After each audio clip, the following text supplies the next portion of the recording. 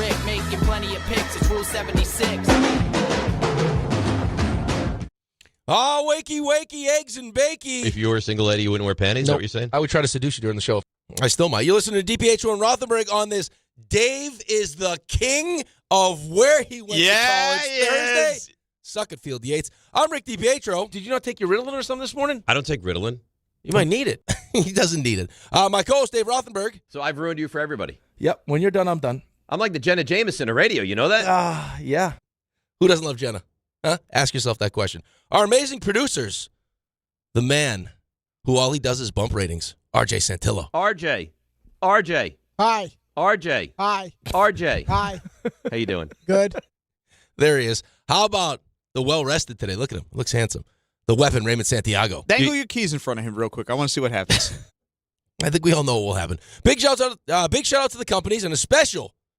David, you ready for this? Happy birthday to Cousin Lonnie today. Oh, it's Cousin Lonnie's birthday? Sonny loves it. Happy birthday, Cousin Lonnie. Thank you for getting up with us. You can listen every weekday morning, 6 a.m. to 10 a.m. right here on ESPN New York. And now you can see us and Dave's beautiful face on YouTube, skinny face. Number to call, 1-800-919-3776. They have zero idea of how to officiate that play. Yeah. Oh. Are you okay? She was okay. I wonder what she was wearing. What do you think she was wearing there?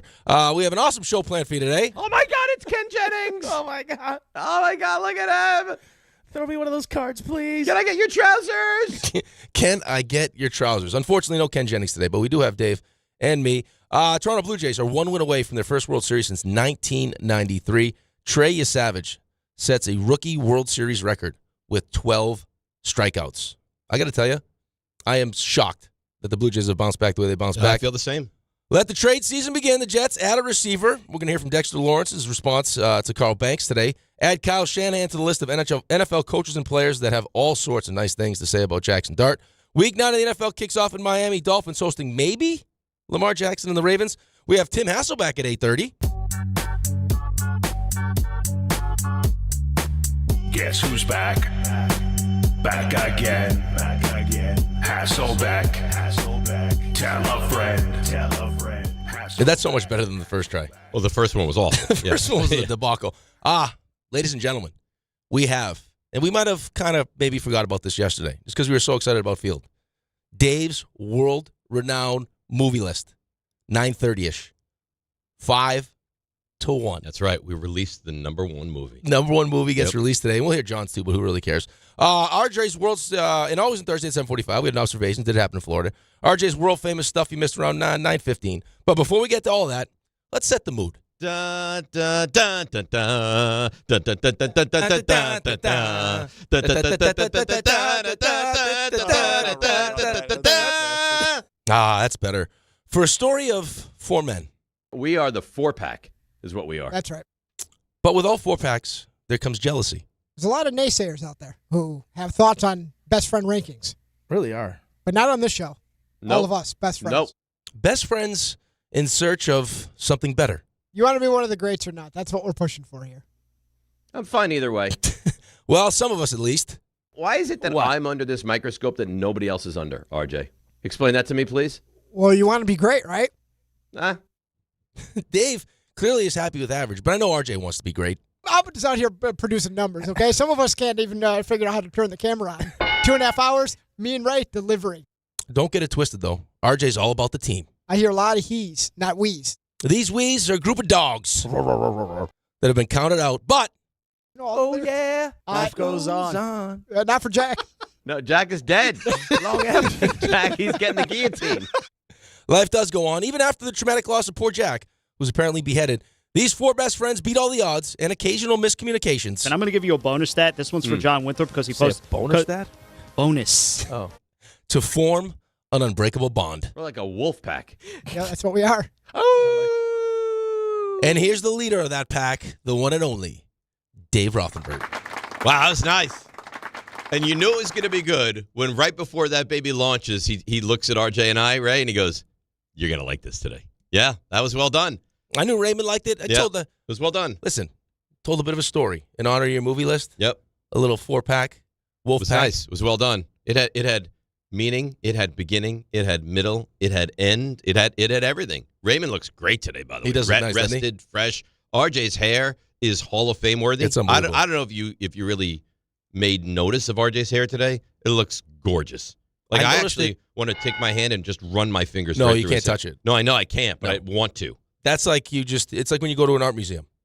You can't go touching the paintings. You got to just go and you just stand there. Or they said an Arby's at first. No, Arby's. They got the meat. You don't go touch the meat. Well, I don't know. You see all those people that they try to like get to the Mona Lisa. Yeah, but you can't touch the Mona Lisa. People try. You walk up to RJ, you just sit there and you just. He should have like a halo around his head. You look. Like you get near the hair and like alarms go off. Hey, can I take a picture with your hair? Like it's that nice. Yes. Yeah. I think that's maybe why Field got that last one wrong. You think RJ got in his head? You said you wouldn't touch it. Well, damn it, I'm going to touch it. I think that Field considered himself the man with the best ear at ESPN.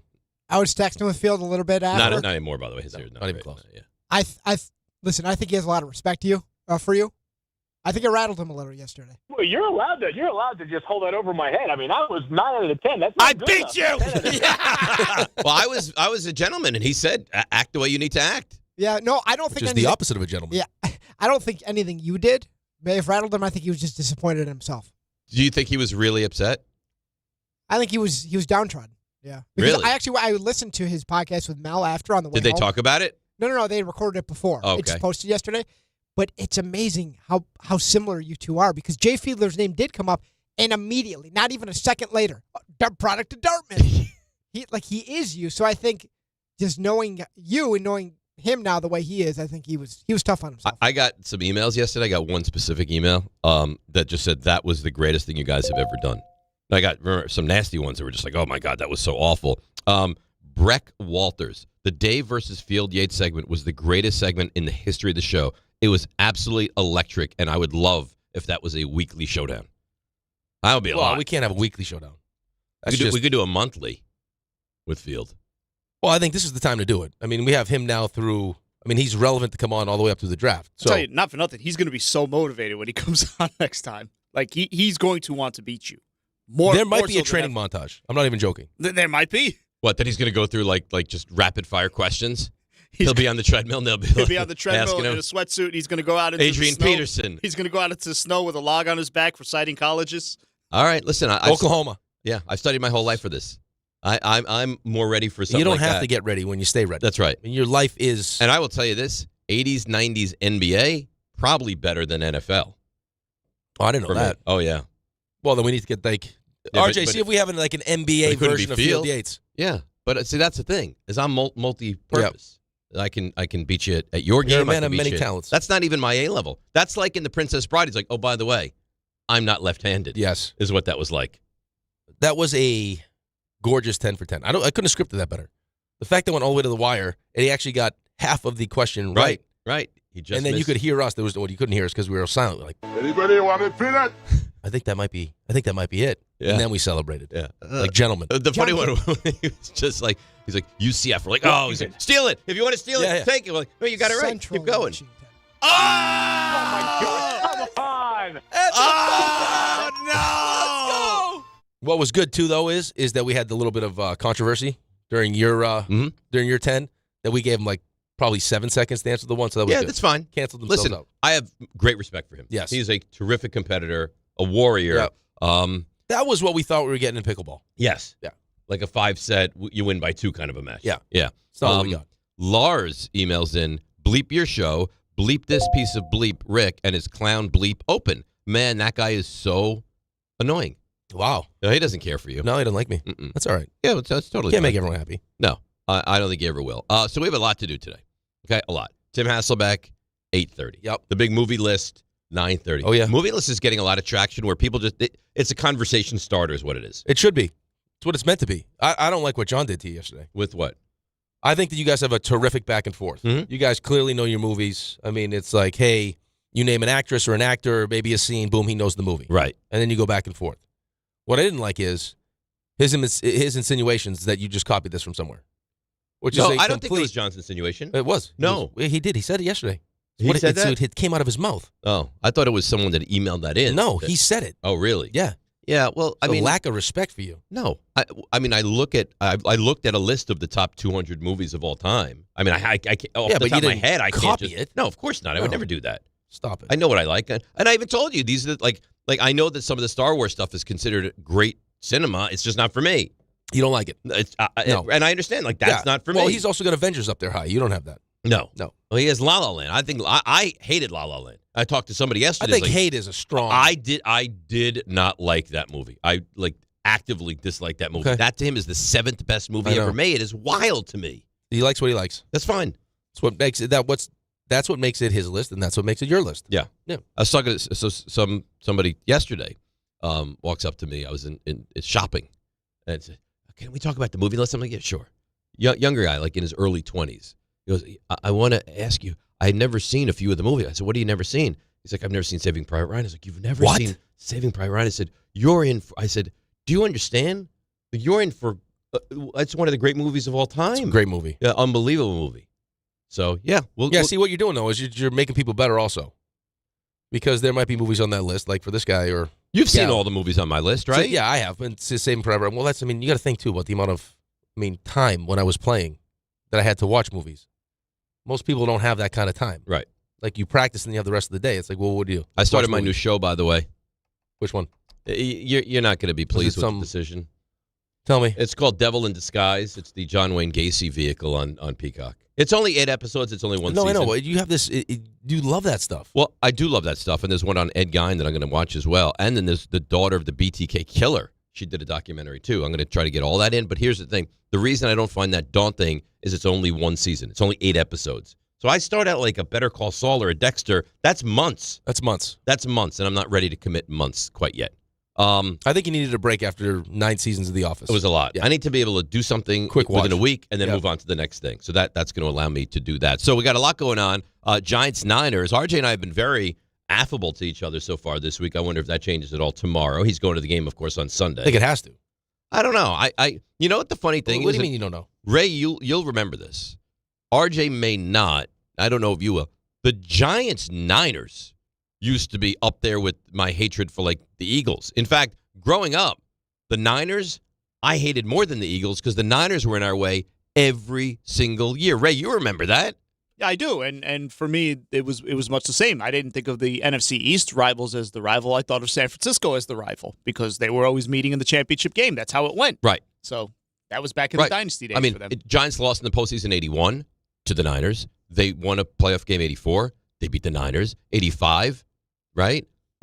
86, they beat the Niners 49-3 and absolutely crushed them and knocked out Montana. I mean, 90 when the Niners were going for 3 in a row. The Giants basically ended Joe Montana. Oh, they did. Leonard Marshall crushed him. And the Niners responded by ending Lawrence Taylor. Well, how do you say that? I mean, it was his last game. And Phil Simms. Yeah. And Phil Simms. Phil Simms. Ricky Waters had 5 rushing touchdowns in that game. Is that very good? That's a lot of rushing touchdowns. It was like 44-3. Yeah, 44-3. I love how he says, I think. He knows. Yeah, he knows. That was terrible. Look at him. A little smirk on his face. You know, he knew exactly pretends what it he's was. such a great guy. Yeah. He's not the guy that he pretends to be. He's sneaky. But RJ, you don't remember Giants-Niners being a massive rivalry, right? Is that little post you being a Niners fan? I've had to more learn about it. Yeah. It kind of predates me. I mean, 30 years ago, I probably wouldn't talk to you this entire week, and it would be a real problem. I'd probably do whatever I wanted with the clock, and just go wild. Which you do anyway. I guess that's true. Yeah. I guess that's a problem for all of us, not just RJ. That was a problem yesterday, yep. I've educated myself, and that's been one of the things, like to Ray's point about like the Cowboys doc that came out on Netflix. That was a bit of an education because you can go back and watch YouTube and things like that, but to actually be in the moment and watch some of the stuff, and I mean, listen, you had one of the great runs of quarterbacking with a team in NFL history. Your team did. What do we do? The Giants, which you did to Joe Montana. Oh, yeah. I mean, and then you handed it over to Steve Young. Yeah, but still, but yeah, I yearn for. I don't think I want the full effect of that because I see what you do to Ray, but I do want. I would like hopefully. You want a dose of it? I mean, but we can't. You can't fake it. I mean, it also hurts that a couple weeks ago this game had a lot of juice. Yeah, a lot of juice. Well, you guys are still meaningful for you guys. You're 5-3. Yeah, but I mean, I'm excited to see Jaxson Dart. I would have been excited to see Cam Scatterbo. And, I mean, Rick found it yesterday, and I came across more of it later. Unless there's some kind of, like, secret text thread among, like, some of the brightest minds in the NFL with, like, Vic Fangio and Kyle Shanahan and Sean Payton. You found your guy. Oh, I firmly believe that. You found your guy. Firmly believe that. I have total confidence the Giants have found their guy. I have no doubt. Teams are going out of their way. Like Shanahan he's not like a Bill Belichick. He doesn't go out of his way to be like, boy, I got to tell you, the gunner on their punt unit is amazing. Shanahan says nice things about other opposing players when it's warranted. And he went out of his way to say nice things about Jaxson Dart. So I'm happy for you. So we got that matchup. You're going to that game, too. I'm excited. Yeah. Probably Sunday morning. Like, if you texted me, I wouldn't respond. Like, I don't want any part of you on. Well, that's not fun. No, I think that's the right approach, though. No, Say something nasty. Well, Send a nasty in time. Send a nasty text. Group chat's going to be lit on Sunday. I'll tell you that right now. Depends on what happens. No, I'm gonna make it happen. Yeah, is but that right? You're going to stir the pot on Take Sunday? himself out of the group chat again, though. He'll leave the chat. Let's just bring him right back. He'll send threatening things to me. We're assuming the Niners are going to win. Giants are live in this game. Live. The number's 2.5. That's what I mean. Yeah. We're assuming that the Don't say it. I'm not going to say anything. Just say anything. Yeah. I know how you're Well behaved. Yeah, really well behaved. Good man. YouTube TV customers, you could lose ESPN. This is terrible. And all the sports you love, including college football, college game day, Monday Night Football, NBA college basketball, and more. Take action. Go to keepmynetworks.com to keep ESPN. I got to tell you, man, the Blue Jays are remarkable. They are amazing.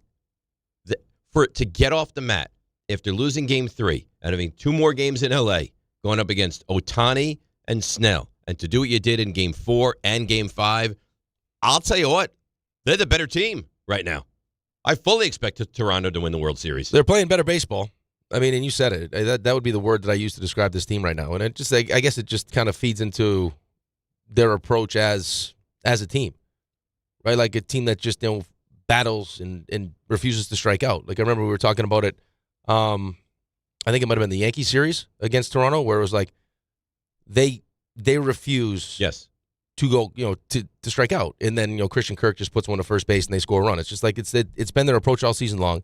They've had success doing it, and the amount of resiliency that they've been able to show. I mean, just to lose 2 at home against Seattle and bounce back from that. Right. To go down 2-0, right? Yeah, 2-0 at home. You lost the first 2 games at home. Correct. And bounce back and win that series. To, have your heart ripped out in 18 innings. And, you lose, one of your best players, one of the more clutch players in the history of the postseason. Like George Springer's been that good in the postseason. He sure is. You lose him. And guys have stepped up. Like against Schneider last night, first pitch home run. 3 pitches, it's 2-0. And then Vlad, who has been, awesome. A revelation this postseason. Yeah, but it's not just him. I mean, it's up and down that lineup. You Savage last night. 12 Ks. He was awesome. Awesome. Filthy. Yankees know all about that. Right? Like the Yankees have have experienced that. I would and maybe I'm wrong. I would think if you're a Yankees fan, you watch that last night and you're like, okay, you know what? That makes me feel a little bit better. Because to watch him do it against us is awful. But that was like the first entree. But he doesn't do this to anybody. But to do that to the Dodgers in that moment last night, I don't know. If I was a Yankees fan, that would make me feel a little bit better. That he went out there and did that on that level. Okay. Yeah, I don't know if it makes me feel better. Just because the Yankees fans, we were talking about this yesterday, just in a weird spot. You lost to the Dodgers last year, and then they mocked you on the way out. And, Toronto's in your division. Right. You struggled with them all and they season mocked long. you when they beat you. Yeah, and they mocked you also. So, this whole idea that, and these teams now still fear the Yankees, they throw that right out the window. They don't. No, I don't think anybody fears the Yankees anymore. I'm just saying, maybe I'm wrong. Maybe Ray, did it make you feel any better watching you Savage pitch like that last night? Not really. No. Nothing? Okay. Not really. All right. Would that have made you feel better? Yes. I just said it No. would. Because to watch somebody who dominated me, who I'm not certain is that great, do it again on that stage would make me feel. RJ, is that crazy? Make you feel any better? You Savage did that last night against the Dodgers? No, I don't think that's crazy. This World Series is actually making me realize that at this exact moment, I hate the Dodgers more than the Jays. So you're enjoying this? No, I'm not enjoying it because I'm going to have to hear about it. And the Jays mocked the Yankees after beating them in a series that wasn't obviously for a title. So what are they going to do when they win a title? They may go on a Dodgers podcast stretch. You might get that. I don't know. See, at least the Dodgers beat the Yankees in the World Series. Why would the Blue Jays go win the World Series and then go back and kick dirt on the Yankees? That to me seems silly. But maybe they will. Teams don't like the Yankees. Yeah, I get that. Oh, Magic Johnson broke it down well last night. He did. It was a nice tweet. Yeah. Ray, you see his Magic's tweet last night? Was it a typical Magic tweet? I don't know what that means, but he really he's got a pulse on the series. Where he's Captain Literal Man, yeah, obviously, every bit of it. Here's Magic. Tell me where you think this goes wrong. With the series being tied 2-2, Game 5 is very important. Whichever team wins takes control of the series. Yep. That's Magic Johnson. I mean, that's not wrong. That's Magic Johnson. RJ, had you not seen that? Nobody had any idea that Magic was going to die. So now what for him and his Dodgers? I mean, they're in trouble. But what is that? What is that tweet? He's still a part owner, right? Yeah. With the series being 2-2, Game 5 is very important. It's very important. That is a That Magic might be Johnson. the worst thing anyone's ever written. That is a Magic Johnson tweet. Are you not aware of that? Magic Johnson does that. Like he'll No. tweet stuff just like that about sports scenarios. Like, that's so obvious that it's like, why would anyone even put that in writing? That is a typical Magic Johnson tweet. I haven't seen Whichever one in a team while. wins but the that's series takes control. Yeah, he breaks it down at a very high level. I'm going to pull up some examples for you. I would love that. So we'll hear from the particulars. We'll get to your calls as well today. 800-919-3776. More Jaxson Dart love. We have, as you mentioned, the Dexter Lawrence response to Carl Banks. So we have a lot going on. We have Tim Hasselbeck. We have the big reveal 5-1 with the movie list. DNR with you on a busy, it's a rainy Thursday, by the way, but it's busy right here on ESPN New York. Listen, the weather is starting to cool off a little bit and the cold is coming fast. Fill up your oil before the cold sets in. Now's the best time because the prices are still so low. By the time we get to Halloween and early November, you know it's going to be freezing. So make it easy to keep your house comfortable and warm. That's what Romeo's Fuel does. They keep you warm with discount home heating oil. Order online at romeosfuel.com. Now fully serving Nassau and Suffolk, go to romeosfuel.com today. That's romeosfuel.com. There he goes to the 20, 10, 5. That's a Jet touchdown. That's a Jet touchdown. Jets fans, be there at MetLife Stadium to see the New York Jets take on the Cleveland Browns on Sunday, November 9th at 1 p.m., presented by Verizon. Don't miss your chance to experience the excitement of game day at MetLife Stadium and cheer on your Jets. Lock in your seats at nyjets.com/tickets and get ready to clear the runway. Good Karma Brands is proud to be an equal opportunity employer, providing equal employment, development, and advancement opportunities to all teammates and applicants. To learn more about careers with us, please send an email to talentacquisition@goodkarmabrands.com. That's talentacquisition@goodkarmabrands.com. Why do you go to Princeton Longevity Center? We go to Princeton Longevity Center because my husband's cardiologist told him having this exam saved his life. Because somehow 20 turned into 40, and now I need to take my health more seriously. The Princeton Longevity Center designed a program to keep me healthy and active, so 50 and 60 will be no sweat. Because even though my cholesterol is high, it turned out my arteries are clear. That's a big relief. Whether you want to make the most of your future years or just want peace of mind, you need the Princeton Longevity Center. Their comprehensive preventive exam combines the latest technology with caring experts to create your personal plan for staying well. Because I shouldn't have to wait an hour for a 10-minute physical. I go to Princeton Longevity Center because I get everything done in one day and take my results home with me. Find out why you need Princeton Longevity. Call 888-8000-PLC or go to PrincetonLongevityCenter.com. Call 888-8000-PLC. That's 888-8000-PLC. Ballybet Sportsbook. Yo, Ballybet stacked for football season. When it comes to sportsbook apps, it's undefeated. Ballybet. Check out that brand new Parlay Zone. Here's the kickoff. Build your bets and place them right on your phone. What? Live bets, daily boosts, and promos. Increase your odds so you can win more dough. Touchdown! Ballybet's the play. Make game day more fun and download it today. Must be 21 plus, New York only. Gambling problem? Call 1-877-8-HOPE-NY. Ballybet Sportsbook and Casino. Download it. This college football season, show your school spirit every time you pay. Introducing college-branded Venmo debit cards. Rep your team on and off the field with custom designs that let everyone know who you're rooting for. Whether you're tailgating, grabbing stacks for the watch party, or celebrating a win, you can unlock 15% cash back at ESPN, 1 free year of Perplexity Pro, and more. This college football season, score more with the Venmo debit card. Get yours now in the Venmo app. Learn more at venmo.com/collegecard. Max cashback varies. Terms apply. The Venmo MasterCard is issued by the Bancorp Bank N.A. Coach Saban here, and let me tell you, every second matters. Preparation is everything, and that's why I trust Kidde Smoke Alarms. And as North America's #1 home fire safety brand, they're built to respond over 25% faster to smoke detection. Kidde helps protect what matters the most. Find it at the Home Depot. How doers get more done. #1 claim based on total household installations as of December 2023. 29% faster average smoke detection based on internal testing of smoldering wood fires for Kidde 9th edition versus leading competitor 8th edition products.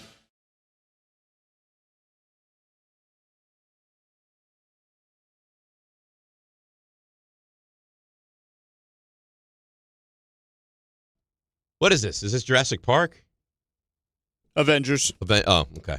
See, I like the Avenger movies. Yeah. No, Yeah, I saw. Is Endgame? Is that the? That's the final one. Yeah, I Endgame. saw that in the theaters. That's a long movie. Yeah, both those movies are long. I was the guy because I haven't seen the prior ones. Alex really wanted to go, so we went.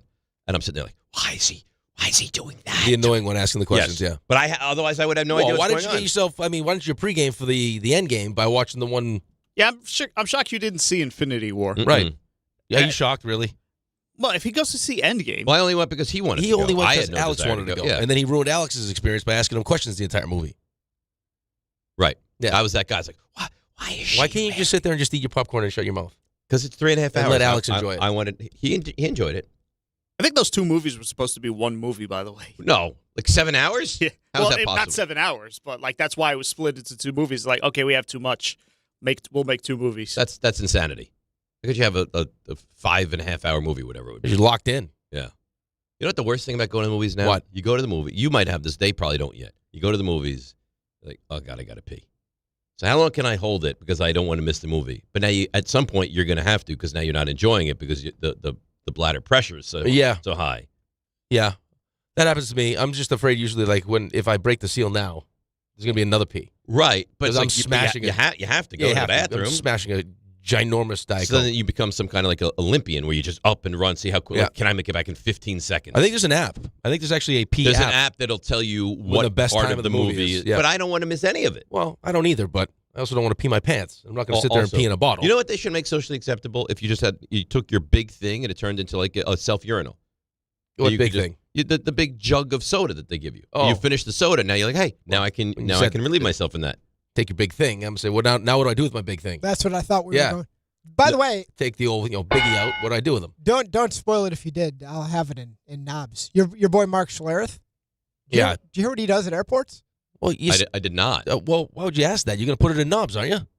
Well, it's more of a rhetorical tease kind of question. He does something wild in airports. He does something real wild. If you found out while you were on the plane that he did it, you would get off the plane. No, you'd probably want to punch him in the face. I love Mark. But then you'd see him, and then you'd think twice. Yeah, then you're like, because he could pummel you. Probably not a great idea. Right. So he does something that you are really soured by. Well, you remember what he used to say about when he played. Why don't you just tell the story now? Since you're going to, what are we doing? Stink? Oh, we got to get to the baseball. Right, we got a break on this time. thing. We got your FanDuel read. Stuff is happening.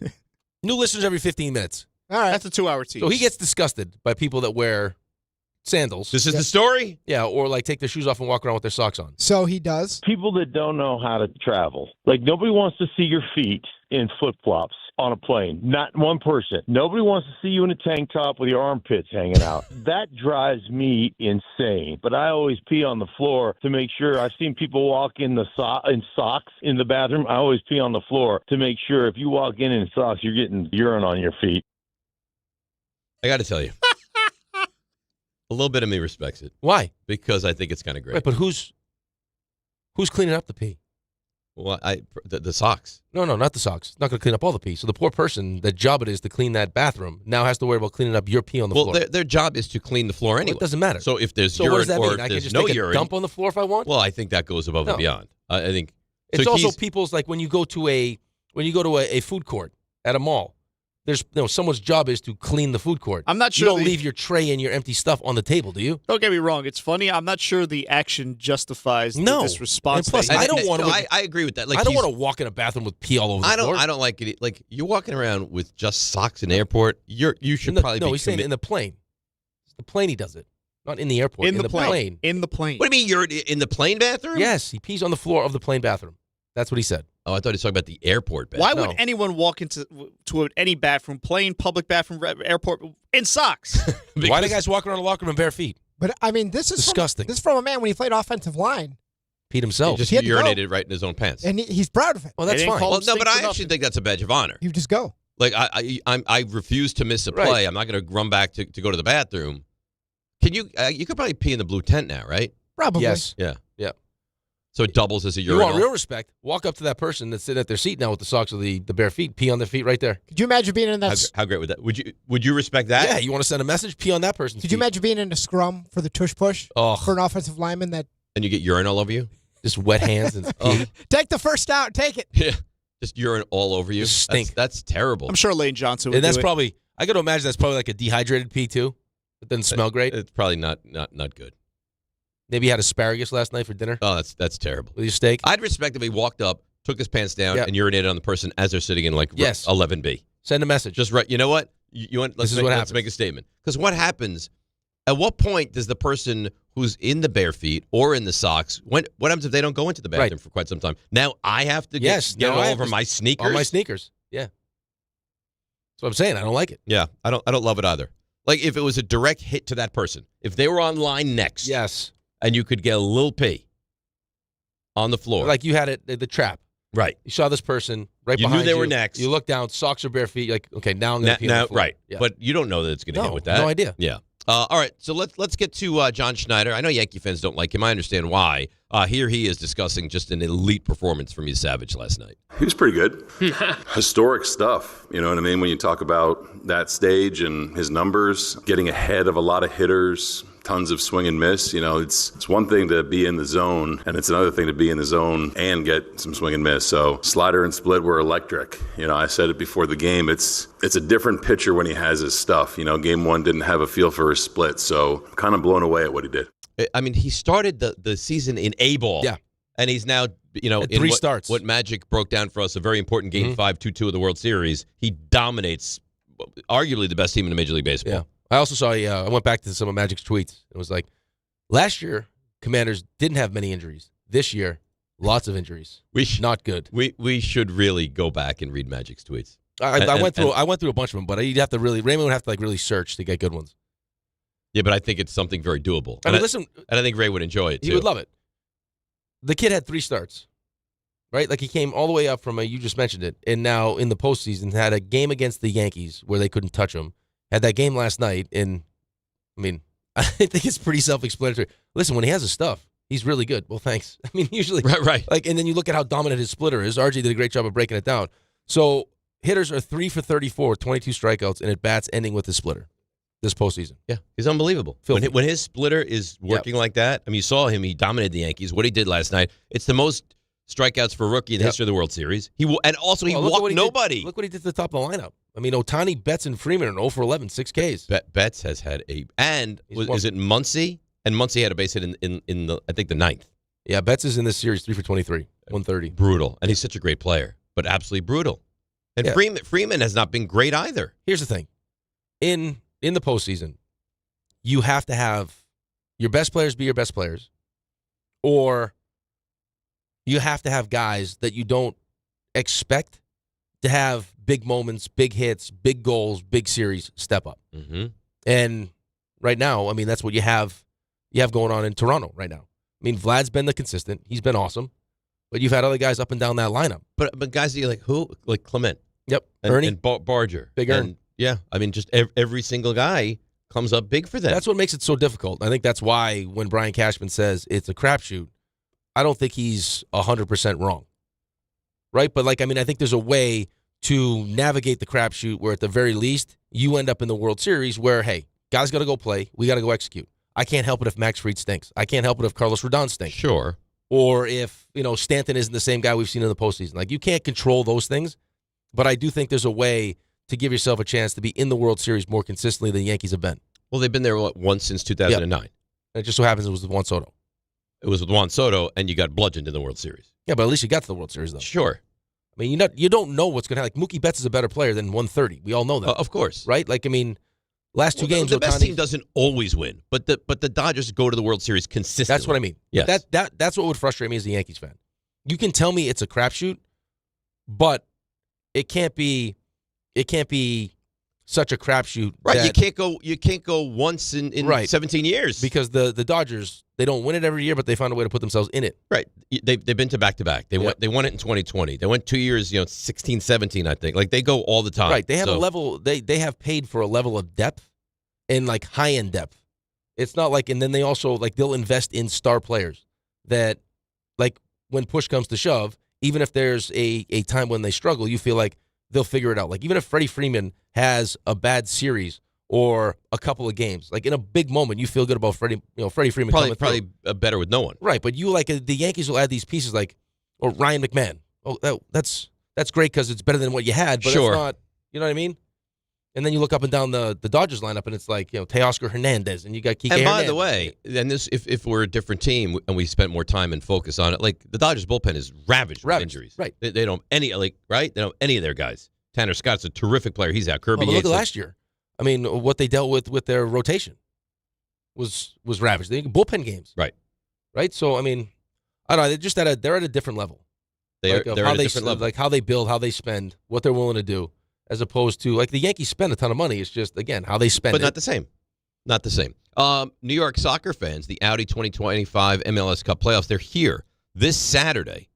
New York City FC returns to Yankee Stadium for Game 2 of their best-of-3 series against Charlotte FC. Kickoff set for 3:30. For your chance to be there, enter now at ESPNNewYork.com or through the ESPN New York app. Just click the contest tab, submit your entry. Tickets available now at Ticketmaster.com/NYCFC. A response to Carl Banks is next. DNR with you, ESPN New York.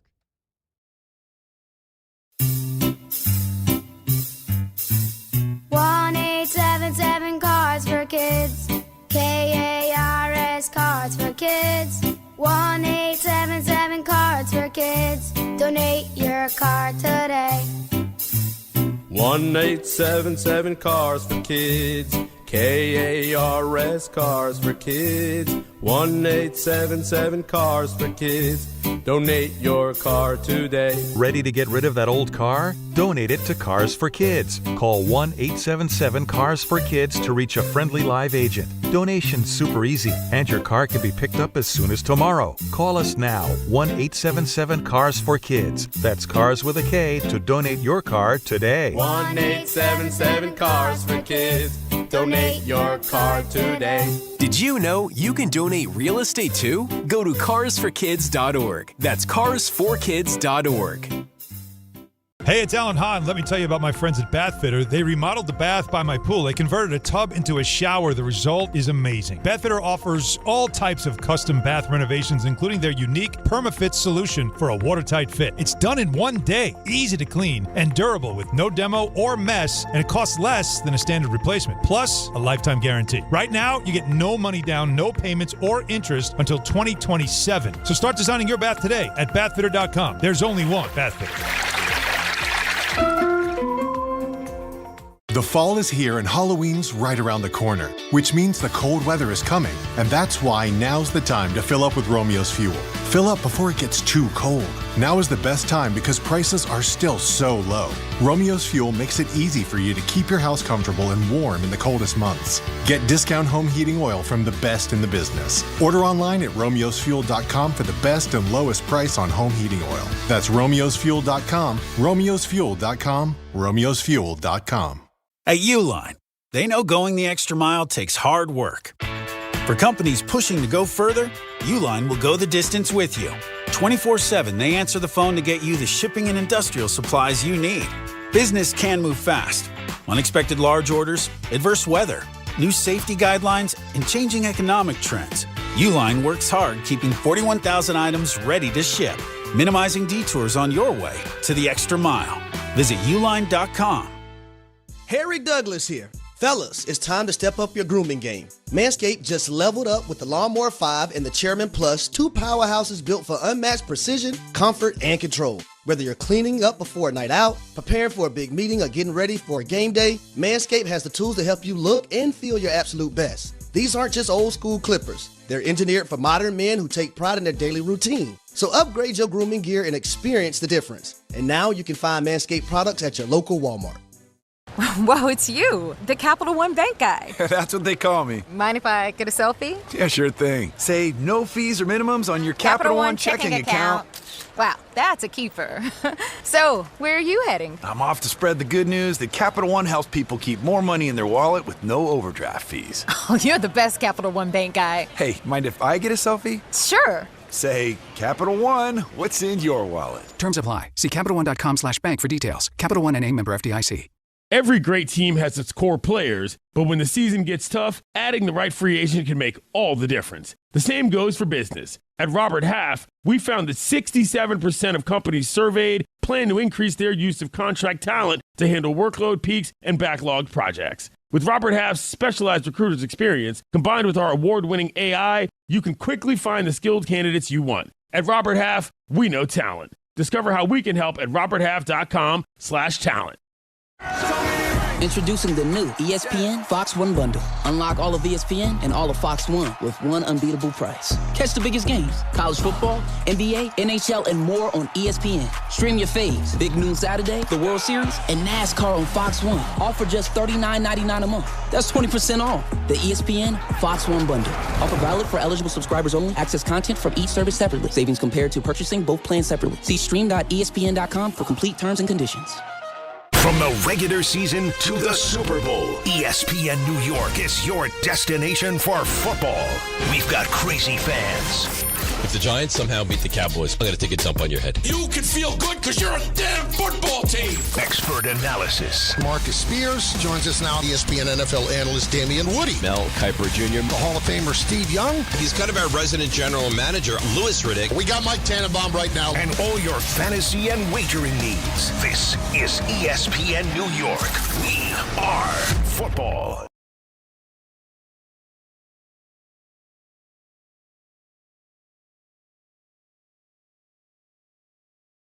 All right, DNR with you, ESPN New York. So, my friends, we have a football game tonight. A little football action Thursday night. Lamar may make his return. It sounds like he's going to play. You see what the number on this game is? 7.5. Yeah. Yep. Raymond, any chance you're going to get involved in this game tonight?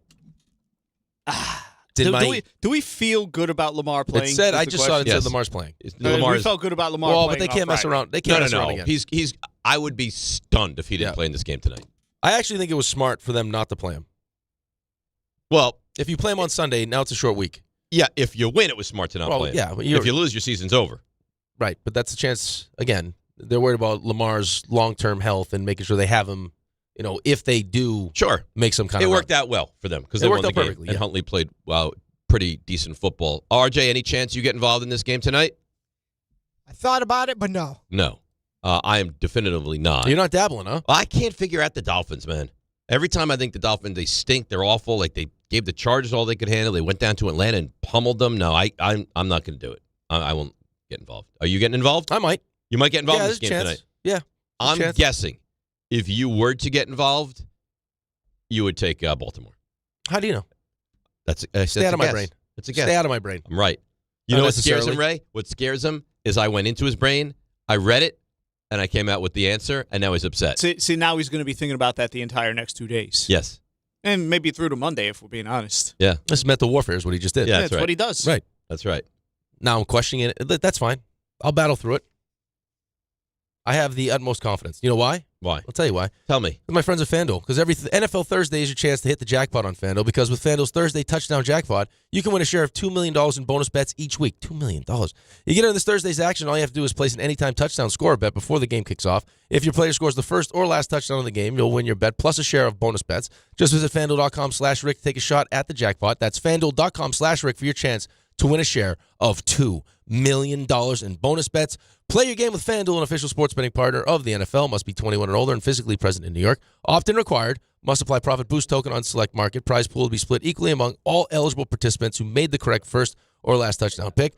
Bonus issues non-withdrawable bonus bets which expire 21 days after receipt. Restrictions do apply. See terms at sportsbook.fanduel.com. For help with a gambling problem, call 1-877-8-HOPE-NY or text HOPE-NY at 467369. Very well done. Wow. Very, very nice. Central, to be honest. Am I the most improved at the station at Reed's? I feel like I have to be. I think it's very possible. It might be. I think it's very possible. I mean, FanDuel gets their money's worth every single time. Absolutely. Oh. I couldn't agree with you more. In fact, if a new sponsor were to join the team, I would say that'd be nice. Go to Rick. Yeah, Rick he's the guy you want because he has a real mastery. Yep. I thought mastery, and it didn't sound right. Real mastery of the English language. I do. Yeah, you really do. As Mel would say, we're unruinable. We are, and we're always here. I think that might be a nice hat for us. You know, you have the upside down. Yes. What if I did the upside down unruinable? A lot of people want to know when in the world can they start to purchase the merch. They're coming. Now, let's see if this is still true. You had promised by Thanksgiving. I'm trying by Black Friday, yeah. Listen, this is not an easy process. We're talking LLCs and everything else. Are you guys not easy. a registered company as of yet? No, we're registered now, but we still have to do, I think there's 2 more steps. Okay. All right. Cassie's on it. Don't blame me. Cassie's on it. Cassie's the business manager of this thing? This has been passed on. Before we get to the Dexter Lawrence response to Carl Banks, Raymond, you have some Magic Johnson tweets over the years. All right, these go back like a decade. So this is a Captain Obvious Magic Johnson, who again, this is on the heels. Remember what he said about the game last night. 2-2. Very important. Do you have the original tweet again? Just so we can compare it. Yep. Okay. So he said, with the series being 2-2, Game 5, very important. Very important. Whichever team wins takes control of the series. Right, so you've got a baseline here. So no, but that is a special kind of obvious. That is Magic Johnson. So I'll take it back to a couple years ago. Okay. Lakers and the Warriors are playing in a series. He tweets, in Game 3, the Lakers have to make some major changes and adjust to how the Warriors are now playing them. That doesn't seem so bad, right? No, I don't think that's outrageous. No. All right, we'll go a couple of months ahead of that. You remember he's a part owner of the Commanders, right? Right. So this was after the Giants beat the Commanders 2 years ago. Wow, my Washington Commanders turned the ball over 6 times today and gave the Giants 24 points off turnovers. We lost 31-19. Doesn't stand out as an obvious tweet to you?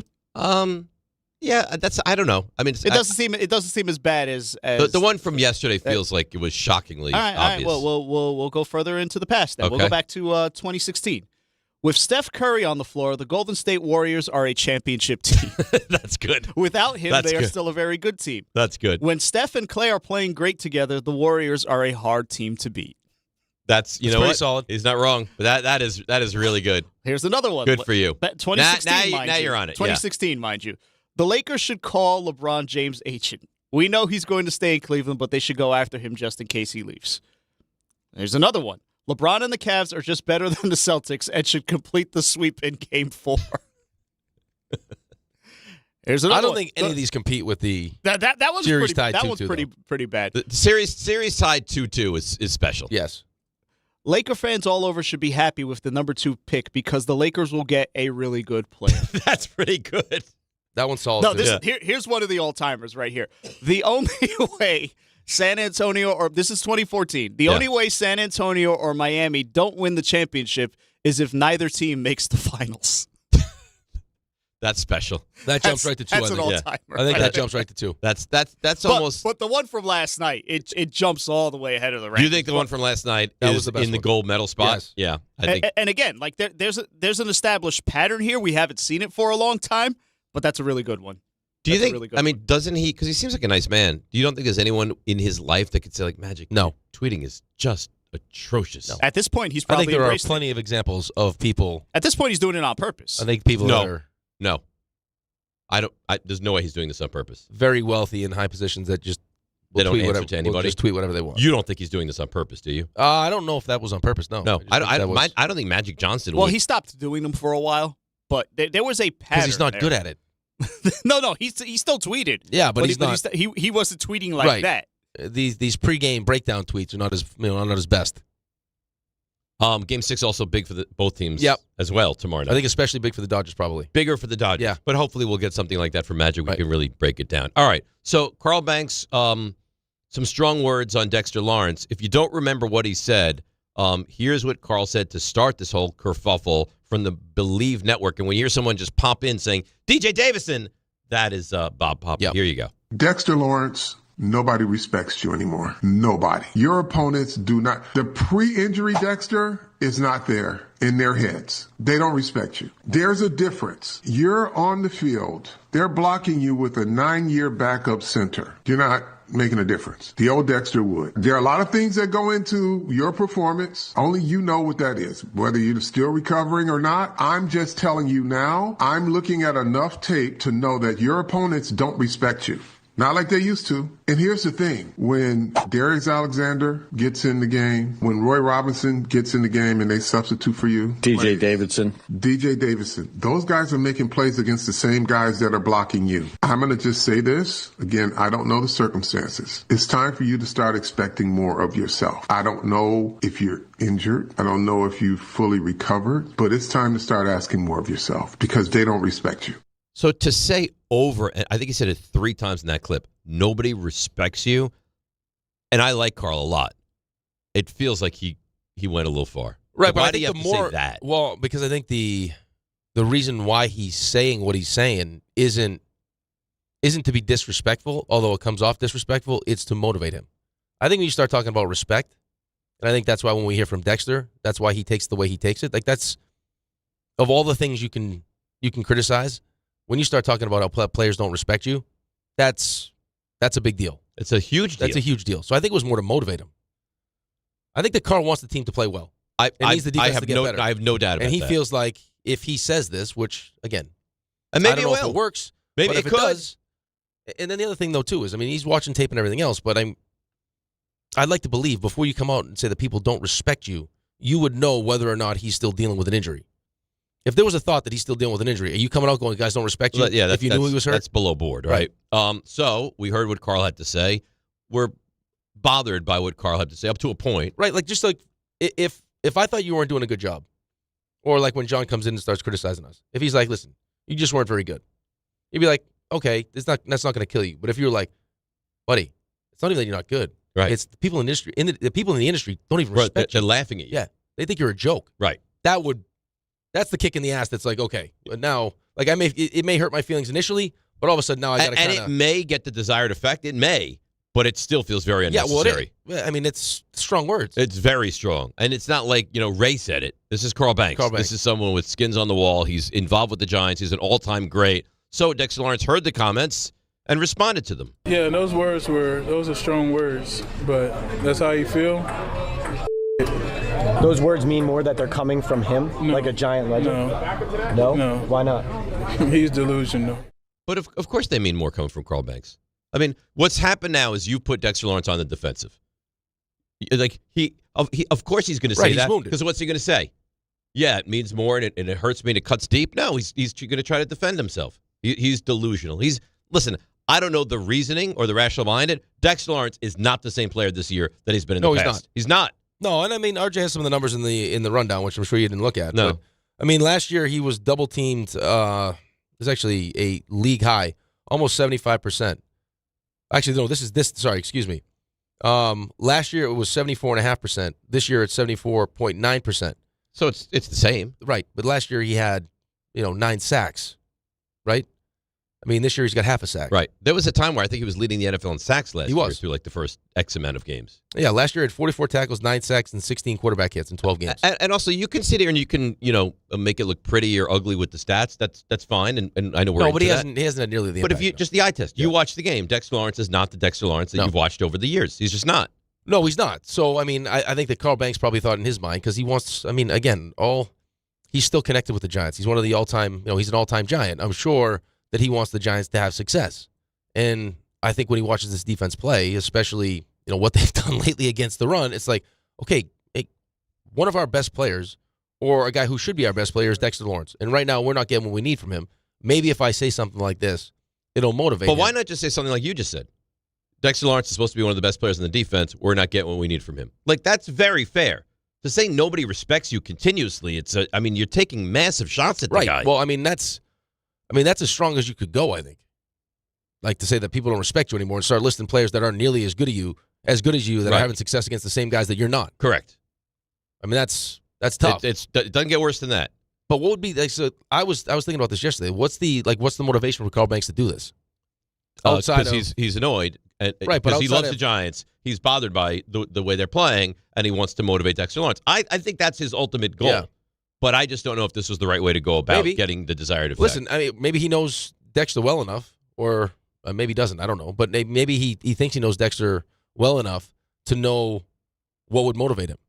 Or, Carl Banks is a great player. Could you imagine if someone said, hey, people don't respect you to Carl Banks? Maybe he's thinking the same thing. Maybe if I say people don't respect you, it'll motivate him to play better. I'm sure that's his mindset. Is this the way you want to go about it? To just call the guy out on the table? Like if you went after the run defense, just said the run defense as a whole is it's criminal to watch. It's a shame. It pains me as an all-time Giant the way we used to stop the run to watch this. Okay, so now you're calling Dexter Lawrence out, but not focusing it solely on him. You are pointing all the arrows right at this guy.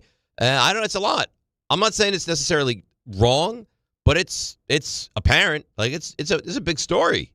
It's not great, right? Unless it works. Unless all of a sudden this motivates Dexter. I'm sure there's a better way to do it. I mean, in theory, if you really cared about the team as much as you care about the team and you care about the players, would that be something that you said in that forum? Or would that be something you just, hey, you got enough. Oh, you can walk into the locker room after practice and be like, Dexter, you've been awful, man. Right, man, I'm watching the tape, dude. These guys aren't respecting you right now. What's going on? Are you hurt? What's happening? Right. This team needs you to be better. You would even see, I would expect the coaching staff that's something that his defensive coordinator should be talking to him about. Yeah, right. In theory, it should be. They don't know how many guys to get after the quarterback in a big spot. They're going to start bringing aside Dexter Lawrence and telling him he's got no respect from anybody. Yeah, maybe it's just, I don't know. I don't know what the inner workings are. But that could be, I don't know, is that a case where, Shane Bowen is saying stuff like that and it's just not getting through? And now Carl Banks thinks because he's Carl Banks, all of a sudden he says it? Well, I think it does. Listen. It hits different? You tell me right now, if Shane Bowen says it and Carl Banks says it, which one are you like, ooh? Well, it should be the coach, but, if that's not the case, when Carl Banks says it, it carries real weight. Forget Dexter Lawrence. Every Giants fan's ears perk up. Yes. Because I'm sure they're seeing the same thing. They don't necessarily know how bad it is. And then Carl Banks says, I'm watching all this tape. So it hammers home what you already think. Players aren't even respecting you. It doesn't get worse than that. ESPN New York has given you the chance to experience UFC 322 at the Garden on November 15th. One grand prize winner and a guest is going to score tickets to the ESPN New York suite hosted by Peter Rosenberg. Enjoy the energy of the Garden, the comfort of a private suite, and world-class UFC action alongside it says one of New York's biggest sports personalities. I'll just say Peter Rosenberg. I think it's meant to be Peter Rosenberg, yeah. To enter, find the contest tile on the ESPN New York app to submit your entry. Brought to you by Bud Light, the official beer of UFC. You know what all the UFC would make me personally want to do? Take a bath or shower. Yeah. Yeah. In a beautiful new... Because you could get bloody. You could get bloody. Sweaty. You could get sweaty. Oh. If you're with Mark Schlereth, you could get urine all over yourself. Yeah. But if you're someone like me, and I won't mention my name. Like Dave Rothenberg. Yes, just like him. I'm here to tell you about my friends, dear friends at Bathfitter. So what they did, it's genius, really. They converted Alex's bath to a shower, did an incredible job. Offer all types of custom bath renovations. The one I'm most fond of is the PermaFit solution. It's a watertight fit. How long does it take? 1 day. That's it. Yeah, that's it. Durable, easy to clean. There's no demo. There's no mess. And it's a lower cost than a standard replacement, which means it's cheaper. And a lifetime guarantee. So right now, how much money you put down? None. How many payments you making? None. How much interest? None. Until April of 27. Wow. So here's what i.e. another accident.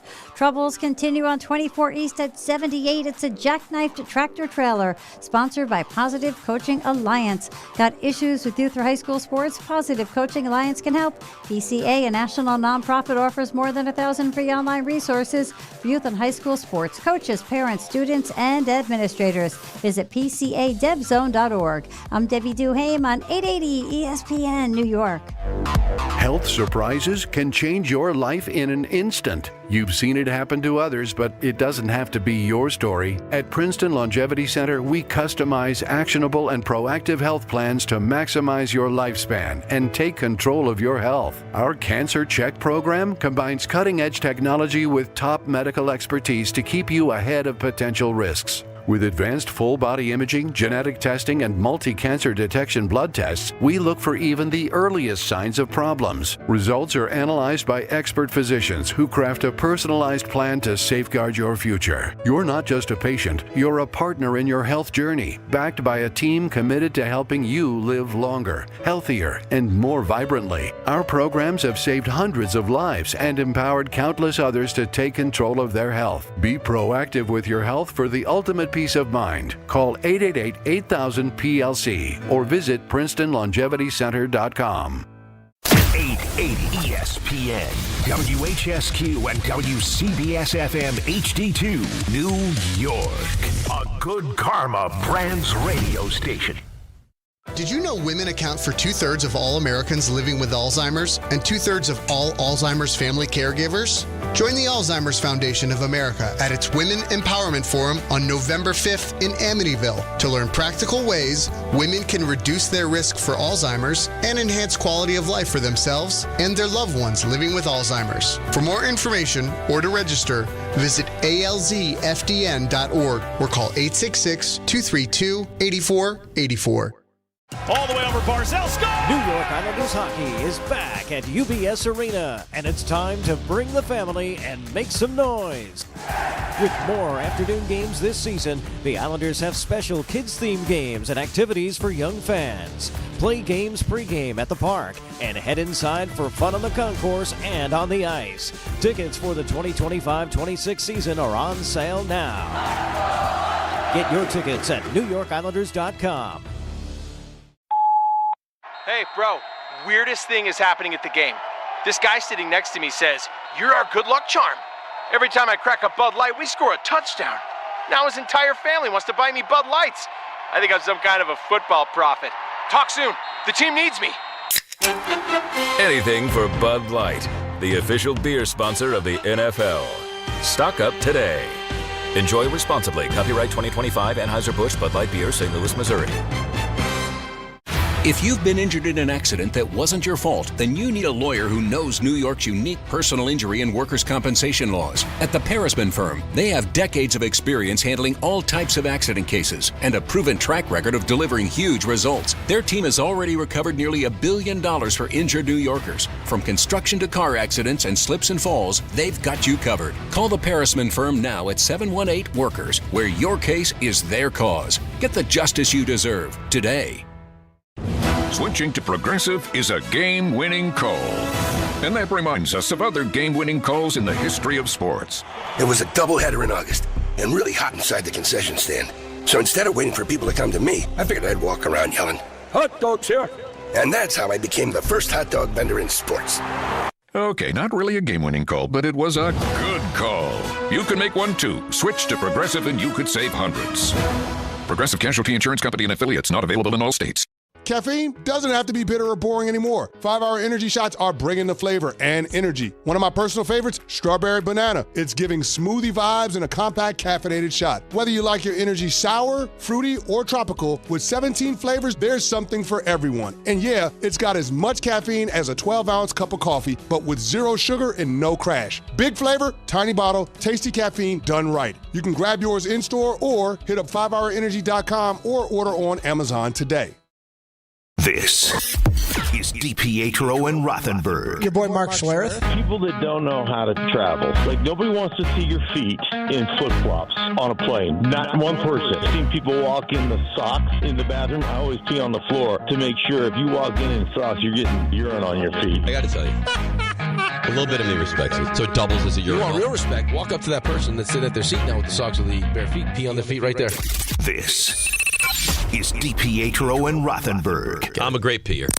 On ESPN New York. And streaming live on YouTube. All right, DNR with you, ESPN New York. Big 7 o'clock hour. Within this hour, we will do Knobervsations and Did It Happen in Florida? Good song. What is this? This is Dirks Bentley? That a boy. Is that really true? Free and easy. Down the road we go. Look at me. Speaking of urinals, we had a big urinal situation yesterday. This bathroom's a nightmare, right? I walk in there yesterday, it's a pond of urinal water. I got an email about that. Yeah. I get a lot of emails about stuff going on. Pee just, water just everywhere. I went in there, 7:04 now. It's me, you, Ray, RJ, and then Danny's here. Yeah. Okay. I went in, I think I might have been the first or second one probably in there. Spotless, clean, right? Urinal, beautiful. Terrific. Make sure I do a nice job, get real close at the end just so I don't have any drips anywhere. I just go in there. There's only 5 of us here. How do you get a pubic hair on the top of the urinal? On the top of it, not in it, on the top of it. It had to be done on purpose. Had to be.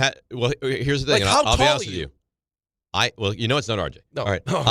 What? I'm You're right, because it was the big urinal, not the tiny urinal. Right. I haven't been in the bathroom. They're both tiny. What are you No, the one on the right is taller than the one on the left. The one on the right is I'm sure. I'm not going to say. Anyhow, I haven't been in there. Ray, have you been in the bathroom? Not today. RJ, this is not you. I haven't been in the bathroom today. Does Danny? Danny's trying to make a statement then. Who else could it be? I don't know. I don't think Danny's tall enough to have this pube land where this pube landed. This would have to be a man of extreme height for this to fall out of your pants and land the way that it landed. Unless you placed it. And then you sprinkled it. That's right. Yeah. Maybe you like Salt Bay. Popped it out and then you just put it on top to make a statement. And so, but this is just an eye view too. Like it's just staring you right in the face. Danny's walking up. It was you. He's the pube bandit. Yeah. He looks like the pube bandit. It could be him. Yep. It could be him. The stuff he's done, I wouldn't want to know. And this is long. This is not like a little short. This is a Really? nice. Yeah, this is a nice size one. That was just placed perfectly right Really? there. Yep. Now, is there a chance you've been to the bathroom multiple times today? It's my second time, yeah. Is there a chance that it was there the first time and you didn't see it? No chance. Zero chance. Is there a chance someone from another floor? Maybe. I mean, popped we into could that have bathroom and we used could it. have a bandit that just wants to come down to this floor or up to this floor and make a statement. Yeah. It could be the same Possible. person that's clogging that toilet. I don't have all the answers. I don't.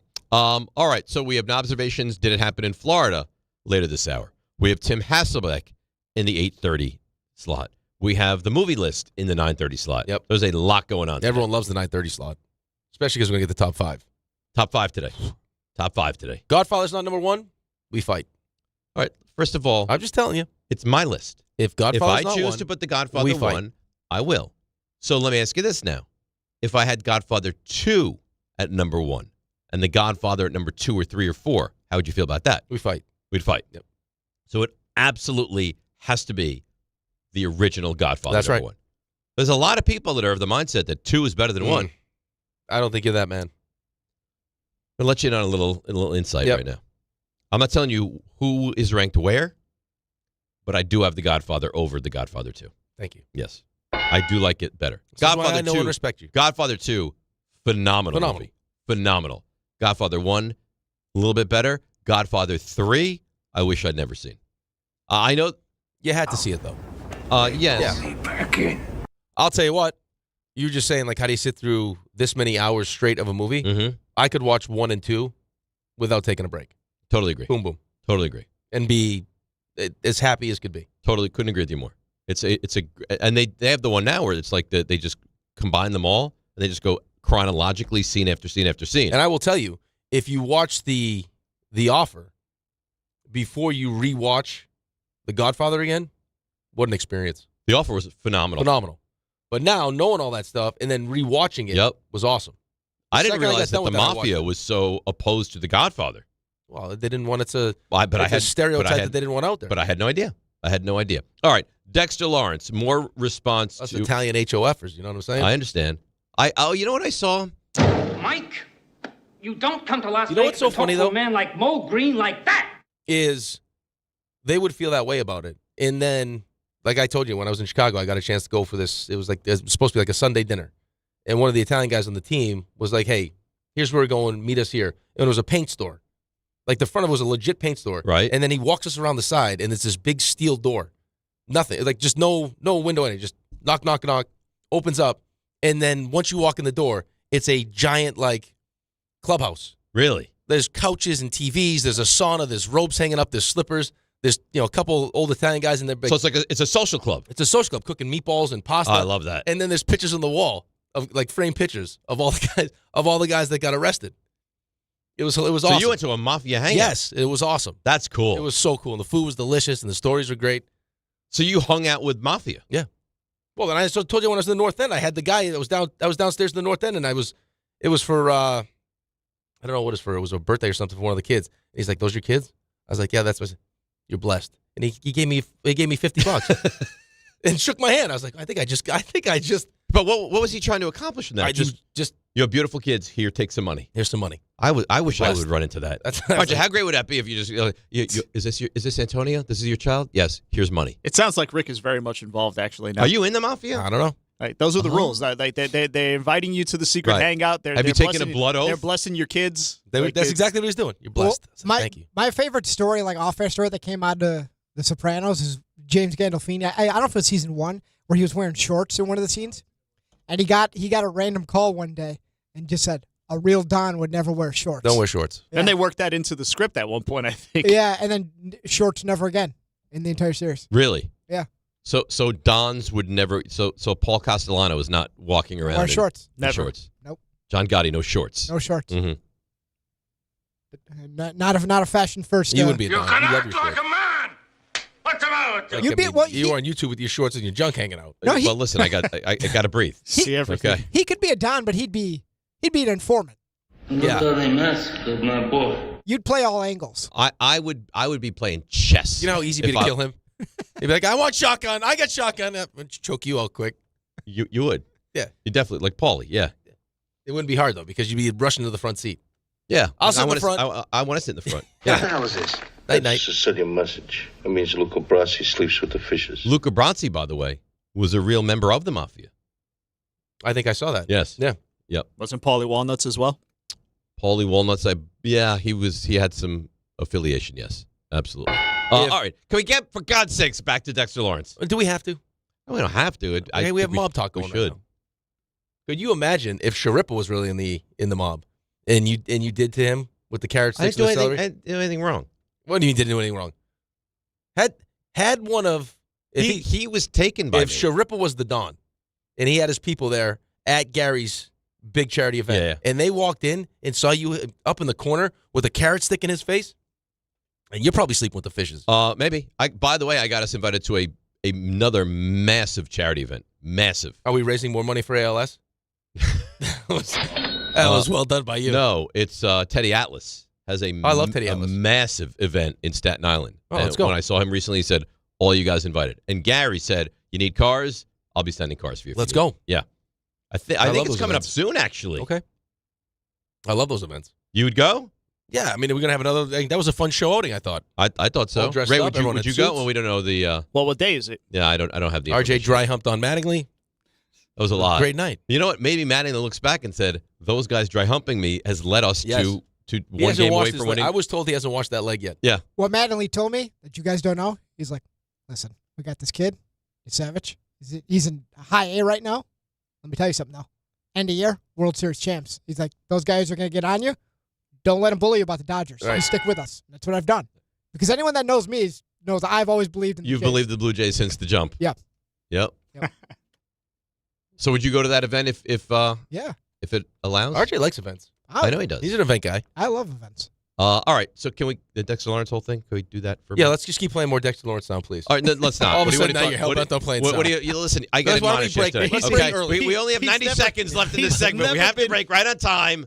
He's never been more excited, more ready loves to the play sound. sound than he is Yeah. right now. Well, it's here. RJ's cut it. I'm looking Let's up at play the it. clock, and I see that we only have a certain amount of time. Time is limited here, okay? Let's play another No, one. no, forget No, it now. stop, please. Don't be a baby. Now it all goes to hell. Oh, now we blow right through the break. I don't want John Cohen being like, what break is this? With confusion. You knew we were in for one yesterday when he did that because he knew exactly what break it was. It's a respect thing. Yeah. John Right doesn't back, to, respect right you. back to the Mafia. Respect. Right, respect. Just play John one is sound. like our Don. Play a little sound to tease us into Now, I the. get an email. I'll leave it to Rick to derail the show. About to talk about Dexter Lawrence, and he has to bring up his awful stories that nobody cares about. Man, he is annoying. I love this Rick is webpage. going to end up like Tommy and Yeah, Goodfellas. just play a sound. Would you please? You- I'll oh, play it. no. You want me to Sure? play it? What do you want to No, play? I'm happy to play Play it, something. but I don't want you to stand in the way. No, I'd I like won't to stand play there. it. I'll shut my mic off. I won't talk anymore if I'm so annoying. Rest of the show? The rest of the show. No, I don't. I'll you, just you, sit you here. couldn't do it. I- If I 100%. sat here and did the show and Take a said nap. things you didn't agree with, you would pop on like I you would were fall asleep. fall asleep. Put my feet up. Be unbelievable radio. We'd get some calls, open up the lines. You would know. Snooze fest. Snooze fest. Play the sound now. No, I won't. So who do I do a solo show? He does a solo show. Rest of the way. Which one are you listening to, Ray? Don't put that evil on Who me. are you listening Don't to? put that on me. No. It depends on if you want to have fun or you want to go sports. Right, because sports is just so awful. 8 to 9 is me. 9 to 10 is him. Which hour are you listening to? Listen to them both. What are you talking about? You suck. Which if you could only listen to one, which one are you listening to? I can't only listen to one. It's got to be both. RJ, before you answer this question, I'd also like to let you know that from my 9 to 10, I will also be featuring some of my Dallas stories. If you If that changes, if that RJ, changes just your to let listening. you know, I'm from intrigued. 8 to 9, I will have naked ladies popping into No, you can't promise that. Of course I can. Yes. It's not going on YouTube. Oh, What do you okay, mean? This is not working. Yeah, that's right. I have booked some very buxom ladies to come in and massage you during the 8 to 9 hour. They're going to parade around during the Dexter Lawrence sound. And I also have a vat of oil. This is become a completely It's going to be like the Benny Hill show from 8 to 9 is what's going to happen. So you make your decision wisely, RJ. Well, listen, maybe you know what? Maybe I'll tell you. Maybe at this point after the break, because now we're right up against it. We're right up against it, and we've accomplished nothing in this segment. Nothing. I wanted the sound. I got all the sound I wanted to play. I wanted to get into Jaxson Dart, what Kyle Shanahan said. We got into nothing. We got 3 hours. We got 3 hours. The nice thing got is you 2 got hours and 40 2:45 minutes left. Yeah, 2:45. Let's go. 2:45. Let's go. Get the break. No, I don't want to break. Don't tell me what to do. I break when I want to break. All right? I won't be pressured into breaks. You're not the Don. Shutting my microphone off. Fine. You know what I've decided to do right now? Go to break. 1-800-919-3776. I think there's a chance on the other side we'll hear more from Dexter Lawrence. DNR with you, ESPN New York. At Uline, they know firsthand the road to success is an uphill climb. Uline started in the family basement and through hard work is now North America's most trusted shipping and industrial supplier. They get what it means to have the support of reliable, hardworking partners. So they keep 41,000 items ready to ship. Whether your company is still in a basement office or expanding cross-country, Uline will be there on your road to success. Visit uline.com. Friends, it's football season, the best time of the year. You should be out there tailgating, cheering on your team, and enjoying every Sunday. But if you're dealing with neck pain, back pain, sciatica, or nerve pain, even getting off the couch can feel like a challenge. You don't have to live like that. There's help. Dr. Jay Shaw at Sandwell Pain is New Jersey's top pain specialist. He's Ivy League trained, double board certified, and is dedicated to helping you get back in the game. Here's what makes the difference. No surgery, no scars, no long recovery, no pain medication. Just precise, non-surgical image-guided procedures that deliver real results. Dr. Shaw treats neck pain, back pain, joint pain, migraines, nerve pain, and sciatica with a plan that's customized for you. Same-day and next-day appointments are available, and with offices in Woodbridge, Livingston, and Inglewood, relief is always close. So don't let pain keep you on the sidelines this season. Visit SandwellPain.com to call, text, or book online. Most major insurances are accepted. That's SandwellPain.com. Relief is closer than you think, and it starts today.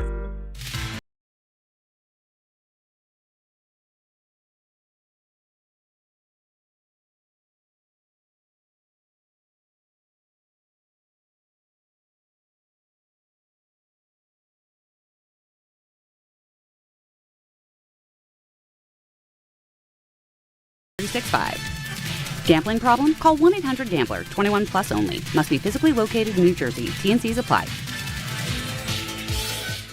You ever wake up with a sore throat, feeling a little off, and you know you're getting sick? Well, getting sick and going on the IL isn't an option, especially for me when I'm traveling for work. You can try to see a doctor, well, good luck there, or go sit for hours in an urgent care. Nope. That's why you need a medical emergency kit. This isn't some cheap first aid kit, okay? Your medical emergency kit comes packed with doctor-prescribed meds. It's like having an urgent care and a pharmacy right there in your home. If you're coming down with the flu, bam, here's your Z-Pack. You've got gastrointestinal issues, here's your Bactrim. From Z-Pack to ivermectin, amoxicillin, and doxycycline to treat strep, pneumonia, sinus infections, UTIs, COVID, and more. It's all right there in your kit. Just match your symptoms to the guide or talk with their telehealth doc. No doctor waiting rooms, no pharmacy lines. Order online in minutes and get $50 off with code SPORTS at urgentcarekit.com/sports. Get yours now at urgentcarekit.com/sports, promo code SPORTS. Hey fans! Welcome back to Fansville's Cheers and Tears. Oh. Okay, so like everybody deals with losing, right? To a rival on a last-second field goal. Whatever, it's fine. I'm totally fine. But I cope with losing with an ice-cold Dr. Pepper. Those 23 flavors are like so delicious. They totally wash away the pain of your college football team taking a big fat L. College football, it's a pepper thing. Your ambition just met its match with Robinhood. Trade stocks and ETFs, options, futures, and crypto, all on one platform. Get started today at Robinhood.com/yourmoney. Your money, your move. All investments involve risk, including loss of principal. Options, futures, and crypto trading carry significant risk and may not suit all investors. Securities offered through Robinhood Financial LLC, member SIPC. Futures trading is offered by Robinhood Derivatives LLC, not FDIC or SIPC protected. Crypto offered through Robinhood Crypto LLC, NMLS ID 1702840, not FDIC or SIPC protected. Portfolio management offered by Robinhood Strategies, an SEC registered advisor.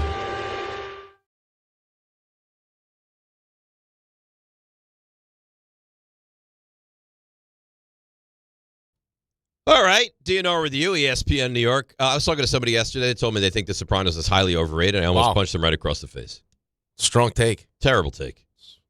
I don't agree with that take at all. I think it's an awful take. YouTube TV customers, you could lose ESPN and the sports you love, including college football, college game day, Monday night football, NBA, college basketball, and more. Take action. Go to keepmynetworks.com to keep ESPN.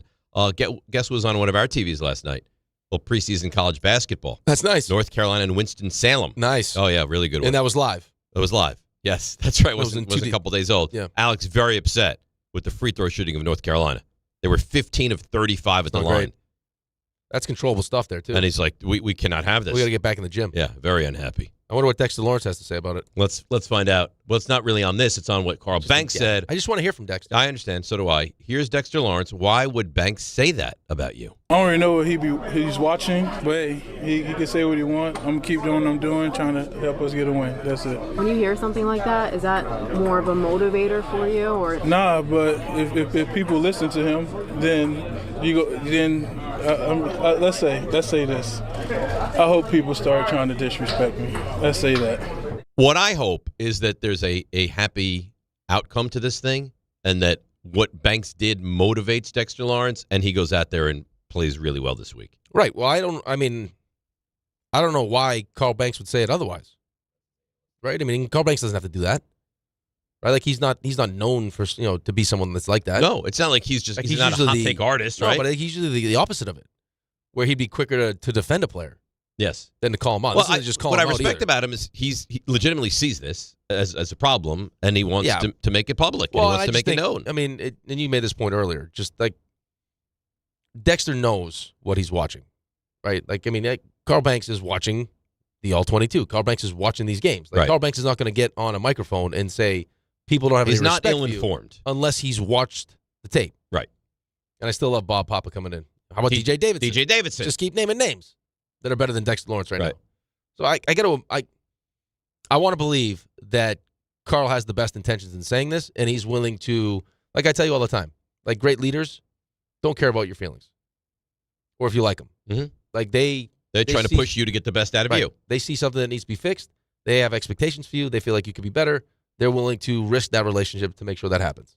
Now, I don't know what this relationship is going to be moving forward, but I think if Dexter Lawrence takes a step back and really looks himself in the mirror and is being honest with himself, he has not had the kind of season that people expect from him. He's not. So he was asked that question. Evaluate your performance this year. I haven't heard this. I don't know what he's going to say.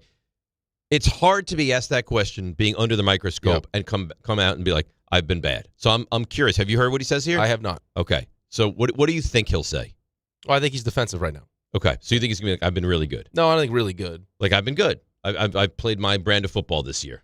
I think he's going to go out of his way to disagree with what Carl said. Okay. Here he is, Dexter Lawrence. This is an interesting one. Evaluate your performance this year. I think I'm doing what I can when I get the opportunities. Numbers not everything, and I've been an advocate over that last year, the year before that. Like, I don't think numbers indicate anything for real. They just something that's on the stat sheet. I think the way I play is disruptive, and you ask the people I play against, they'll tell you the same thing, not people who's talking, so...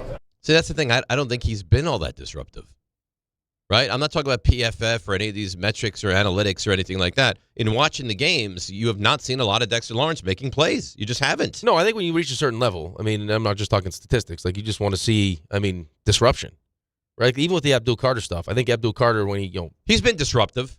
Well, that's the point, is he's the third overall pick, and people were like, he's going to be the best player in the draft. You wanted to see, because a lot of people just want to see numbers. They want to see stats. Right. And they'll look at sack numbers and everything else. But when you have people going out of their way on social media, PFF, whatever it is, to show you how disruptive Abdul Carter has been. Like the benefits that, Brian Burns is getting for how disruptive Abdul Carter's been. Like how much further ahead he is than every other rookie in quarterback pressures. So, like, I mean, it's not you haven't had the big splashy plays necessarily for Abdul Carter, but he has had an impact on games. But you can tell it's there, and he's going to get better, and there's nothing to worry about. I also think once you've been paid and played at a certain level, like, I mean, expectations change. Like, I mean, listen, we're all human beings, and there are times when you play well, and there are times when you don't play well. But when you reach a certain point, the expectation is that you're always going to play well. It's not fair, but that's what happens, right? Like, I mean, once you graduate to that level that Dexter Lawrence is on, people think that every day you show up, every game you play, that you should have an impact on that game. RJ, are you concerned regardless of what happens? Are you concerned at all? Because your team is going to obviously have to play the Giants this week. That maybe Carl Banks has awakened the Dexter Lawrence beast here, or you just have watched the way he's played and that doesn't worry you? No, yeah, very concerned. Yeah. Because if you're going to attack the Niners, right up the middle is the way to do it. That interior line, yeah, there's weakness there. I don't really know, because I remember when I was working for the Jets for those 8 years, like Bob Wischusen would always have the sit down with the head coaches, things like that, and he would always say that the first thing that comes up in these coaching meetings, like they would talk about it before the interviews and things like that, can our guys block their guys? And how do we build a game plan around that? I'm not sure we can. I don't know how we can block you. And that is a now Lawrence specifically, or are you worried about Carter, Thibodeau, Burns, all of them? All of them. Not Lawrence specifically, but he might just be the pivot piece. That, listen, maybe he's not doing what he did last year, but last year what he did was like Aaron Donald level, and that's probably not sustainable for him. But he's still very good. And is he though? I think he's still. What metric you going by? I'm going by watching the games. I'm going by just the eye test. I don't think Dexter Lawrence through 8 games this year has been very good. I wouldn't say he's been awful. So I'm not going to take shots like Carl Banks did, but do I think he's not the same player? Not the same player, but I do think I think he's been fine. 6% double rate is, listen, that is a sign of respect. So I do get where he's coming from. Listen, I think he could have a day. I think so as well. I really do. Well, here's on the other side of this thing, though. So Niners have had a hard time really being consistent running the football. Like, if you're going to have success running the football, this Giants defense would be. This is the defense. Probably the right recipe. Purdy's playing in this game, or we're still uncertain about that? He's practicing more. They never put him on IR because they wanted to keep him practicing, to just keep an eye on how he's coming along and try to keep him sharp. He's practicing more. I still don't think you're going to see Pearsall. But what is wrong with Pearsall? A lot. I like Pearsall, but injury bug early in the first couple of years. But listen, whether it's Mac Jones or Purdy, the guys in front of them, they're still working in whether they're going to get their left guard back. The Niners, if you're gonna attack them right up those A gaps, there's an opportunity. You worried about this game? Because he just got beaten up by the Texans. Well, what Shanahan had to say when he wasn't talking about Jaxson Dart right after the game, he ripped into the team, which he very rarely does. I think you're going to get a good version of the Niners. I just worry about the point of attack. Right. So here's what I'll say. So I don't know how much you take PFF as a legitimate. I think it's legitimate depending on what you want in grades. I don't know how if people know how the grades work or the grading system, but last 3 seasons leading up to this season, so 22, 23, and 24, he was second out of 127, first out of 130, third out of 118, and this year he's 14th, it says, out of 128. So that's not bad. It's not, but it's not 1, 2, 3. It's not dominant level, but it's 14 out of 128 is still pretty good. Right, which I think is probably why Dexter Lawrence is saying to himself, like, really? Lack of respect? Or is it they have so much respect for me that I get doubled every doubling me every single time? It's a fair question. So I want to get to the Jets, but I want to finish off with the Giants here. Jaxson Dart. I mean, I don't know how much more you can put on the kid's plate. It's like, go save us. Go make us relevant. Go do it without Neighbors. Go do it without Scatterbo. Just continue. But here he is. And along the way, it doesn't feel like anything is too much for him. But here he is discussing now he's got to fill Scatterbo's shoes. Other guys just kind of have to pick it up. It'll be a little different without him out there just yelling and whatnot. But we got some good guys in the building to kind of pick up. A little quieter today on the field without him? A little bit for sure. Did you hear he's zipping around the facility in his wheelchair? Well, you saw what they did too with the stretch? Yeah. He had his helmet. He had Scatterbo's helmet next to him when he stretched. He just does all the right things. He gets it. Yeah. He gets completely it. gets it. But can I say this quickly, though? Yeah. Just because we brought up the Dexter Lawrence grade. So he's 14th out of 128. Brian Burns, who's playing at a defensive. He's awesome. They have him 27th of 119. Yeah, and that is the thing that makes people look at PFF and be like, "What is this? What are we doing?" Because you watch Brian Banks, and he's playing. I mean, tell me if you think I'm wrong. I think he's playing at like a league MVP kind of level. Burns, yeah, Brian Burns, not Banks. Right. Yeah. Burns playing at like a defensive MVP kind of level, and to have him 27th. Yeah, they actually have last season right now as better than what he's doing this season. You have Carter on that thing? I do. Abdul Carter right now is 43rd out of 119. Run defense grade, not great. Run defense grade is 102 out of 119. Oof. Yeah. But I don't know. Like, I wish I knew what went into this. Like what is the formula that they tell you? I actually think it would be at some point, like it would be interesting to get someone from PFF on to kind of explain it. Just kind of ask some of the. Yeah, I think we should. Dumping all this money into the owns site. PFF or Collinsworth. Yeah, right. How'd you know that? I know everything. You really do. A little intimidating. Not as much as you, but you know a lot of stuff. So going back to Jaxson Dart and how great he's been. By the way, we have 4 minutes. 4 minutes. Okay, 4 minutes, and then we break. Okay. I don't care if you're in the middle of the greatest story ever told to man. No more stories. In 4 minutes, we're going to break. Raymond, you understand that? 4 minutes, we go to break. Kyle Shanahan, very impressed with Jaxson Dart. I've been real impressed with him, mixing a lot of RPOs and stuff, which I think is really good for him. And he's got a good feel for him, and he's been real impressive watching the tape. He's got a very good knack for off-schedule plays, attacking while scrambling. You drop any of your players in coverage, he finds them. His vision is pretty elite when it comes to seeing holes in the defense when he gets outside that pocket, and just watching him even play in the pocket too. He knows how to play quarterback, and he's been extremely impressive so far. If you told me of all the people that walk the earth that you would want to give a really positive review for your quarterback, Kyle Shanahan is probably on one hand. I think he's at the top of the list. Yeah. So be him, Kevin O'Connell. Yeah. I mean, he already had Sean Payton. So, yeah, I mean, Vic Fangio said it. He's winning everybody over. Nick Benito said it. He's winning everybody. Players, coaches, that's really fans. where you take your cues from. And then his teammates. Yeah. I mean, teammates will tell you what they feel, how they feel about the player. And they love him. But he's a rookie and he stepped in. What's not to love? Right now, nothing. Outside of he takes too many hits. That's it. Right. And he does. Here's another PFF stat that's going to make you start to question it. What do you think they have as so this is power ranks. So overall, they got Denver as the 8th. As the 8th best defense? No, just 8 overall. They got them as the second best team? They got them as the second best defense. They got the Texans as the first best defense. That's fair. They somehow have the Houston Texans as the 10th best team. Their overall power rank for offense is 14th.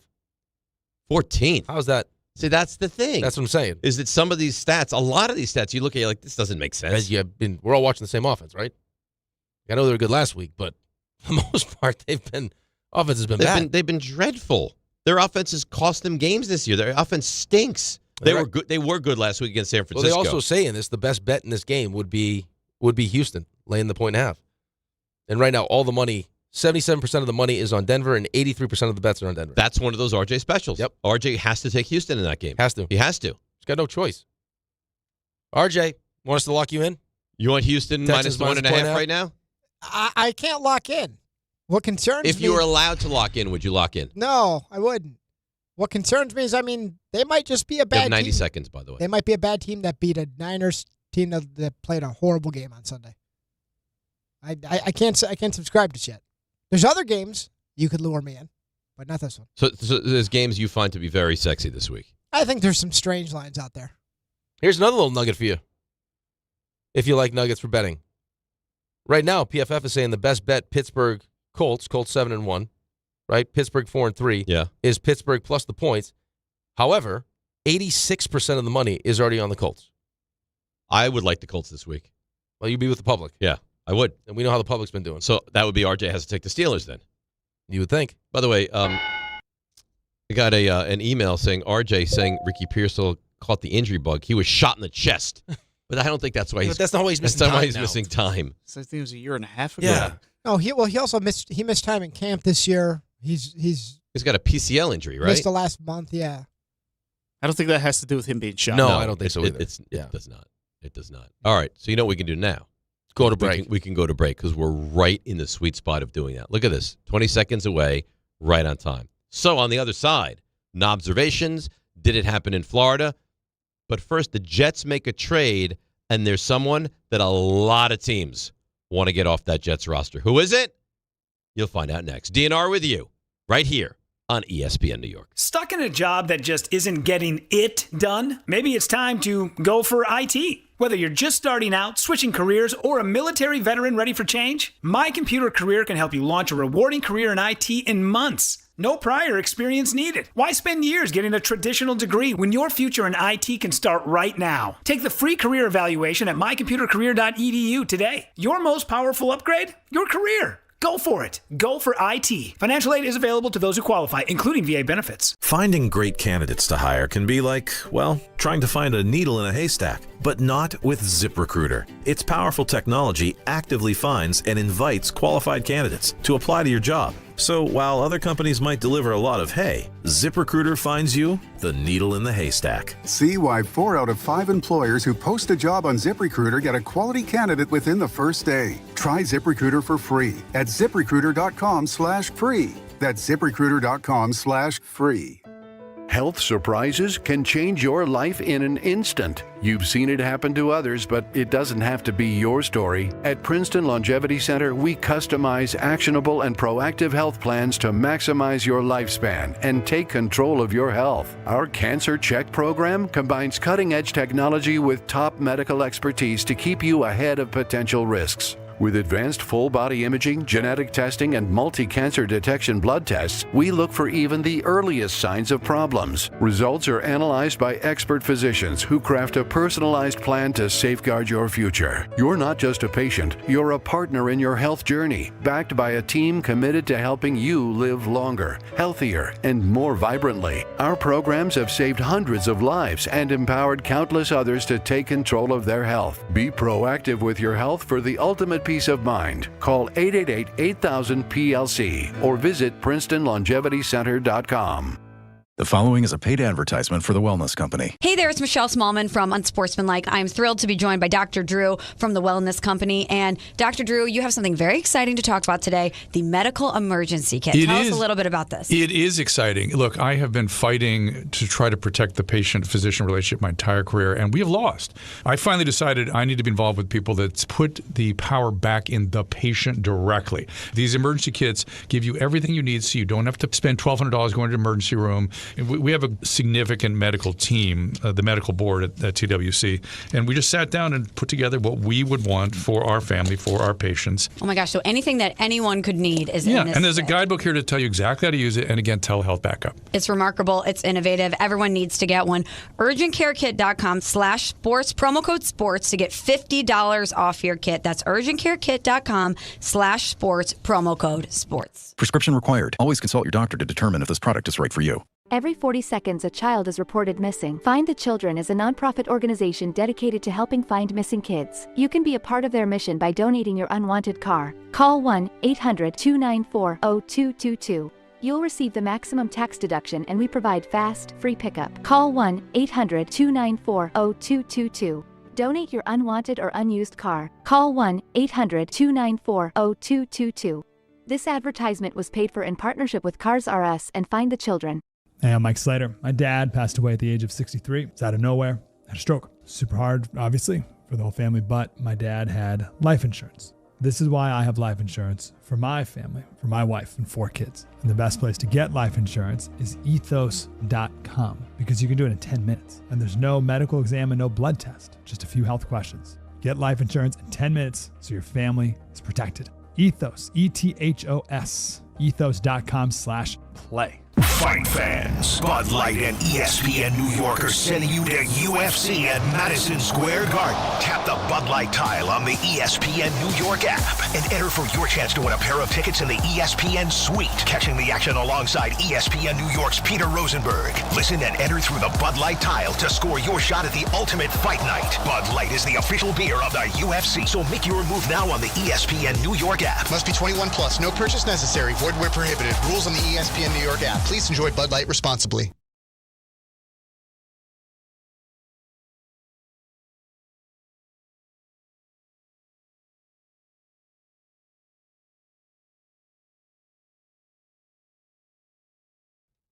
All right, DNR with you, ESPN New York. Game Time is brought to you by Tullamore Dew Irish Whiskey, because when it's game time, that's exactly when it's Tully time. Islanders, your Islanders visit the Hurricanes tonight. my old stomping grounds. That's at 7:30. 9 o'clock, Rangers drop the puck in Edmonton.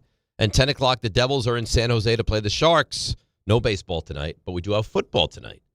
The Ravens and That's the nice. Dolphins. Yeah, I love the Thursday football. Lamar back? Yeah, I love the Thursday football. And that's Game Time, brought to you by Tullamore Dew, the original triple distilled, triple blended, and triple cask matured Irish whiskey. Be sure to grab a Tullamore Dew or try the new Tullamore Dew Honey during today's action. Glasses up to enjoying Tullamore Dew responsibly. So I saw a tweet from Pat Leonard that I have now. Here it is. My buddy Pat Leonard, right? He says, Carl Banks never would have had to say what he did about Dexter Lawrence this week if there were a culture of accountability with the Giants. But there isn't. Lawrence's coaches coddle and point fingers elsewhere rather than coaching players hard. That is a massive statement from him. It is. It absolutely is. But you've heard this. I mean, you've heard this about the coaching staff. How it's more of a country club atmosphere. Yes. Yeah. So, but isn't that kind of what coaching is now? No, Like, I don't think. I don't. No. So it's easier across the board than it used to be, but the Giants are easier than that. Yes. Okay. Well, which is why Daniel Jones said what he said. And he didn't know any better. He's like, I thought this is what it looked like, to get ready for a game, and then I went to Minnesota and realized it's not. Right. Like, and different teams, different teams do things differently.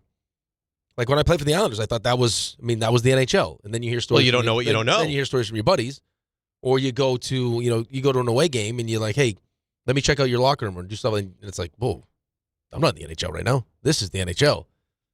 So it's such a tough conversation because there are so many things that are going to go into this decision, right? And we have time. The decision's not going to be made now, but I mean, you're really trying to weigh what's in the best interest of the organization with what's in the best interest of the young quarterback, which is also in the best interest of the organization. Sure. Right? Like if the quarterback continues to develop at this rate, it's going to be great for everyone. And you don't want to stand in the way of that. How's he going to continue to develop at this rate with the lack of weapons he has? Well, because Neighbor's going to get back. It's why I still think they should make I'm a move. talking about this season. No, I'm not. Yeah. I just mean in general. I mean, like his development. So by year 3, you would hope that he's ready to carry this thing. I have no reason to think he won't. Right, because by the end of year 3, if he's playing as well as we think he'll be playing, that's when all of a sudden you have to start paying him money, and now you're going to have to, not pay certain guys. Right, and you're gonna allocate the money and you're going to have differently. deficiencies that your quarterback's going to have to make up for. So do you want to stand in the way of that? And if you're of the mindset, and we've had a couple of different people on that are in that mindset, Mel's one of those people, that the last thing you would want to do is kind of put a speed bump in this thing and have him learn a whole new offense. You'd bring Brian Daboll back. I think you believe that Brian Daboll and his flaws don't give the rest of the team the best chance to have success. I think I believe that, but I'm not sold on that yet. But I think that if handled the right way, if he was able to prove to Wink that he did have a plan, and Wink respected him, Wink as the defensive coordinator who's not afraid to hold players accountable, and they responded to, would be a nice marriage. But how often do you see a defensive coordinator and a head coach have that level of a fallout? It doesn't happen that often. But I think if you have one person with a standard and a set of expectations that's in a position inferior to the head coach, and you see the head coach who's not living up to your standards, I would also be frustrated. Yeah, I understand. Right? Like, because in his mind, he's probably thinking we're not doing enough. And how you run the offense directly affects how my defense performs. Let me ask you this question. The Giants are 2-6. If they had what you deem to be one of the better head coaches in the NFL right now, what would they be sitting here at? Well, I think they might win the Dallas game, and they probably win the Denver game. So but that's 4-4? Probably, but that's, Saints? No. Well, no, because you turn the ball over 5 times. Okay, so you don't blame the coach. Can't do anything. Okay. All right. So 4-4. Maybe a different coach would have started Jaxson Dart from day one. Right, but I even think that. But here's the thing, though. I think you could probably come to a place where you could keep Brian Daboll because the offense looks good, and find a better defensive coordinator and let him run the defense and hold guys accountable on that side of the ball. Good. Like if that ends up being kind of the middle ground that they find. If you had a defensive coordinator, like a good defensive coordinator, and he wanted to come to the Giants for a lateral move, but they also made him assistant head coach, are you allowed to do that? Associate head coach? You can make an associate head coach, yeah. So, and now is that something like That's just by title. You just get paid more. Right, but are you allowed to, like, if you're allowed to go for a step up, Oh, is that considered a step up or is that a That's lateral a good question. move? By title? Yeah. If they make you Like associate head coach? by title, if you're called the associate head coach. Like you'd your have to number- ask. Yeah, you'd have to ask someone that No, knows. that's Tim. Oh, we could ask Tim. Tim I might don't know if you that, We right? also have to ask him. Make sure we ask him why he's coaching high school football. We need to know that. Right. And also, listen, him and his I would brother. also, and no joke, I would probably heavily weigh what Jaxson Dart had to say about Brian Dable. Well, I would think that Jaxson Dart's going to say a lot of favorable things about Brian yeah, Dable. Probably, but I also think he's the kind of kid that would, like, he had Lane Kiffin, right?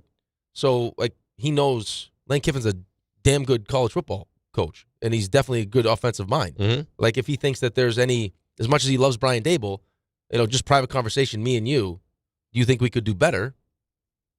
I mean, he's going to have to be honest with himself. Of course. It's his career. Exactly that. Right? So, and does he look at it and say, yeah, he's helping me, but he's not great with these other parts of the game? Or because it's the same thing. Like I said to Wink, as players, you think the same thing. Like if you're a player, and Jaxson Dart seems like he's kind of like holds himself to that standard where he despises winning and he's willing to do whatever it takes. If you don't feel like everyone else in the organization is at your level or not pushing everyone to be at your level, then yeah, you'd want to change. Let's go to a little phone call action here. Let's go to Dave in the car. Dave, good morning. You're on ESPN New York. Good morning. No, I just had a statement about the Giants. I mean, before the season started, we were expecting 3-4 wins, this and next. They have a bad schedule, blah blah blah blah blah. We now know. I mean, I'm convinced we got the quarterback. I mean, we have a guy who's not just a good quarterback, but he's got it mentally. So I don't care if Dable is gone and some new guy comes in. This guy's not going to just all of a sudden not be able to play. He's got it mentally. So if the Giants had won the last game, 70-0, they lost. Okay, I'm so upset that Scadaboo has this terrible injury. I had to look up Dak Prescott, who had the exact same thing. He came back the next year, so that made me feel a little bit better. He's going. Dave, we discussed it yesterday. He's going. I mean, I can't even believe this. Every doctor you hear break it down, he's going to be fine. He's going to be ready by April. He's going to be right. But it was also what he avoided. It's what he avoided. Really? Oh, that's tremendous. It's what he avoided. As bad as it looked, it could have been worse. This is the way I was looking at it. Like, I don't get as high as Dave you do. Like, if they had won the game last time, Neighbors will be back. He'll be back. I'm just wanting them to draft 3 players that are going to help them because I'm thinking they're going to the playoffs next year. This year, I didn't care what happened. As long as we got the quarterback, I'm happy. And next year, I had them in the playoffs. And in the following year, I had Dave, it's not in the NFC Championship Dave, it's just not that easy. Yeah, every team would love to just add 3 players that just fit in perfectly and have, an immediate like impact. Evan Neal fit in perfectly. Right. Like Deontay Banks fits in perfectly. And here's the other thing, Tyler though. Nubin. When we're breaking down their schedule before the season started, right? I mean, it was, hey, Giants have a plan in place. They're going to try to keep Jaxson Dart out as long as humanly possible, maybe even the whole season, right? So you're thinking about, okay, it's going to be Russell Wilson. Mm-hmm. They're bringing everyone on the offense back. And now you're going through strength of schedule, and you're like, okay, 3, 4, whatever the wins it was. It was more, hey, they'll have 3 wins because I don't know if I believe in Russell Wilson, and there's not a tremendous amount of talent, and their schedule is crazy hard. It wasn't, you didn't necessarily throw coaching mistakes into that mix. No. And now it's been, rookie quarterback hasn't really played like a rookie quarterback outside of the Saints game, and you've lost a couple games that you didn't think you were going to win in the first place, but you lost them because of coaching decisions. Which is a problem. So, Again, they got 9 games left. I really want to see how this happens. You can't go with the wall. You only expected to win 3 games. No. Yeah, that's before you saw any of this. Right. Like, you thought you'd win 3, and then you should have at least 4 right now. Like, that has to play into the factor. Again, it does. You got 9 more. Right. And I want to see those 9 more. But I also don't think it's fair to Brian Dable to say that you just hire, Jaxson Dart's so mentally tough, you just hire some guy, and all of a sudden he just continues the way he's going. Yeah, do I think he'll figure it out? Yes, I do. But do you want to have... You don't want to give the kid a hurdle. No, right. Do you want to make him have to spend the time of refiguring it out? Of course not. Now, as opposed to hit the ground running, knows the offense, they can add to the offense, and now he feels comfortable going right into week 1. Do I think if you hired a good offensive-minded head coach that it would be fine? I probably do. All right, so the Jets make a trade. Michael Carter, corner, right? What, you want to go back to the Giants? No, but who's to say that great offensive mind is a great CEO also? There's no guarantee. No, there's no guarantees. Like you bring in John Harbaugh. Say John Harbaugh got fired, and you brought him in. Yep. Is he a great offensive mind? No. A great offensive mind? No. He puts together a good staff.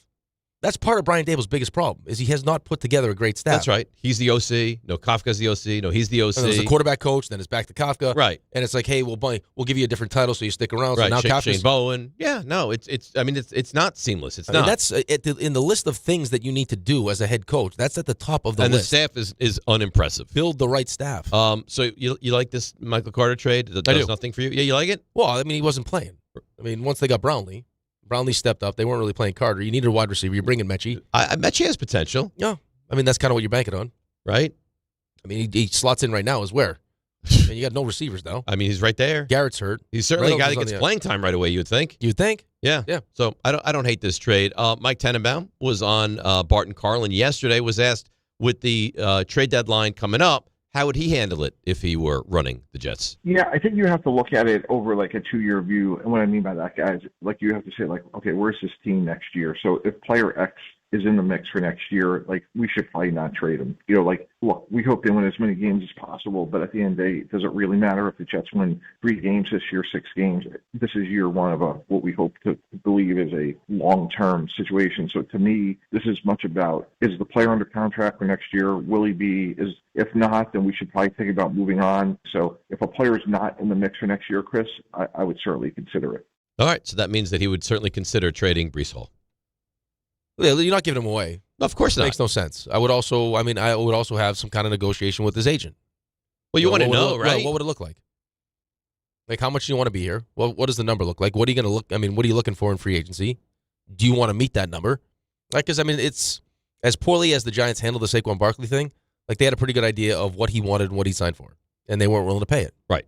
Now, in hindsight, they should have paid it. Of course. But they paid it to Darius Slayton.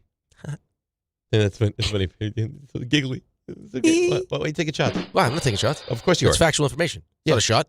When you giggle, it's a shot. I didn't giggle. Oh, you did. How dare you? Yeah. You know what? You make it sound like you're a Chiefs fan. You root for the Jets. I know. Know your place, buddy. Listen, I know my place. Know who you are. I'll do whatever I want. You should grovel at the feet of the Giants. I got nothing to lose. There's nothing more dangerous in this world. You than know what? someone with You're nothing not to wrong. lose. You're not wrong. It's going to get worse? What? Me taunting you is going to make my team worse? No. You know what? You say that. You know the powers. I've already been through all of it. No, can always get worse. Aaron Rodgers popped his Achilles 4 plays in. I've been through all of it. All of it. Bring it on. You're scared of nothing. Nothing. Yeah, because you're dead. I'm dead. Hey, you can't kill me. Zombie apocalypse, I'm already dead. So they come after you. You don't care because they've already killed you. He's the Undertaker. I'll take you all with me. You're jealous is what you are. I'm not jealous. Oh, Of yeah, what? you are. Of competent football. Yeah, I am. Yeah. I actually get sad. I get sad when I watch real NFL teams play. It makes me sad.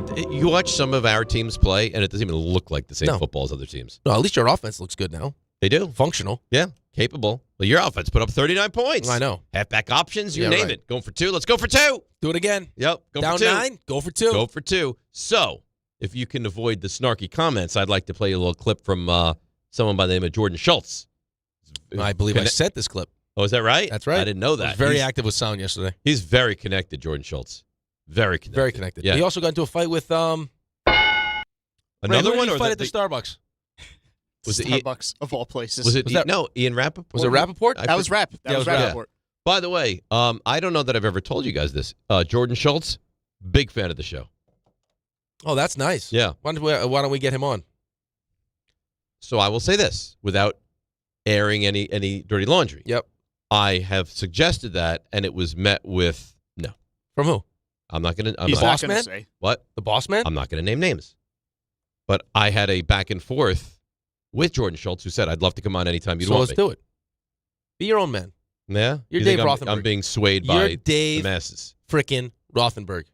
Champion. All right. Rothenberg. How would you like to have Jordan Schultz on tomorrow?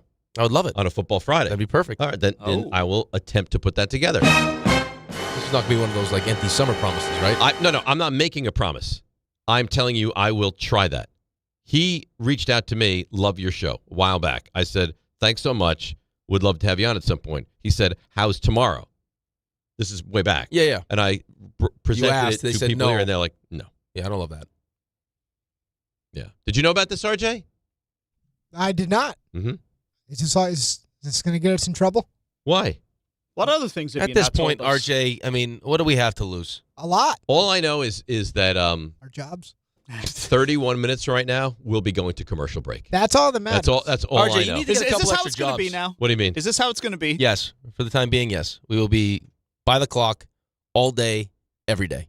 So John Great. knows exactly which break we're in. That's right. I don't When want he's him on to his be. commute. I don't want him to be confused. Yep. What did 'Cause he RJ is say a- yesterday? This is why we have meetings? Right. Because he was a single, sexy divorcee living on Long Island. Would you imagine putting that in a? Not sure that was for air. I said it yesterday. I understand, but I'm not sure it was Well, ever once, for air. once the cat is Once out of the it's- bag, yeah. and right, away we go. Could you imagine putting that in a dating profile? No. I'm a I've single, never had a sexy dating profile. divorcee. I couldn't imagine dating now. No. I wouldn't. I'm not. It's tough I'm out not here. cut out for it. It's tough out here. Like Yeah, he's in war. It's No, seriously, I don't know how it's he tough does out it. here, man. I don't know how he does it. I have no idea. I couldn't do it. Nope. I'd need to be set up. Someone would have to be like, "Hey, I have a friend. You should meet." And then, Please, you'd go to a bar, you'd have a gaggle of women in 10 minutes. But I mean, is that what I'm not looking for? That I'm looking for love. I'm Fair. not looking for a one night stand. But why can't you love the woman from the bar? Is that necessarily the person that I'm going to end up marrying? You think? I don't know. I think that maybe you can meet a person in a bar and you can fall in love with her. It's happened. Yeah, but just think about the amount of conversations you're going to have now. We're going to text message. You got to start the whole thing. Right. Then they got to learn all about you. Right. Like I watched, and then I'm at the high school all the time watching these, and they're all Snapchatting, and it's like my niece. You'd have to get on Snapchat. You'd have my to learn niece some of was the lingo. I'm like, have you talked to this person yet? She's like, no, I don't have his number. I was like, yeah, but what do you do? They feel like they're in relationships without even conversation. We just Snapchat each other. I'm like, just pictures of each other? Yeah, that's it. Like, why don't you text message at least? Have a phone conversation. Can you imagine that? People are so anti-phone conversation. Why? It's Yeah, just they so- are. They are. People have never been so. I'm going to make myself sound like an old man. Social networking and all that stuff, but people have never been less social. I did my best work that I've ever done in the initial phone call before the date. Oh, well, but even like just RJ, you're younger than us, so maybe I don't know if you're like past what we were doing, but like remember that like when you first started dating Sherry. Yeah. And like those first, like how long those first couple we phone used to talk conversations? all night. Yeah, like hours. Yeah. And then you get off the phone, you're like, wow, I like where this is going. Did I ever tell you this? This is a cute story. This sincere. Okay. I actually think you'll be like, that's really sweet. So Sherry, it was a blind date. Yep. Hadn't met her. Talked on the phone. Yep. At the end of that conversation, I turned to my room and I said, I'm going to marry her. This one's it. Yeah. I'm going to marry her. Well, you But never met her. You were fresh off a relationship with a stripper, though, too. It wasn't fresh. As fresh. It wasn't. No, I was fresh off of the 6-hour date where I didn't get the call back. Oh. That was right on the heels of that. That's rough. And then you dated the podiatrist. That was years earlier. You could do fun stuff with her. He's feet. got quite a catalog when you think about it. He's lived a life. Yeah. How it turned out as well as it's turned out is really the. I have a lot of stories. The great mystery.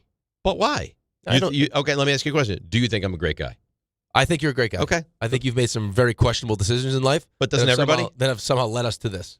All right. Where you have everything that you've always wanted. That's right. Yeah. Because I am not willing to compromise my morals and my beliefs. Yes. I right. want what I want, and I will not sacrifice anything but the best. Right, but many people who want to live the way that you live will have to sacrifice.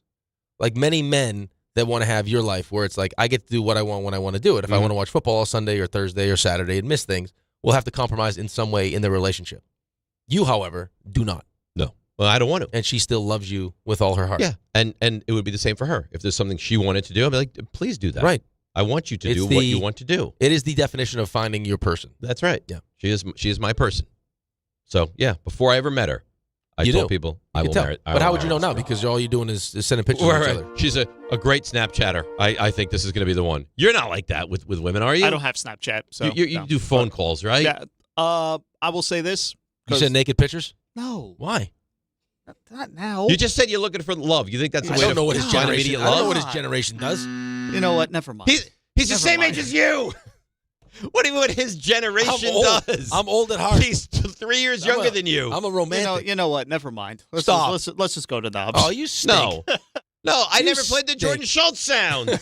Wait, let's go to Knobs. We got stuff to do, and we only have 27 minutes to do it. Play it quick. Here's Jordan Schultz saying a lot of interest in. There are a number of teams who badly want and need interior defensive line help, and a name that's garnered a ton of interest, Quinnen Williams. Now, the Jets don't want to trade him, but they are willing to listen, considering there's so much interest in interior defensive line and so many young, aggressive GMs around the league. The idea of a team blowing away the Jets with an offer is at least feasible.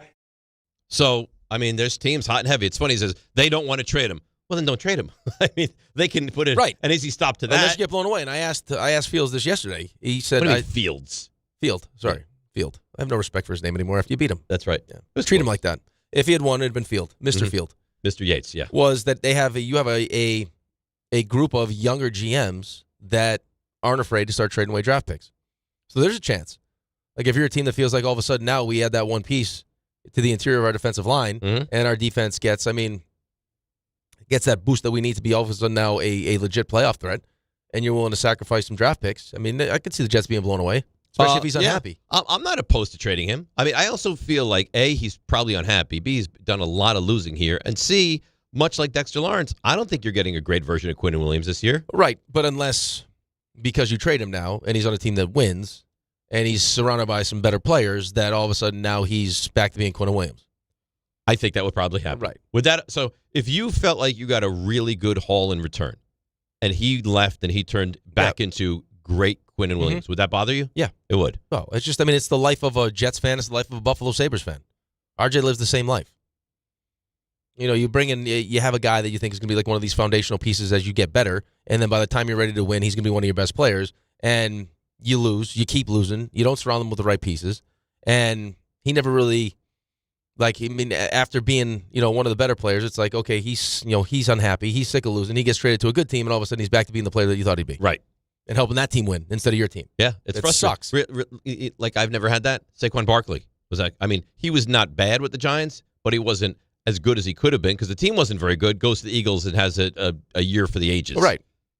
Yeah, but it just doesn't. It happens on a regular basis with us in our team. Sam Darnold, right? Stunk on your team. You thought he was an awful NFL quarterback. Turns out he's not. Geno Smith had a rebirth. Now he stinks this year, but By the way, you're listening to DNR, DiPietro Rothenberg. Look at Aaron Rodgers. Oh my God! Look at Aaron Rodgers now. It's just a one sentence. That's the one time you shouldn't steamroll. That's the one time. Wouldn't that bother you though, Aaron Rodgers? The steamroll would bother me. Well, you got time. He's only 8:01. Well, here, why don't you do it? No, you do it. No, it's your thing. I'm not allowed. I tried to do my thing. I'm not allowed to do it. Why not? They told me I'm not allowed to do it. Then I was halfway through. Here's the thing. It's like 12 words. I had read 7, and then at that point, I can't help that my brain goes straight from my brain to my mouth. Apologize to me. Sorry. Okay. Can I do it now? Yes.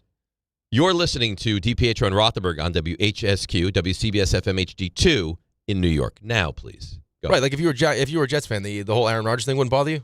Oh, yeah, it would bother me. He's like having success now in Pittsburgh? Of course it would bother me. Like you couldn't wait one more year? Like how many times did we all talk about it? I do understand why Aaron Glenn wanted a clean slate. I do. He didn't want the magnitude of Aaron Rodgers around. Are you 1-7 now? If Aaron Rodgers is your quarterback? Doesn't matter. Like it's hugs. No, I know, but you already dumped 2 years into it. Like, why not wait till most guys after an Achilles are much better another year away from it. Give it one more. If things don't go well, they're still going to blame Aaron anyway, and not Glenn Rodgers. Correct. But he didn't want him around. That's pretty obvious. No, Woody does not want him around. Well, wait to hear this Woody sound.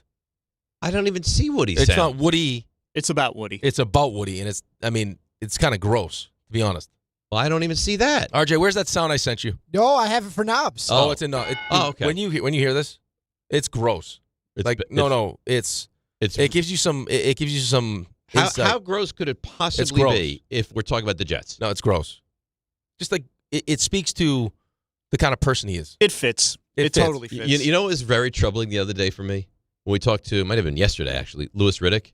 We're like, does Woody believe that impassioned nastiness towards Justin Fields helped? He's like, absolutely. Absolutely. Like he's probably sitting there putting his feet up being like, you see what I did? Right.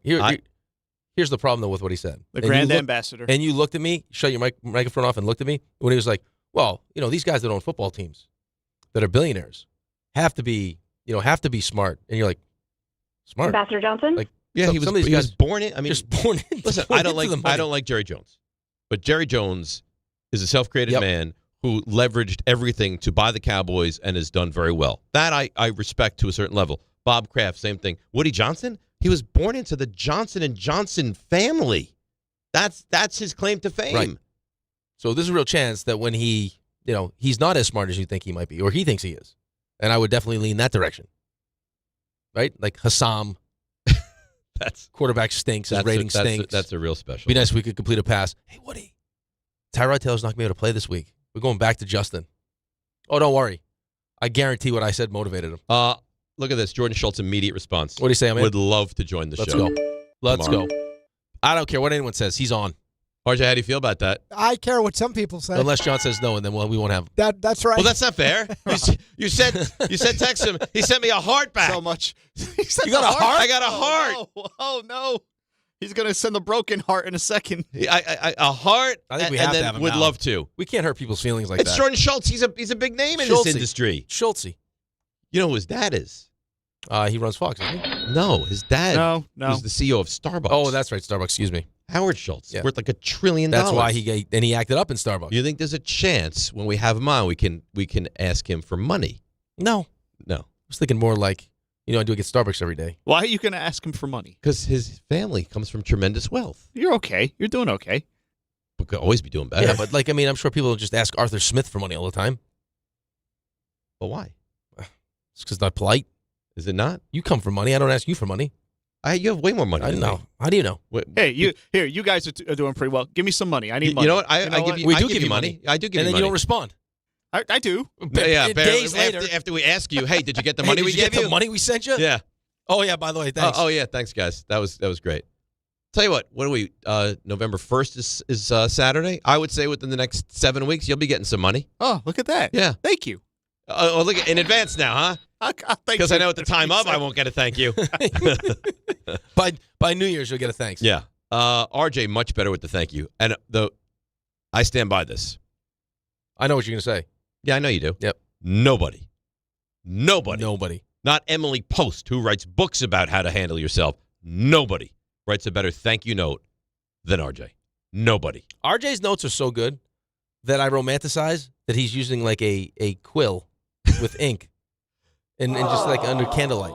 Crafting this beautiful RJ's message. notes are so good. This is sincere.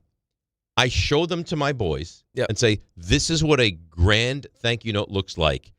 And you get a thank you note, and it's in the garbage, and that we put it on the mantle. Yeah, we keep them to display the thank you note from RJ. It's the gas card that we get rid of. Right. Yeah. Listen, I've pivoted. The Starbucks card was a tremendous gift. I've changed my ways. I'm receptive. I can take feedback. Okay. I can take feedback. It felt like the gas card was like your Dodgers take or your Garrett Crochet take. Well, listen. You would not get off of it. Crochet, you can go after. Dodgers. Come on. The Dodgers is still a bad take. Turned brilliant. On a dime, that has changed. 48 hours ago, I asked you like terrible take. Now all of a sudden you're peacocking all over the place. It's not Aaron Glenn. It's not the large boat turning around. No, this turned on a dime. By Monday I might be coming wearing an Ernie Clement jersey. So are you happy that the Blue Jays are leading this and look like they're going to win this thing, or does that provide sadness for you? I am. In all seriousness, I've jumped on. I do like the Ernie Clement story. He's a Rochester guy. Not a lot of Rochester professional athletes, so I like that. And I like that I could be right. The kid that hit the leadoff home run is from New Jersey. Yep. Yeah. Yep. Schneider. But I do like the Dodgers just being taken down a peg. I think baseball's having a moment right now. I know we talked about this yesterday that, maybe some people are diehard Yankee fans, I understand, don't care. Want both teams. No, I think it's been a good series and a lot of storylines. I think you baseball's got having a star moment. power, Ohtani, Guerrero. No, I enjoyed the series a lot. I think it's been a really good just Major League Baseball postseason. And the longest, you have never seen before moments, right? Longest game in the history of the World Series. You had a 12 strikeout performance from a rookie. You have Ohtani get on base 9 times. This is what sports is all about. It didn't turn out the way the Yankee fans wanted, but Judge also did have a moment. It's been a really good postseason. A great postseason. Yeah. I agree. You have 17 minutes, by the way. You got it. You ready? Yep. Let's go. Okay.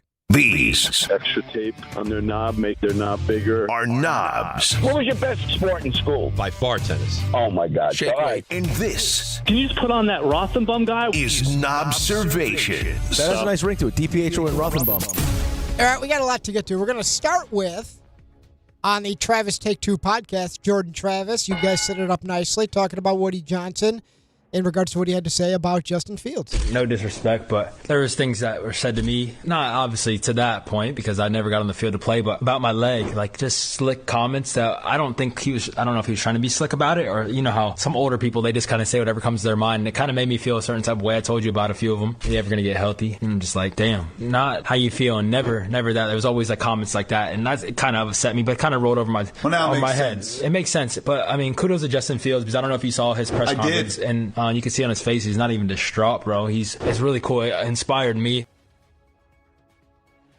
that unbelievable or what? That's not good. Not good. Yeah, that's not good. It's in character, though. That's just being a bad guy. Yeah. You ever gonna get healthy? I mean, this kid's fighting for his life. Yeah. Like, it's so bad that he's done. He didn't play football anymore. It's not good. It's like one of the most gruesome, unfortunate injuries in football that you've seen. I mean, that team was undefeated. He was on a stays track. Healthy. He was on a track to real success. Right, they're in the playoff, and it's literally taken from him. Right, and this guy, you're going to get healthy. Right, but it's not like you feel awful for this kid and you drafted him, but you hope it works out. It's not like, hey, how you doing? No, I don't think he cares. You gonna get healthy ever? It's like what he did to Mike White. This guy stinks. He's playing with a broken rib. But the players can relate to him. He said it himself.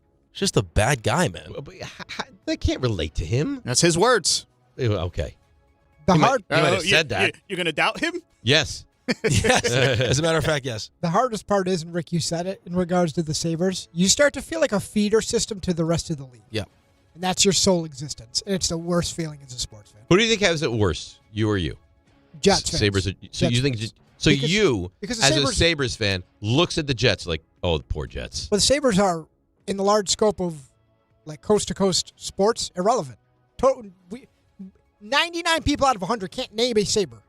Like, I mean casual sports fans. I don't mean like hockey fans. Like, everyone knows about the Jets. We still hear about it every day. Eli Manning. Do you hear what his son Charlie's going to be for Halloween? Jaxson Dart. Oh, yeah. Charlie's dressing up as Jaxson Dart for Halloween. Does it hurt? He's picking another Giants quarterback over you? It hurts a little bit. It's just a Halloween costume. Just on Friday. You only get one day to wear it. Rick, you've lived this. I have lived this. Twice. I've lived this. Any words of advice for Eli? I don't even know what to tell him. I'd be happy that it sounds like he's a football fan, which is awesome. Yep. And, do you really want to dress up as dad? No. You don't want to dress up as dad. Dress up as their father. Just be happy you got a quarterback that your kids actually want to dress up as. Right? My kids aren't banging down my door to dress up as Justin Fields. I can promise you that. You certainly do. And Jaxson Dart had some thoughts. I think it's awesome. I've met Charlie a few times. Obviously been around Eli a lot. Maybe like he said, he's a little disappointed that it wasn't him. But, it's just a cool relationship, and I think it's awesome. Yeah, he's not getting that Fort Charles reservation now. By the way, too, Jaxson Dart going to the hospital, see the kids. That was I don't know if that's like a little Russell Wilson rubbing off on him. He gets it, man. He absolutely gets it. By the way, I think he was always likable. Is there anybody really more likable than Eli Manning? I'm at the point where I've kind of seen enough of Eli. Really? Yeah. I just He's in Jersey Mike commercials now. It's like, come on. Those are funny commercials where he dresses up like Danny DeVito. That's hilarious. He doesn't know how to say. He doesn't say no to anything. Well, he likes money, and those are funny commercials. He's in everything. You're turning down money now? Is that what we're doing? No, but you're just saying too much. Eli, we'd like to give you some money to do once some you Jersey get a certain amount of money, I think I'm good. He's very funny. He's very likable. And he's very likable everywhere. So, with Jaxson Dart, his head coach at Ole Miss was Lane Kiffin. Lane Kiffin, very widely linked to the opening at LSU. And former LSU head coach Brian Kelly. Well, before him, Ed Orgeron. Orgeron. Oh, please tell me we have Orgeron sound. I love him. Love Ed Orgeron. Yeah. So Ed Orgeron was on Unsportsmanlike yesterday. This is unbelievable. And he was asked by Evan Cohen, who was on the cafeteria yesterday, would you, if LSU reached out, consider going back to coach the Tigers? Oh, I'd love to. You kidding me? I'm one phone call away. Hey, I just got to get in my truck. I'll be back. I could be there today. I love LSU. I still got my home in Baton Rouge. I love when I coached with Coach Miles, being the defensive line coach. I love the Tigers, and I'm getting back to coaching for sure. I consider it, no doubt. So before you react, how much of that did you understand? Go Tigers. A good bit. I actually thought that was more clear than a normal sound. Say go Tigers. Go Tigers. Let's revisit when he was fired, and he was asked how the exit meeting went and how the board told him he was losing his job. We had a meeting. They coach, things are not going well. No, Ray Charles can see that, brother. Snorting. The snorts. Did you see what the governor said? I got to tell you this, though. Say, Coach, you got $17.1 million on your contract. We're going to give it to you. I said, what time you want me to leave and what door you want me out of, brother? He's fun, man. You saw what the governor said in Louisiana? Yeah. I say the AD won't be allowed to select a new coach. What is going on? What is happening? That's what happens when you All the got money. that kind of NIL, yeah. Yep. It's taken very seriously. Well, wasn't it? I mean, Highest wasn't paid the, employee in the state, sure. well, but wasn't the rumor too that there was Adidas that wanted James Franklin out? Yeah, I'd seen that. But I tell you what, there's a burgeoning career path. College GMs. They already have college GMs. No, It's happening. It's happening. They have them. Yeah. But those guys are soon going to be making, like, if you read around, those guys right now making, maybe $1 million, $1.5 million, maybe $2 million at the big universities. That's going to be a Well, I know they're also 4, hiring 5, like former 6, 7. or even current athletes to be like advisors. Like I know Steph Andrew Curry Luck. does it for Davidson. Andrew Luck is on. Yeah, look at Andrew Luck. But if you're going to be overseeing the NIL, which is essentially the school salary cap, self-imposed salary cap, I mean, eventually that person's going to make $4, 5, 6, 8, $10 million in years from now. It's wild. It has. Oh, it's a business. It has no guardrails. I'm somewhere in between liking it and disliking it, because certain aspects of it feel dirty, but at the same time, it's free enterprise now. But It's the minor leagues. yeah, it's wild. I mean, football's done it perfectly. Yep, it's wild. Lamar Jackson, he should be back tonight, we think, against the Dolphins. Number 7.5. They said he's playing. Yep. Yeah, he's going to play tonight. What he did do, though, while he was away, ping pong tables, locker room, gone. I told Kaneko, our head equipment guy, I told him to take all the games and ping pong, turn the TVs off. If we could have took the TVs out, they would have been out too, but I appreciate Mr. Steve for putting that in there for us, but yeah, we had to focus. I wouldn't say people don't take the job serious, don't get me wrong, but I didn't feel like it was the time for that, we got a lot of work to do. Each and every game gonna be like a win or go home game, We started off, first season ever starting off like this slow, so we're gonna have to just do or die right now, each and every week. They may bludgeon the Dolphins tonight. Yeah, they may. I know he doesn't. And you know what's going to happen now that we all feel that way? Dolphins are going to Yeah, I'm not touching it just feels like it. I would lean Prime. Dolphins. I'm not touching it, and I know that in big games doesn't always come with his fastball, but I love everything I hear from Lamar Jackson. I know it's a ping pong table, probably is not a big deal, but well, listen, no one wants anyone to have any fun in the locker room when you're losing. How many They guys started in 1-5? How many guys on their defense are back? That's more important. Like how Well, many guys Roquan's are back. healthy? Like how many healthy players do they have defensively? That's a bigger deal. That's a huge part of it. Yep. Michael Jordan, he's part of NBC's basketball coverage now.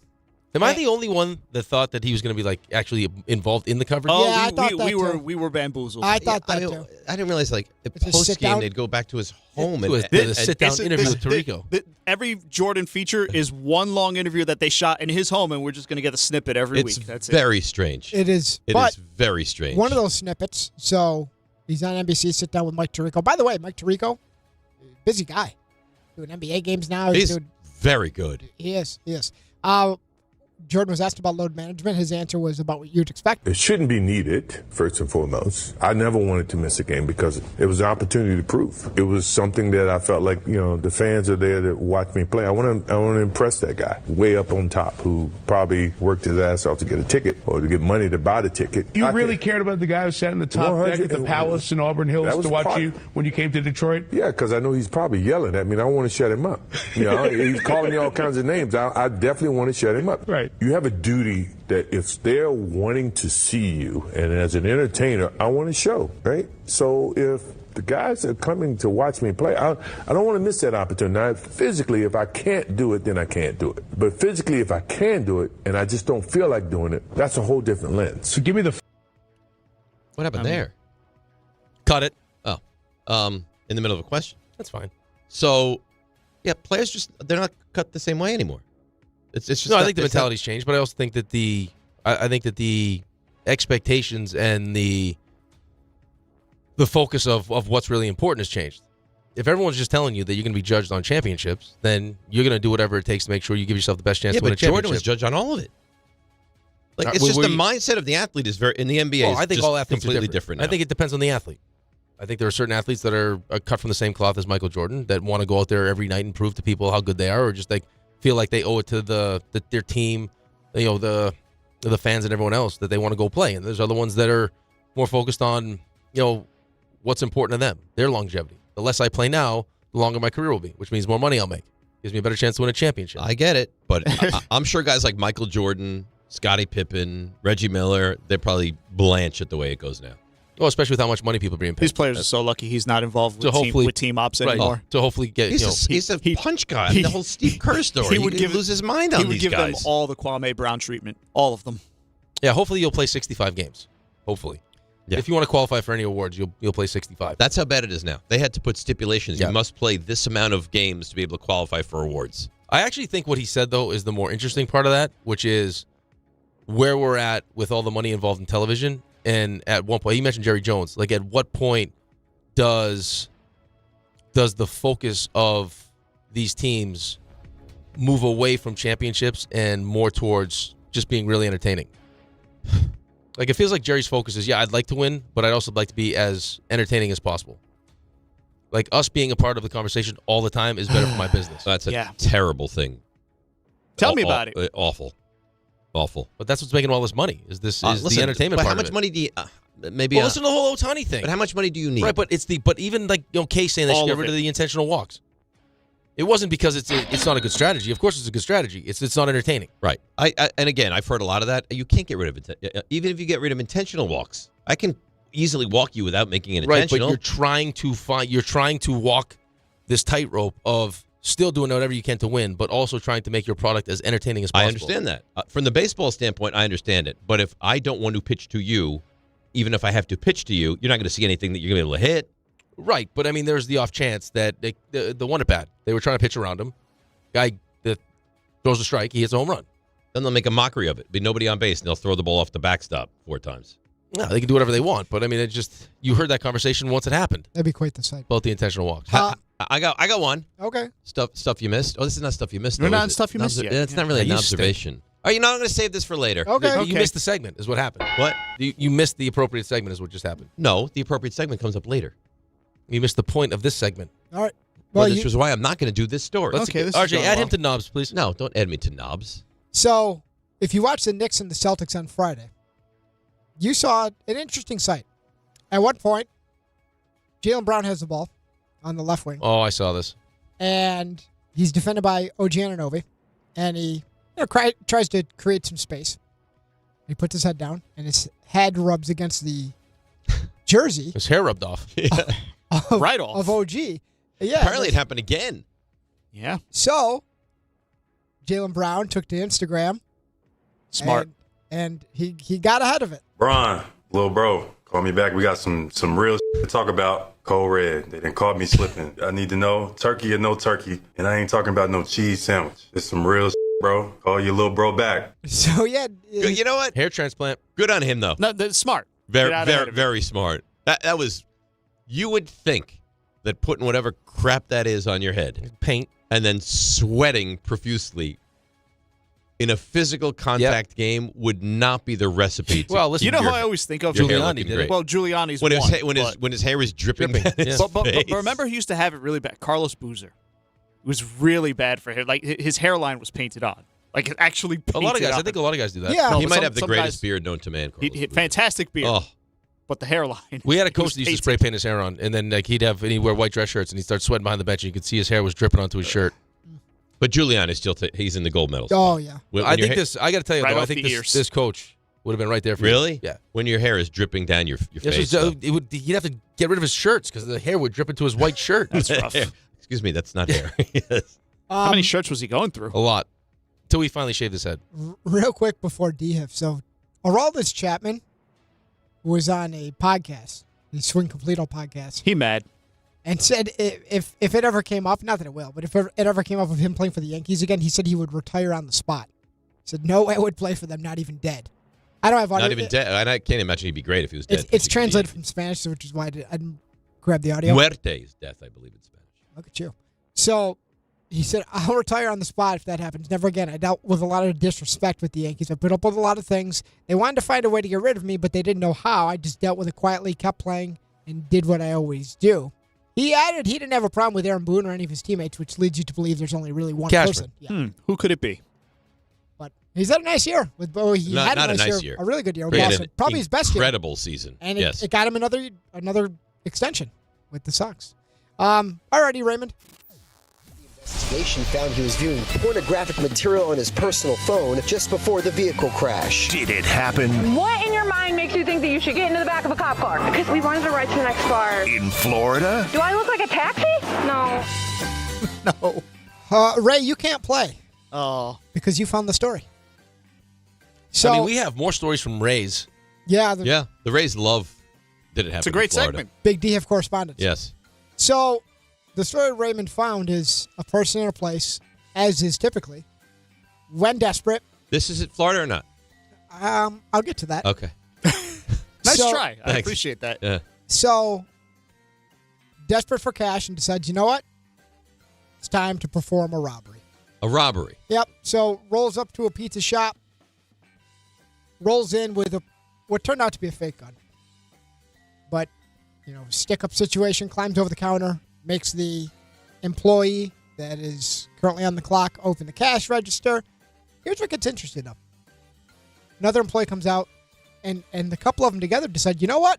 Two of us, one of him, wrestle him to the ground. Nice. And they don't know the gun's fake at that point. Take him right down. Call the cops. Police arrive. And in what turns out to be very much a Scooby-Doo situation. Scooby-Doo. They unmask the person. Oh, once no. The apprehended. And it was Old Man Withers? No, not Withers. And he would have gotten away with it, too, if it wasn't for you meddling kids. Yeah. Their former manager, who was fired the previous summer, decided the way he was going to get back, you know what? When you guys are on duty, I'm coming for you. I'm going to make you look bad. That's very funny. Did this happen? With his fake gun. That's right. Feels very Floridian to me. But enough to make that your selection. Yeah. Wow. I'm going to go Florida. Florida. All right. Wow. Richard? I hate when you're so quick to answer. I know nothing. I know you know nothing, but sometimes I have these feelings. Schultz. Like you're also the same person I that's know like, no, nothing, I not see Florida, and then you nothing. say it's like in like the Eastern Bloc, and it'll be in the Eastern Bloc. RJ, it was last week we all guessed the same thing. We all go wrong, right? I think last week was the first time we were all 0 for 3. Yes. All right. In order to stay away from that again, I'll go not Florida. You're going not Florida? I'll go not Florida. There's a winner and a loser. That's strong. Yep. And Ray can't play. And Ray can't play. Abstaining. Ray can tell you who wins and who loses, though. Ray would. Oh my goodness. Ray would eventually. I mean, he could tell you, but he didn't want to tell you. He would eventually arrive at the conclusion that it happened in Massachusetts. Oh, of course, your hometown. No wonder you said It's not my hometown. Massachusetts is home state, not town. Whatever. Where in Massachusetts was it? Let's check. Winthrop. No, it was on Winthrop. Imagine. It's on Winthrop. I will get that for you. It just says Massachusetts. Really? I'll try to find out. It actually happened a while back. It's This not is not a recent. news It's not story? recent. Yeah. Still happened. Anyway, that's your D. That's nice, RJ. That's nice. Listen, You know what this gentleman could have done before robbing his old store? Taking a shower? Taking a good, Ooh. steamy Maybe it changes his mind. shower. Maybe going in the shower, having thoughts like that, soaping yourself up real good. Oh, real nice. Maybe now you're not thinking about robbing your former store. You know why? Because I'm Dave Rothenberg. Yes, you are. And I'm here to tell you about my friends at Bathfitter. They converted Alex's bathtub to a shower, did an incredible job with that. They offer all types of custom bath renovations, including my personal favorite, the unique PermaFit solution. That's a watertight fit. How long does it take? 1 day. Is it durable? Yes. Easy to clean? Yes. Is there demo? No. Mess? No. And here's the beauty. It's a lower cost than a standard replacement. Guarantee how long? Lifetime. That's how long. Right now, no money down, no payments, no interest until April of 2027. So here's what I say you do. You start designing your bath today like we did, and it's a nice, easy, clean site, bathfitter.com, because there's only one Bathfitter. I have an answer on the town. You know where this took place? It's called Barry, Massachusetts. I never heard. It's You ever hear of somewhere between Up by Springfield Worcester. and Toll Booth Worcester. Willie. In Worcester? I'm coming out of the booth. Toll Booth Willie. Nice poll. Yep. Well, there you go. All right, that's nice. Let's take a break because we're right in that sweet spot to take a break and not get yelled at. We'll come back, and Tim Hasselbeck, with his new song and everything, will join us. DNR with you, ESPN New York. All right, let's see what's happening on the roads. Here is Debbie Duhame.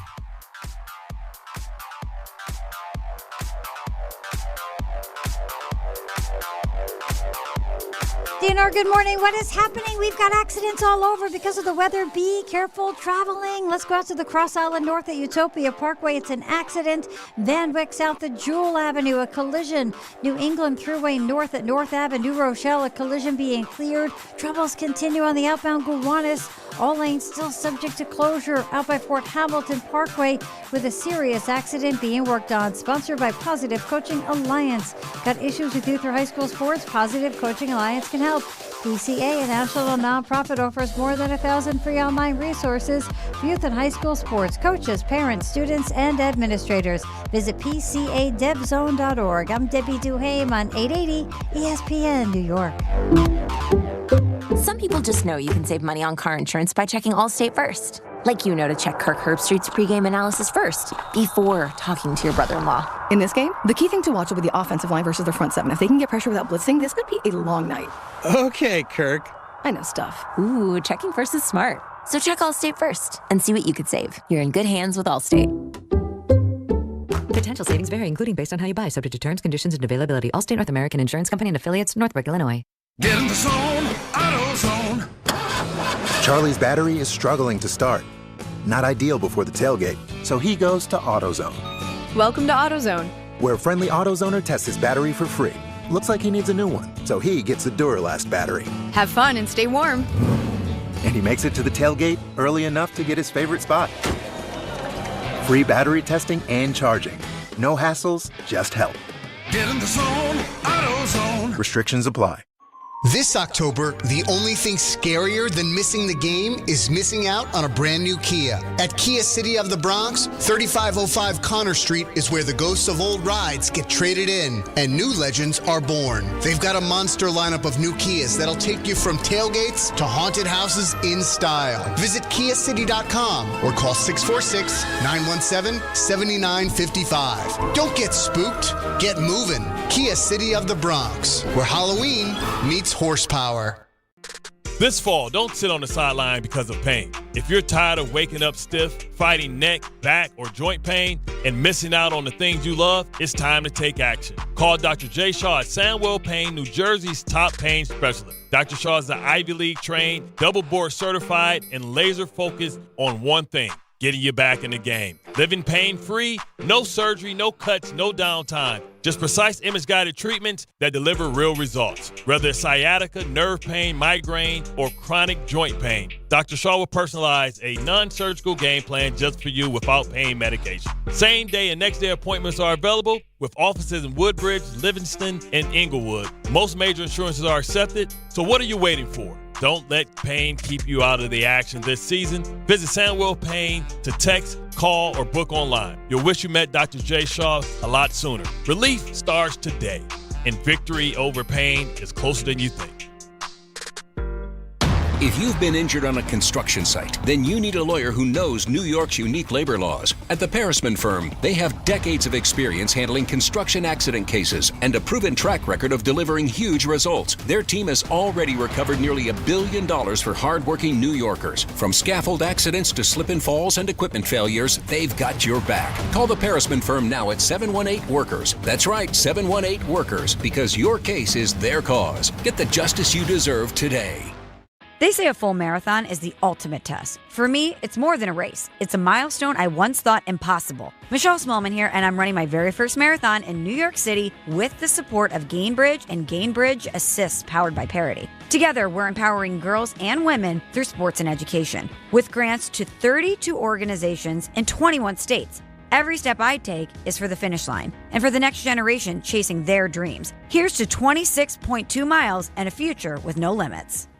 Your fantasy roster is set. The Smack Talk is heating up, and this season, ESPN Bet is giving you more ways to ride with your squad. Introducing the ESPN Bet Fan Center, where you can instantly link and bet on your fantasy teams right in the ESPN Bet app. An enhanced sports betting experience only from ESPN Bet, the sports book for sports fans. Make the connection today with ESPN Bet Fan Center and the ESPN Fantasy app. ESPN Bet Sportsbook. Download the app today. Must be 21 plus. Gambling problem? Call 1-800-GAMBLER. Terms and conditions apply. See app for details.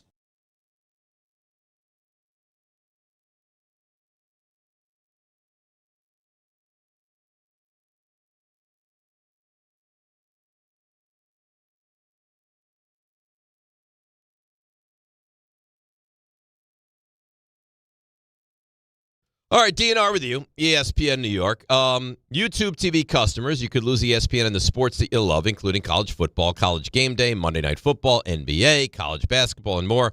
Take action. Go to keepmynetworks.com to keep ESPN.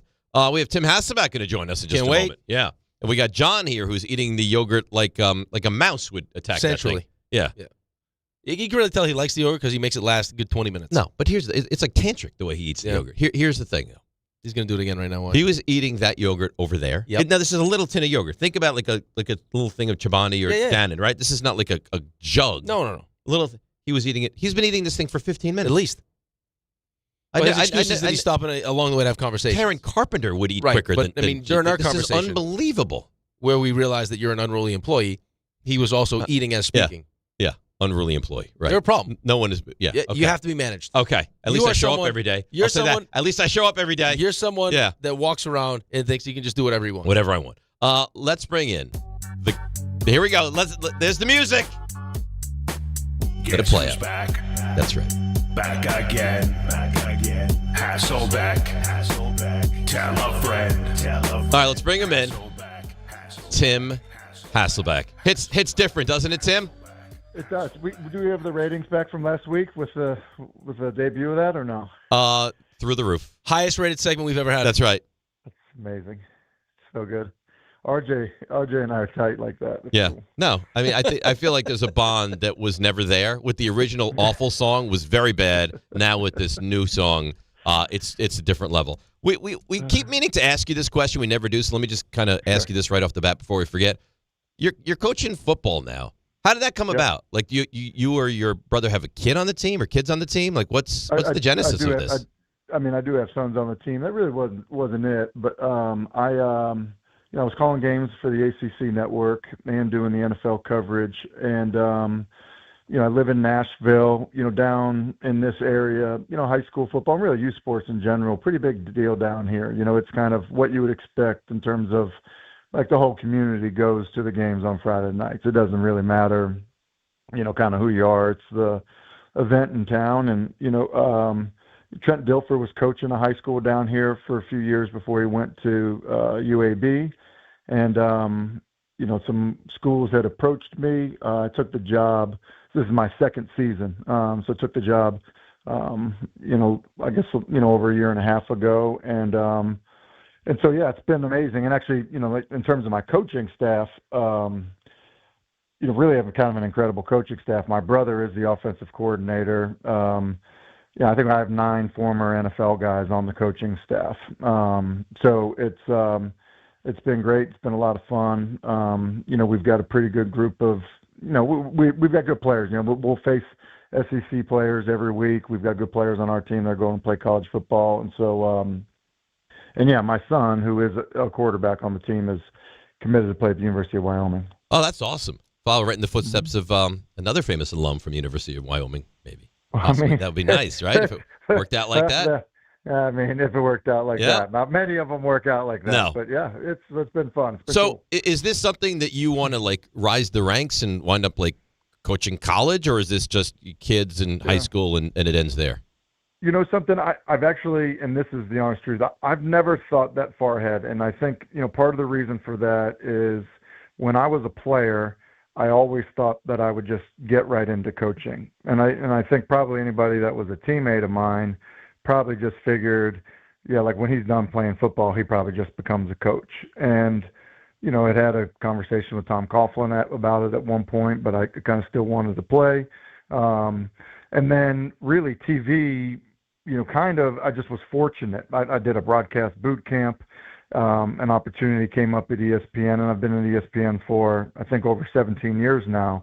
And so, it was one of those things where it was like, I wasn't necessarily looking to get into TV. I definitely, enjoy doing the stuff that I've done at ESPN. And it was, kind of a unique opportunity that presented itself. And look, I would have never assumed, any of these paths. I would have never assumed that I was, while I was playing, that I would be on ESPN for as long as I have been. And so, I really don't, and I don't think you can kind of in this business. You guys know this.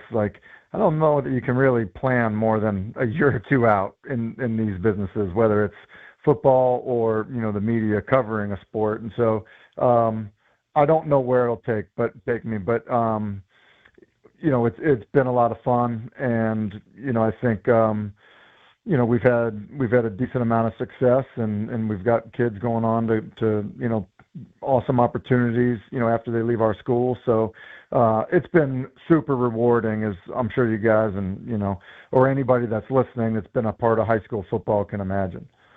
So let me ask you this. So you have your brother's the offensive coordinator. You're a former quarterback. Your son's a quarterback. So I'm sure you want to be involved in the offensive side of the ball. How hard is it to dance that dance where you're, trying to lend your expertise to the offensive side of the ball, but still maintaining like you're the CEO of the team and you're trying to manage everybody? Yeah, so, part of the reason that I don't call the plays is because my son is the quarterback. I didn't want to get into that stuff. And, Matthew has a son who's a quarterback at UCLA. He had coached high school football for a few years in Massachusetts. And when I took the head coaching job, he was like, look, I want to come help. And it was good for me because it was like, all right, well, I know, his history and how he feels about offense. So I was just immediately comfortable with any of the stuff that we would be doing. So I truly have turned it completely over to him. Now I'll have a suggestion, whether it's game planning or even during the game, but he designs the offense in terms of what we're doing each week. He calls the plays. That's how it works. And then, I hired a defensive coordinator that he was a defensive coordinator in college for the previous 4 years before coming to Answorth, which is the name of our school. And I said to him, I actually joked with him. I was like, listen, there isn't even going to be a Greg Williams clause on this. You got free reign to do whatever you want, in terms of how aggressive you want to be, the type of volume you want to carry in each week.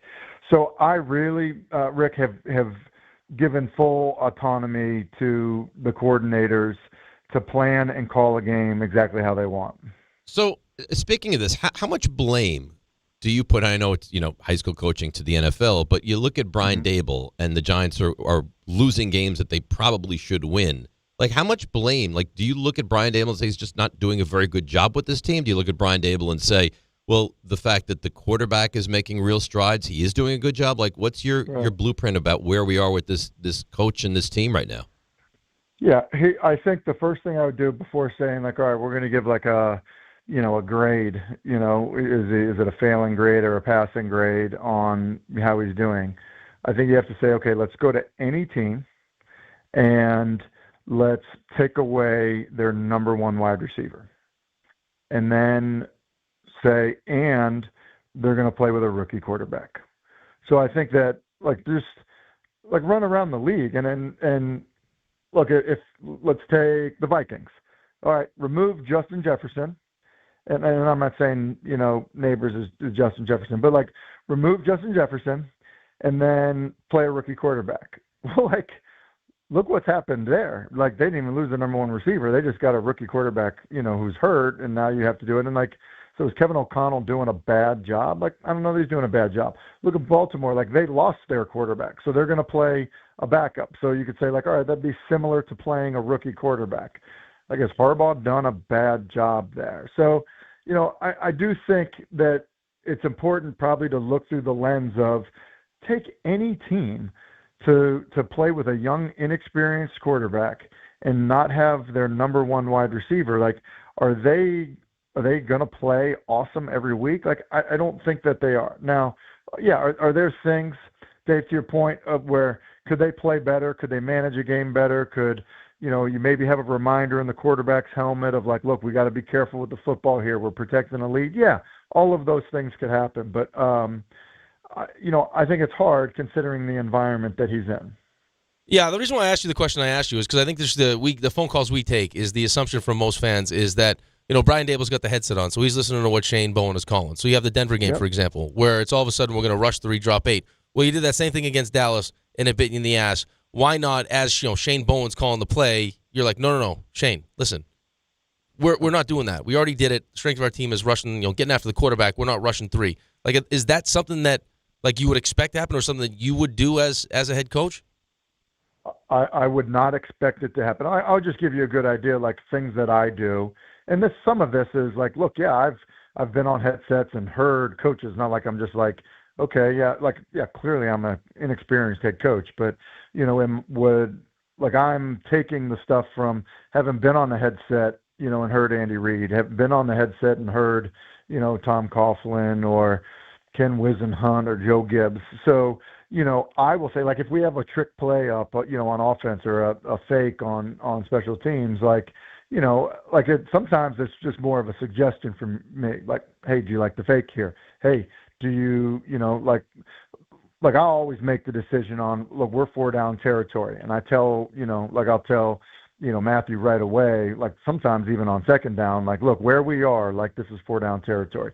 So, like, I'm quick on that, and I'm quick on, hey, think about this. Hey, go ahead and think about this right now. Or, but I never say, hey, like, let's make sure we heat them up right here. Let's make, I may make a soft suggestion, but I never get in the way or like make a true suggestion of a call, because, like, look, if you're a coordinator in the NFL, like, you have earned the right and the respect to like command that and run that. And, through my experience, the guys that are, like, if you're truly the play caller, not a head coach that calls the play and there's an offensive coordinator, if you're truly the play caller, then you've earned the right to call that play. You don't need a head coach in your ear. It's no different than a coordinator, being in the headset of the, in the helmet of the quarterback, being like, hey, throw it to Bobby, he's open. Like, I don't believe that's how you should coach. Tim Hasselbeck joins us here in the show. Tim, how impressed were you with what Justin Fields did last week after dealing with Woody, saying what he's saying, now finding out that he was in his closet crying? How impressed were you with that? I think that I was impressed with just like the resolve and the grit, right? Like, a lot of times guys that come into the league, as a first rounder, I think somebody's path is important, right? Like, I was impressed by Cam Ward's path because, like, he had to earn it. Sometimes when guys are anointed as young kids, high school kids, and then go to these big programs and then they're, first round picks, they don't have the mental toughness oftentimes that, other guys that have to fight and claw their way to prove they can play have. And, I don't know that people often think of like a starting quarterback in the NFL who was a first-round draft pick, who was, played in huge games at Ohio State. Like, is that a guy that would struggle with confidence? And the reality is like, everybody does. Like, I don't care if you've been to Pro Bowls. Guys can lose their confidence. So I think that probably was the most impressive part to me, was that he's just stayed in the fight. And I think he'll, get respect from his teammates because of it. Listen, it was nice to learn about you and your life a little bit on the show today. Yeah, I enjoyed it greatly. And I've never looked forward to another How many games you got left, Tim? So we we'll play our biggest rival on Friday night. It actually does not affect playoff seeding, but we're playing this like the Giants playing the Patriots, back in the day. You're going all in. Yeah, I mean, like, listen, like, these kids only get so many opportunities, so we're going all in. We're the 2 seed in the the biggest region down here in Tennessee, high school football, yeah, we feel pretty good. We feel pretty good about our team. Got to stay healthy, but we feel pretty good. I'm trying to think if I got some guys like coming up now. I mean, we got kids going to play everywhere, but not necessarily up in the Rutgers, Syracuse, like in those areas. But we need to get those guys down. Where's Shiano? Like, get down and start. Yeah, we'll get in touch with them. We'll tell him. We'll tell him. LSU comes calling. Governor of Louisiana reaches out to you, says, I want you to. We got that stuff happening down here. The South will recruit us. We need to get some of these. No, we're talking about recruiting you. If Governor of Louisiana says, listen, I want you to coach LSU, you jumping ship? Well, if I have Brian Kelly's contract, of course. Right, yeah, I mean, that's what it's going to be. You can afford to bring your whole family. Yeah, you can change your accent and everything. Hey, you know what? That's a great point. Like, Brian Kelly's a masshole as well. Yep. So I could do that. I could change my accent and do that. Here's one thing I can promise you. I do yell a little bit. You guys have heard me lose my voice, I think, a few times. I would yell less than him. I promise you that. You're the best. We appreciate you. We will talk to you next week. Thank you. See you, fellas. All right, there you go. That's Tim Hasselbeck. I don't know how people coach and don't yell. You have to yell. But I watch coaches sometimes, like even the coaches I'll coach against, that'll just sit there like kind of just. How about Jay Wright? Jay Wright, they win the championship. He just strolls up and says thank you and shakes hands, and that's it. It feels like you're not actively participating if you're not yelling. All right, we got a break. I don't want to get in trouble, so let's do that. 800-919-3776. Big time person in the media calling out someone that I think we all have an issue with right now. We'll get to that next. DNR with you, ESPN New York. Shop new fall offers at Bay Ridge Mazda. Lease a 2025 Mazda CX-30S for as low as $199 per month or finance for 2.9% APR for 36 months. Or the 2025 Mazda CX-5S for as low as $229 per month or finance for 2.9% APR for 36 months. Plus, enjoy 1 year of complimentary Bay Ridge Plus benefits like ding and dent coverage, key replacement, windshield protection, and roadside assistance. Visit them in Brooklyn or online at BayRidgeMazda.com. Bay Ridge Mazda, where confidence comes standard. See dealer for details. Score a win this game day with Amazon Pickup, the MVP of package pickup. Need that new football jersey for the big matchup? With Amazon Pickup, you can collect your order from secure Amazon lockers or counters near you on your schedule. Whether you're running from work or home or straight to the tailgate, Amazon Pickup makes it easy and worry-free at no extra cost. Don't miss kickoff. Grab your gear and your packages when it works for you. Find your nearest Amazon Pickup location at amazon.com/pickupmvp. That's amazon.com/pickupmvp. Listen up, football.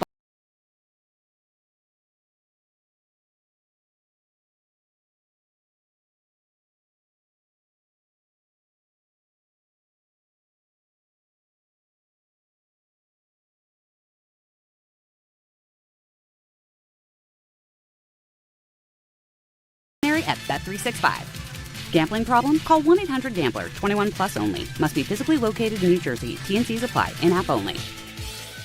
Fight fans, Bud Light and ESPN New York are sending you to UFC at Madison Square Garden. Tap the Bud Light tile on the ESPN New York app and enter for your chance to win a pair of tickets in the ESPN suite. Catching the action alongside me, Peter Rosenberg. Through November 7th, listen and enter through the Bud Light tile to score your shot at the ultimate fight night. Bud Light is the official beer of UFC, so make your move now on the ESPN New York app. Must be 21 and over. No purchase necessary. Void where prohibited. Rules on the ESPN New York app. Please enjoy Bud Light responsibly. Dave Rothenberg here to tell you about my friends at Bathfitter. Now, they converted my kids' bathtub to a shower and did an incredible, really an unbelievable job. They offer all types of custom bath renovations, including their unique PermaFit solution for a watertight fit done in just 1 day. Durable and easy to clean with no demo or mess and lower cost than a standard replacement. And a lifetime guarantee. Right now, no money down, no payments, no interest until 2027. So start designing your bath today like we did at bathfitter.com. There's only one Bathfitter.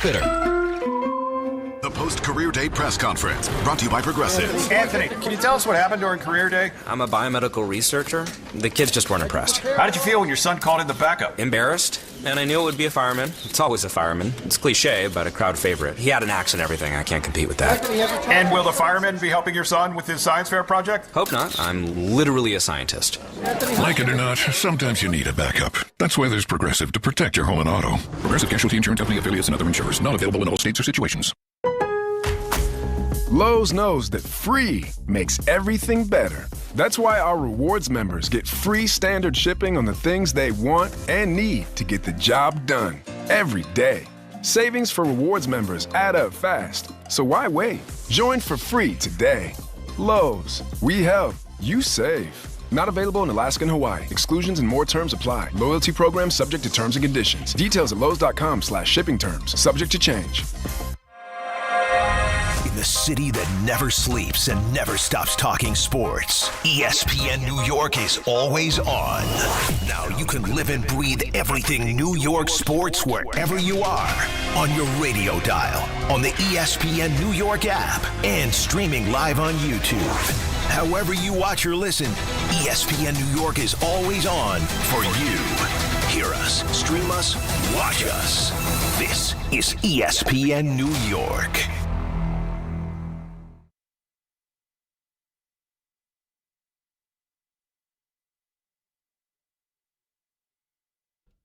All right, DNR with you, ESPN New York. So, you like Kendrick Perkins. You think he does a good job, right? I do. Yeah, he was on NBA Today, and he goes right after a player a lot of people have Let had me a guess, problem Karl with. Anthony Towns. Yeah, that's right. Here is Kendrick Perkins going right after Karl Anthony Towns. Karl Anthony Towns.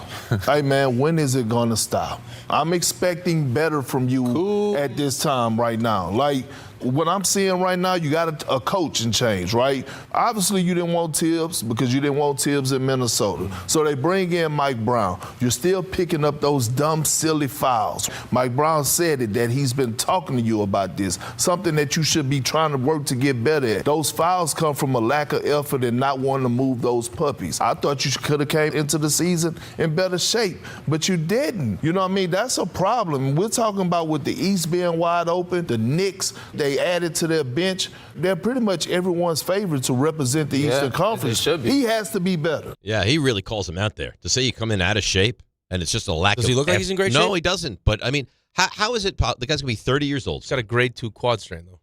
I understand that. Grade 2. But how is it that he's going to be 30 years old? You would think that this is the time that he would look at things and say, we have a real chance to go to the NBA Finals. No? Of course. Okay, so what do you mean? It seems like a dumb. I mean, it's a dumb question you just asked me. But wouldn't you think that then he would attack this thing? Right. Be like, I'm going to become in the best shape I've ever been in. I think there are certain players that are just built a certain way. I mean, it's clear to me that Jalen Brunson did some work this offseason because he looks like he's quicker and in much better shape than he was last year. Jalen Brunson looks like he's in good shape. Like he recognizes the opportunity that they have right now. It's a golden opportunity. It's a golden opportunity. Like there's a reason why Jalen left $100 million on the table. It wasn't to be charitable. It was to win a championship. Right. Because he recognizes that as good as that money is, him winning a championship here as a Knick, what that would mean for him. Legacy, financially, all of it. Changes everything. And he wants to do that, and he's going to give himself every opportunity to do that. Some guys aren't built like Jalen Brunson is, and I think that's kind of been the critique of Karl Anthony Towns for most of his career, is that he's just not built like that. He's more of a cat than a dog. Yes. And you got to go want it. And if it may... Well, it's not going to change. I mean, here's the thing. He got what he wanted. Tibbs is out. Rather than us continue to sit here and like, oh, can you believe it? Can you believe it? That's on us. This is who he is. This is how he's going to play. Right, but I don't even think it's... I mean, you're not saying that because you necessarily think it's going to change. You're saying it because... I find it frustrating. It frustrates you and you know it has to change. If we want to, as a fan base... But it's not going to. Right. So why sit here and scream about it? Well, because we'll keep screaming about it because we want it to change. It won't. And he'll be... But then that's on us. Right, but I don't blame us for that, though. Right? Because that's really all we can do is yell and scream about it because it drives us crazy. But obviously, ultimately, it doesn't matter all that much to him because if Kendrick Perkins is of the world are seeing this and calling him out on it. Right, well, yeah, I mean, part of it, too, is that you're calling him out so he hears it and hopefully it changes. But if Mike Brown is already talking to you about it and it hasn't changed and you recognize the opportunity that you have and it hasn't changed, then you're right. But not going to be able to play in the opener... Then he hears some of the feedback, and that changed him quickly. He wanted to get out there and make sure that he played through that grade 2 strain. We played sound to him yesterday, saying this is what they wanted from you in the first half. You took one shot. That's not what they want from you offensively in the first half. No. And then I figured I'd get myself going just in case they need me. No, we always need you. There's You're no the number question 2 option on a team that we think is going to go to the NBA Finals. We fired our head coach that we've had tons of success with partly because you didn't want him as the head coach. Right. But by the way, I watched a bit of the Nets last night. Oof. Oh my God, they are really, really bad. Yeah, like 14 win bad. It's not good. They are really bad. All right, let's take a break. We'll come back. World Series, Jets, Giants, movie list, stuff you missed, 3 stars. Oof. What more could you want on Thursday? Busy 9 o'clock hour. A busy 9 o'clock hour is what it is. DNR with you, ESPN New York. Some people just know you can save money on car insurance by checking Allstate first. Like you know to check the weather first, before wearing face paint to the game. Bro, your Go Cats is dripping into your nachos. Oh, and now paint is in my eyes. Interception! Did you see that? No! Yeah, checking first is smart. So check Allstate first and see what you could save. You're in good hands with Allstate. Potential savings vary, including based on how you buy, subject to terms, conditions, and availability. Allstate North American Insurance Company and affiliates, Northbrook, Illinois. This college football moment is brought to you by ServPro. College football teams have moments they recovered from and made it like it never even happened. Like on September 24th, 2016, when Tulsa found themselves down 31-0 to Fresno State. With 10 minutes left in the second quarter, Tulsa fought back to tie the game at 41. And then won 48-41 in double overtime. ServPro. like it never even happened. 1-877 Cars for Kids. KARS Cars for Kids. 1-877 Cars for Kids. Donate your car today. 1-877 Cars for Kids. KARS Cars for Kids. 1-877 Cars for Kids. Donate your car today. Ready to get rid of that old car? Donate it to Cars for Kids. Call 1-877-CARS-FOR-KIDS to reach a friendly live agent. Donation is super easy, and your car can be picked up as soon as tomorrow. Call us now, 877-CARS-FOR-KIDS. That's Cars with a K to donate your car today. 1-877 Cars for Kids. KARS Cars for Kids. 1-877 Cars for Kids. Donate your. Did you know you can donate real estate too? Go to carsforkids.org. That's carsforkids.org.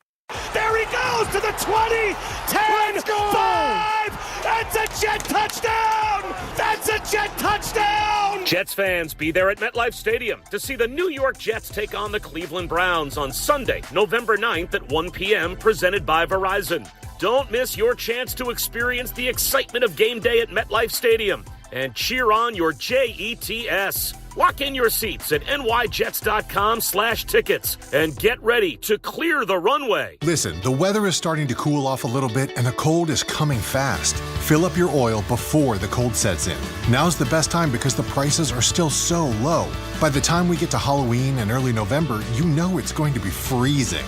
So make it easy to keep your house comfortable and warm. That's what Romeo's Fuel does. They keep you warm with discount home heating oil. Order online at romeosfuel.com. Now fully serving Nassau and Suffolk, go to romeosfuel.com today. That's romeosfuel.com.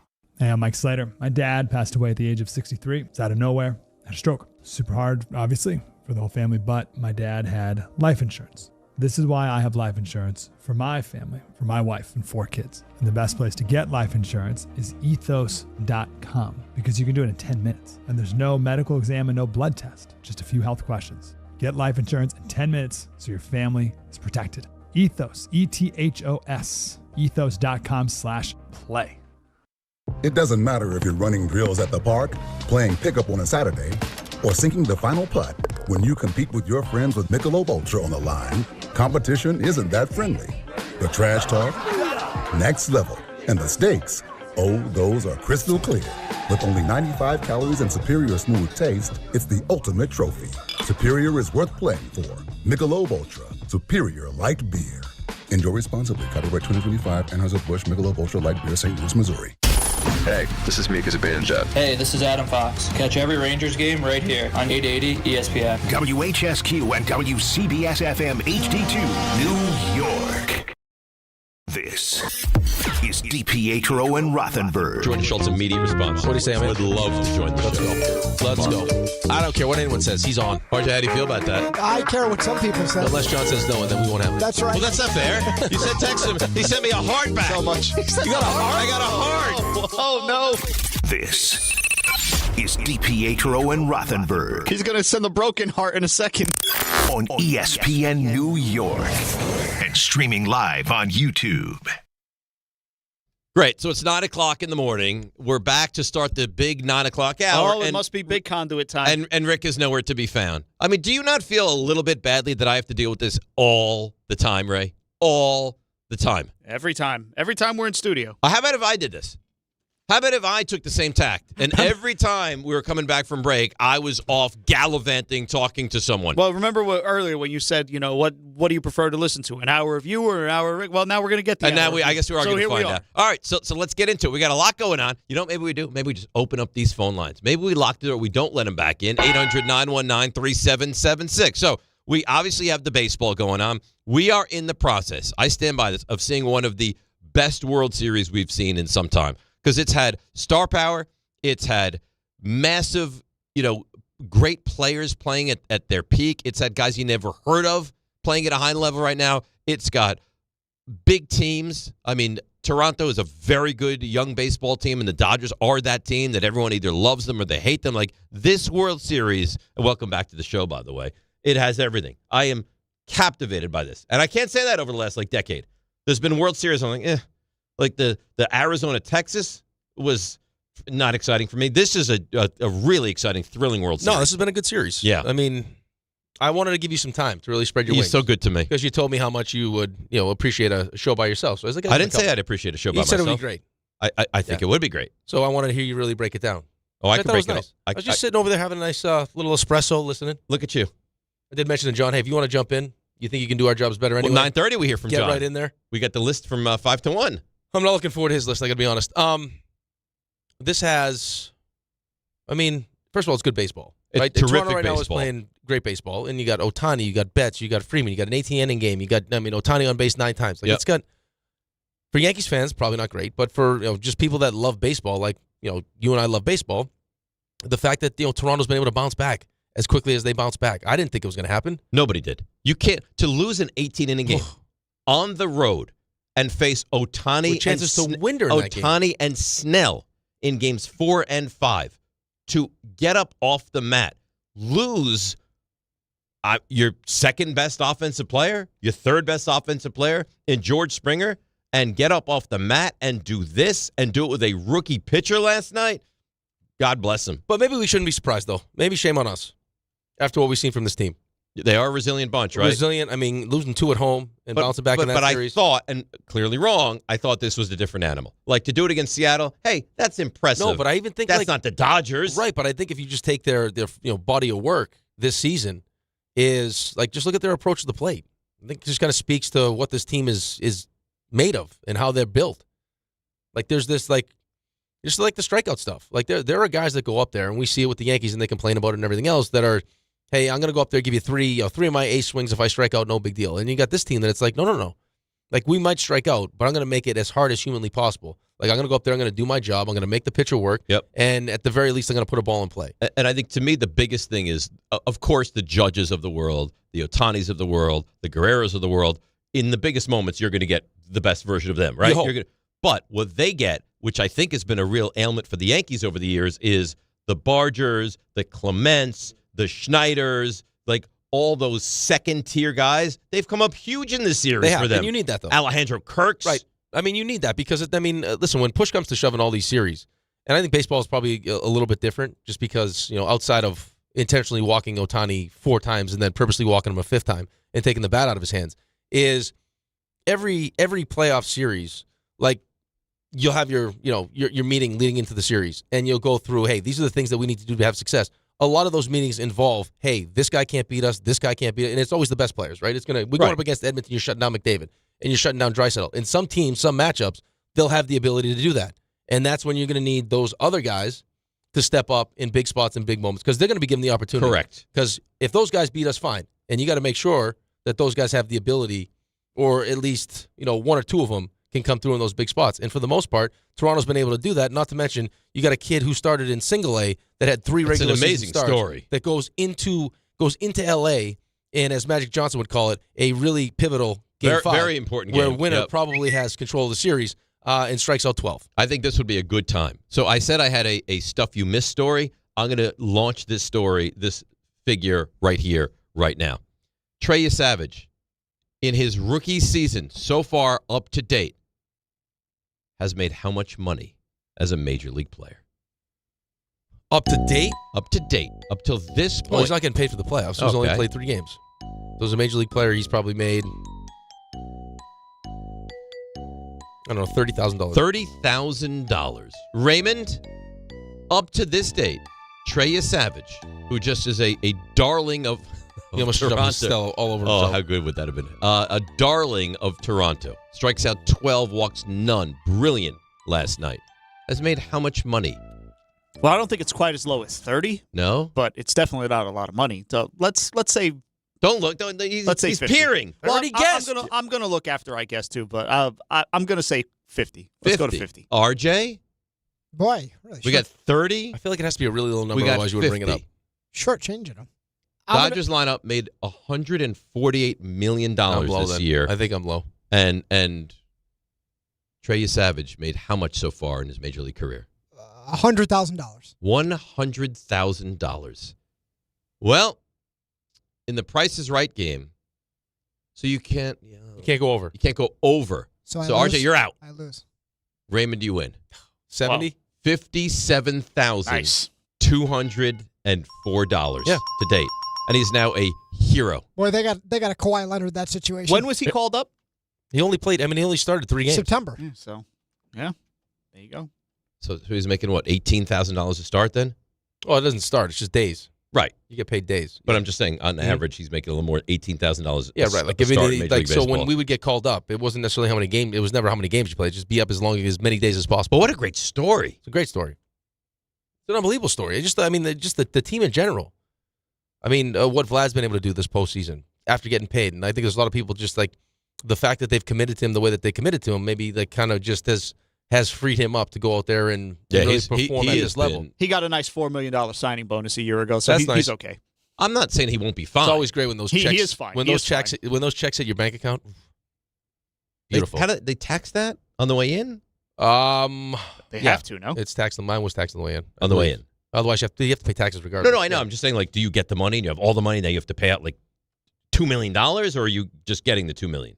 That's a good question. My paychecks were always taxed. I don't necessarily know 100% if my signing bonus when I got drafted was taxed. I think it probably was. I would hope it would be. Because to get $4 million and have to give out $2 million, I think is worse than just getting $2 million. It's funny. I was just telling John the same thing. I had made like one of the investments that I made that actually hit, as opposed to some of them that don't hit, was one of the best I had ever made. Wasn't taxed when I got it. So then I had to write the check to the... That's the worst. Oh, my God. I almost threw up. That's the worst. So you'd rather get a smaller amount as influx than get a larger amount and have to pay part of that out. Just like, when they take it out, you look at it, and it's disgusting when you see like what they took out anyway, but at least it's already out of it. When you get the whole lump sum, and now I got to turn and now you have to take what you consider to be now your money and then pay out your money, it's very, very difficult. I agree. Yeah, I agree. So Blue Jays are going to win the series. Feels like it. Right? Yeah, feels like it. They look like the better baseball team. They do. Right now now, they're playing better baseball. Yeah, That's they are. Correct. But when you look at now, it's one of the reasons why I probably leaned Dodgers last night, because Snell was going to be on the mound. Yep. And I was wrong. Is you do still have who pitches next for the Dodgers? Is it Yamamoto? I think so. Right. If Snell went one, then he would. Right. Now you have, and he was filthy, and then back-to-back starts has been filthy. Game 7, all bets are off. Right. All bets are off. Yeah. That's the saving grace. His last 2 starts have been complete games. He's been lights out. So if you get another one, that's what we all want. We all want Game 7. Of course. Right. I got tomorrow at 8, which is great. Friday night. Then we got Saturday night. And then we'll have Game 7, hopefully. Standalone, Saturday night. Beautiful. And this is doing huge numbers in Toronto, in Canada. Of course it is. This is doing huge numbers in Japan right now. Huge. So you got Canada dialed in. You got, I think it probably is doing fine in the States, and especially in L.A., I'm sure it's doing well. And then Japan is probably staying up all night long to watch it. I wonder if the 18-inning game went into like lunch for Japan. Oh, what's the time? I don't know. Raymond, what's the time difference? How many hours ahead is Japan? In Japan? Tell you right now. I think they're like tomorrow over there. Not right now. No? I think they might be. It's only 9 a.m. here, though. I think they might be Friday right now. No, even if it was, dude, even 12 hours would be 9:12 a.m. right now. What? Here. Yeah, okay. I was gonna say. So 10:12 p.m. So it's 13 hours. So they're almost tomorrow. Oh, yeah. So that definitely. It ended at 3 Eastern. So it's middle of the day, 4 o'clock. That's nice. Could you imagine that? I would. I'd prefer it. Yeah. I'm going to watch the entire game live. Of course you would. So Dave Roberts discussed facing elimination in Game 6 tomorrow night. Doesn't feel great. You clearly see those guys finding ways to get hits, move the baseball forward, and we're not doing a good job of it. I thought Yusevich was good tonight, mixing his fastball slider and the split. But yeah, you still have to use the whole field and take what they give you. And if they're not going to allow for slug, then you've got to be able to kind of redirect and club down to take competitive at-bats. And you see whether it's, Barger or Bichette, those guys are doing it. We have that ability. We've got to make some adjustments. We've seen Gossman a ton. I just think we just got to come in fresh. And we've been in elimination games, a core group of these guys, and we got to find a way to win a game. That's it. Yusevich was good. Yusevich was more than good. Well, but I think, he was really good. But I think I don't know if it was frustration. I'm sure it was a little bit of frustration. It's like, hey, fellas, listen, we have the ability to slug. We all get it. That's in a perfect world. That's what we'd all like to do. But we also have to recognize that in this moment, especially when Yusevich is pitching the way he is, like we got to change our approach a little bit. I like how he said club down. let's have more productive at bats here. I can't have Ohtani, Betts, and Freeman going 0 for 11 with 6 K. Right, and if you include Muncy in there until his last at bat, I think they were like 0 for 13. That right. Quad But see, of players. I think that most Yankees fans watching this series find themselves trying to figure out like what the perfect way to build a team would be, and like what these teams have that the Yankees don't currently have. And it's like, well, I mean, it's hard to really pinpoint because when you look at what the Dodgers and how they're built is different than what the Blue Jays are doing right now. Very different. So, like, how do you find that right mix? Well, the Blue Jays refuse to strike out, right? And the Yankees are a big strikeout team. Yep. They're getting great starting pitching right now, Right, and the which you Yankees in the postseason did not. I mean, the Blue Jays right now are, I'm sorry, at the moment, this current team, the way it's constituted, are way better than the Yankees, and they're put together better than the Yankees. They are. Yeah, but how much of that is, like, because, listen, Dave Roberts just said it to you. Like, we're capable of doing it. We have to make the choice to do it. So, I mean, there are guys in the Yankees lineup that are capable of doing it, but what are they being told to do? Like, what are we prioritizing? Like, I would almost guarantee that Anthony Volpe is being taught to hit with slug as opposed to, hey, Anthony, we need you to be an on-base percentage guy that can steal bases and go gap to gap. For us, doubles is great. If you pop and you hit a home run, awesome. But we need you on base more often, and we need to hit for a better average. We all recognize it doesn't care what the businesses you are in.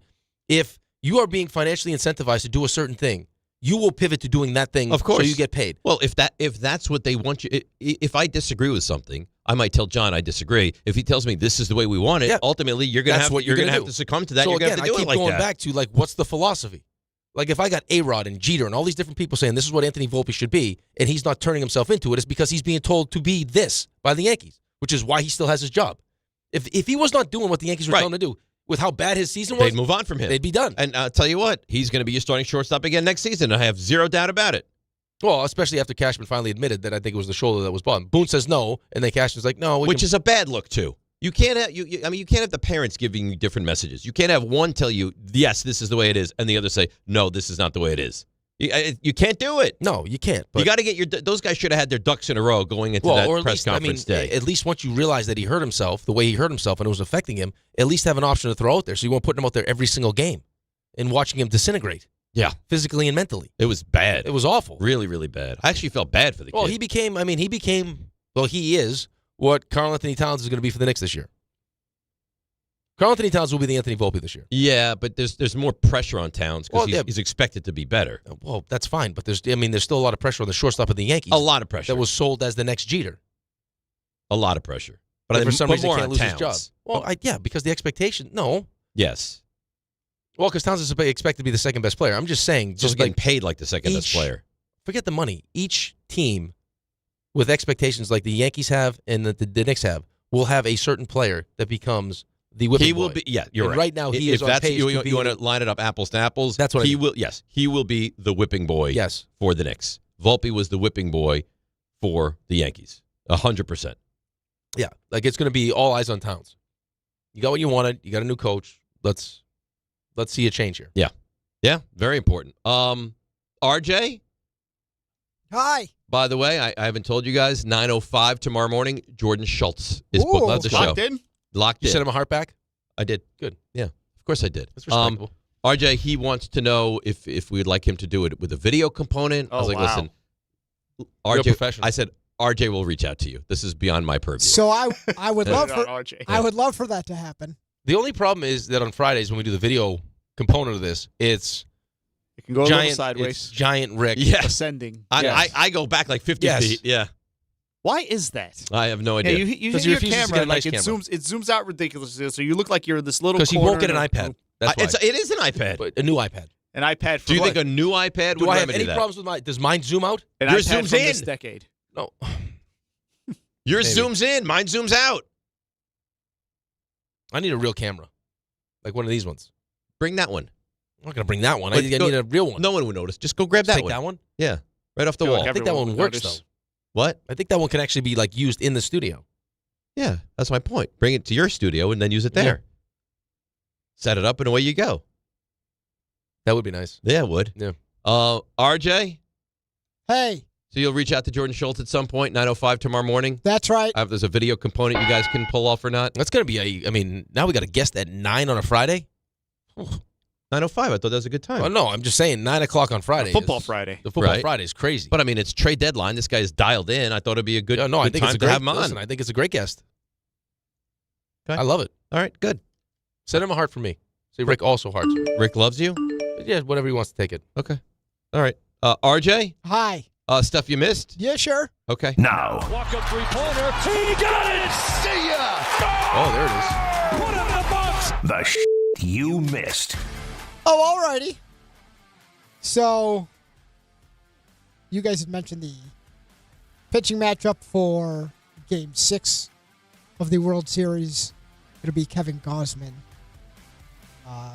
Why are you talking so slow? Yeah, what happened? Did you have a stroke? What is going on? I'm trying to figure out what happened to my computer. It'll be Yamamoto and Kevin Gausman. There's a lot going on just there. I got some football news. Anyone interested? Oh, do you? Yeah, sure.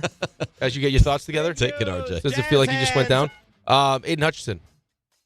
4-year, $180 million extension. It happened yesterday. like 2 days ago. Just saw it again. What happened yesterday? You interrupted okay? stuff you missed to bring us new. It's like the St. That was John's worse Michigan game again. You guys are on one. I got one. Okay. Stuff you missed. Oh, this is not stuff you missed. We're though, not is it? stuff you missed yet. It's not really an you stink. observation. Oh, you know, I'm going to save this for later. Okay. You missed the segment, is what happened. All right. I got to take control of this thing. We got to get this. You want to read slower? Yeah. So, well, I guess I didn't know I'd start here, but here we are. Aiden Hutchinson's new deal with the Lions. So it's $141 million guaranteed, Rick. Highest for We didn't even talk about it yesterday. I got news for you. But we didn't bring it up I yesterday. did it days ago. But no one said it yesterday. It happened after the show It happened yesterday. after the show. You guys want to get into the Titanic why do you 1912 keep thing? Went saying- right It down. happened Why do you after, keep saying days ago? It after happened the show yesterday. yesterday. Okay, but I mean, first of all, it's hard to keep track of time. Yeah, I can tell. No. The way when you sleep, you nap, it feels like it's days ago. It just popped up on Get Up. The total deal is 4 years, $180 million, $141 guaranteed, highest for a non-quarterback. There you go. Well, I missed it, okay? I wanted to bring it up because I missed it. Okay. That's okay. You know what? hijacked I like you that. I hijacked like the that better. segment. It's You stuff- hijacked. Yeah. RJ stroked out. I was trying to save him. He started talking That's real what slow. That's what he does. I was trying to figure out He's a hijacker. Tell me- You're in the mid. I was in the middle of the legal ID today, and he jumped me. That wasn't a steamroll. Which By the way, you're listening to DNR, Look at- DiPietro I mean, Rothenberg. look at Aaron Rodgers. Oh my God! Look at Aaron Rodgers. no, wasn't a steamroll. That was a hijack. He took it from me. I think that's the correct. It was like Thibodeau with the fumble. I think that's the correct response. No whistle. Yeah. No. Joe Flacco. He's got a banged up shoulder. Jets beat him up pretty good. He's 50-50 to take on the Bears. Otherwise, we get more Browning. What? No, but we're gonna have to make a pick tomorrow. If I knew Joe Flacco wasn't going to play that game, or I thought it was like, But you didn't know Well, already. then you didn't don't pick that game. Yeah, you didn't make a pick already. Tell me you wouldn't like to pick that game if you found Browning was playing. Yeah, of course I would, but you have no idea, so you can't take it. Then you know what? Then knowing he's banged up, knowing he's 50-50, take the Bears and roll the dice anyway. Seems that simple. This is the most favorable number you're going to get with him questionable. 2.5. 2.5. Yeah, jump in there. I'll do it right now. Yeah. We can't do that, but that would be fun. Kellen Moore says not only is Tyler Shuck going to start this week, it's his job to keep. So he's the guy moving forward in New Orleans. Great. That's a great name if you play for the Saints, though. Shuck. Because they have all the oysters in Yeah. You know what else would be great? Tyler showing your boobs all over the place because of the whole bead thing during Mardi Gras. You remember that? Tyler boobs out? Yes. This has been a quality segment. I can't get Tyler Shuck's throw at the combine out of my head, though. That's one great. The Uncle Rico throw? That was unbelievable. When we put up for the New York State Broadcasters Awards, we should send this segment. I think so. Yeah. This has been good. He could wear nipple pants. Yes. This has been this is what Very we're about. informative. Nipple pants. That's right. If I had tatas, I'd have those things all over the Oh, place. boy. down in New Orleans. You wouldn't even see me with all the beads. Commanders receiver Terry McLaurin, he's got a quad injury. He's out against the Who would have Seahawks. ever seen this coming, This huh? has not gone well. Yeah. McLaurin's out again? Yeah. He's out. Did you not? What did you do? Sleep all day yesterday? No, you, I didn't. you usually know everything. I was gone. Last night they I announced went from it. school. I went from school right to practice. He's doing all his training modules. Yeah, I you got see all my all certificates. You see all his certificates. He's I had a real assignment yesterday. He's like a proud third grader. I know. He starts breaking Taking a out his SUNY certificates. Cortland class. Look, I passed the homonym test, Mom. You took a SUNY Cortland online class? Taking a full class, yeah. Do you participate in like the virtual lectures? No, I don't have a lecture yet. I just had my first assignment. Wow, what do you got to do?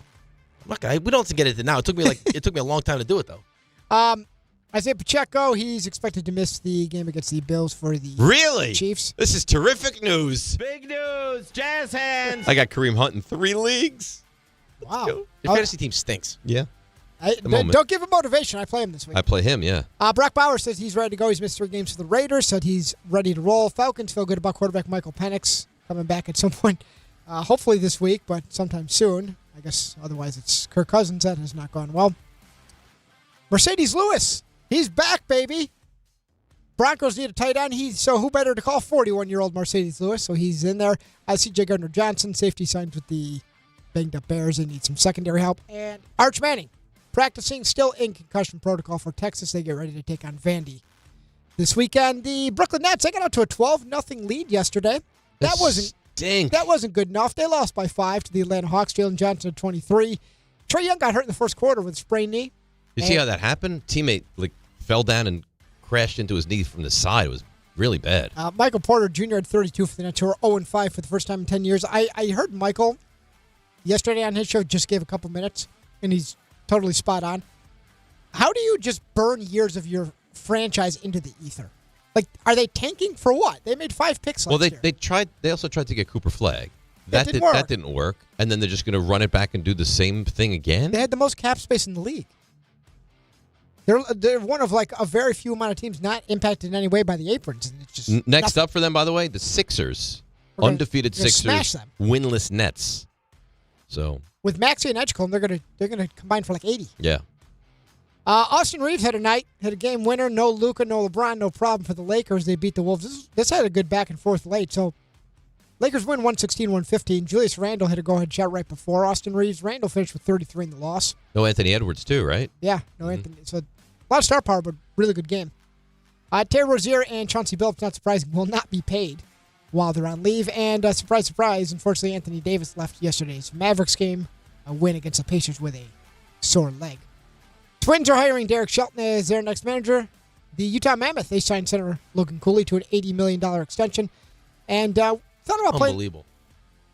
What, there's just the money being thrown around? No, these second deals. Well, there's no bridge contract. We used to be if you got a 1-year deal at the a 1-year one-way deal for 10% more than you made the year before, you'd be pumped. Nope, not anymore. And boy, you know who's not pulling any punches about how his team's performing? That would be Brian Schottenheimer about the Cowboys. None of us have done good enough. Coaches, players, head coach. Our scorecard is what it is, and that's not just defensively. That's offensively. We're a football team. That's 3-4-1. You can take the stats on offense and. As far as I'm concerned, is what it is. We want to win, and people talk about, hey, MVP and this and that. Dak Prescott doesn't want to win MVP. He wants to win a Super Bowl, and that's what we want to win. You were saying you could take those offensive numbers and shove them somewhere. Why wouldn't Dak want to win MVP? He wants to win games. Well, I could do both. It's more important to win the Super Bowl than win an MVP. Oh, yeah, he didn't say that. He said Dak doesn't want to win MVP. I think he'd like to. Well, not according to the head coach. Can you turn the award down? Imagine that. Logan Cooley is 21 years old. And he's gone from making $950,000 a year. Good for him. To signing an 8-year. What a life. Yeah, you know what happens when a lot of those deals, you do a bunch of them in 2 off seasons and they don't work out? You become the Sabres? That's right. Oh, no. It'll work out for the Mammoth, though. Anyways. You're really scarred by this, aren't you? He's troubled by it. Suck. Where's Devin Levi? I don't know. Rochester. Alex Lyon. Broadcast team has cool jackets, though. I keep telling RJ this. Stayed at my parents' house. You should house them. See, it could make the difference, RJ. I will say, home-cooked meals. They've been better lately, though. They used to do that, though. I remember when Billets. Not only that, I remember the Jets used to advertise for this back in the day. They'd have rookies come in and be like, listen, they have nowhere to stay. Back in the day. You remember that? Meaning what year? I don't know, the 80s. 80s, maybe even into the 90s, and they would put you can house a jet. Well, yeah. If you, I swear to God, this is true.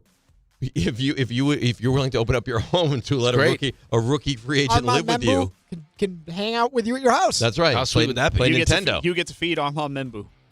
That stuff you missed. Dave's Countdown concludes next. That's nice. It's all happening now, and it will now conclude with the 5, 4, 3, 2, and number 1 movie of all time as voted by me and my panel. It's DNR with you on ESPN New York.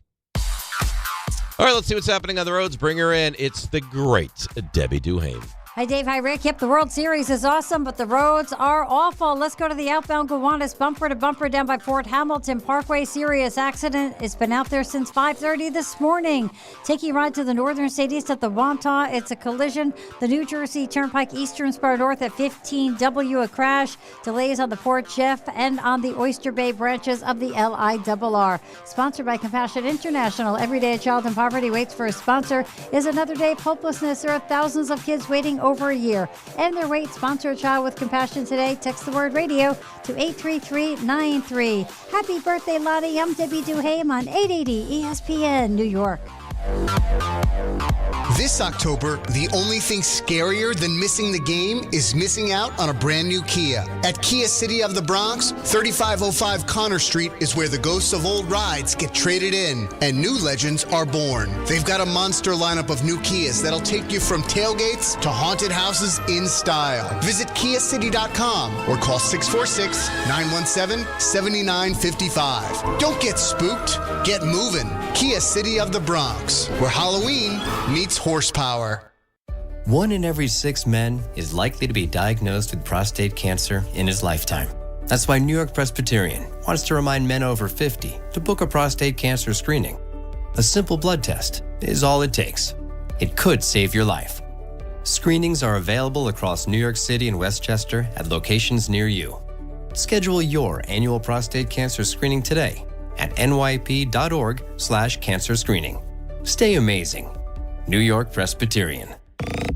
Dave Rothenberg here to tell you about my friends at Bathfitter. Now, they converted my kids' bathtub to a shower and did an incredible, really an unbelievable job. They offer all types of custom bath renovations, including their unique PermaFit solution for a watertight fit done in just 1 day. Durable and easy to clean with no demo or mess and lower cost than a standard replacement. And a lifetime guarantee. Right now, no money down, no payments, no interest until 2027. So start designing your bath today like we did at bathfitter.com. There's only one Bathfitter. Mary to the net. Score! The New York Islanders are back in action with a brand new theme night schedule you won't want to miss. Bring your friends out for the holidays and take home a custom holiday replica jersey or arrive early for special bobblehead giveaway nights for Matt Barzell and Bo Horvat. Barzell for Horvat, score! Explore the full theme night schedule at NewYorkIslanders.com. Hey, bro, weirdest thing is happening at the game. This guy sitting next to me says, "You're our good luck charm." Every time I crack a Bud Light, we score a touchdown. Now his entire family wants to buy me Bud Lights. I think I'm some kind of a football prophet. Talk soon. The team needs me. Anything for Bud Light, the official beer sponsor of the NFL. Stock up today. Enjoy responsibly. Copyright 2025 Anheuser-Busch Bud Light Beer, St. Louis, Missouri. At City Harvest, we believe no New Yorker has to go hungry. With your help, we're on the road 365 days a year, rescuing over 77 million pounds of nutritious food and delivering it free to millions of New Yorkers, transforming surplus food into sustenance, sustainability, and smiles, rallying thousands of New Yorkers to power a network of nourishment across our city. 1 day, 1 meal, and 1 New Yorker at a time. That's how we feed good. Donate at cityharvest.org.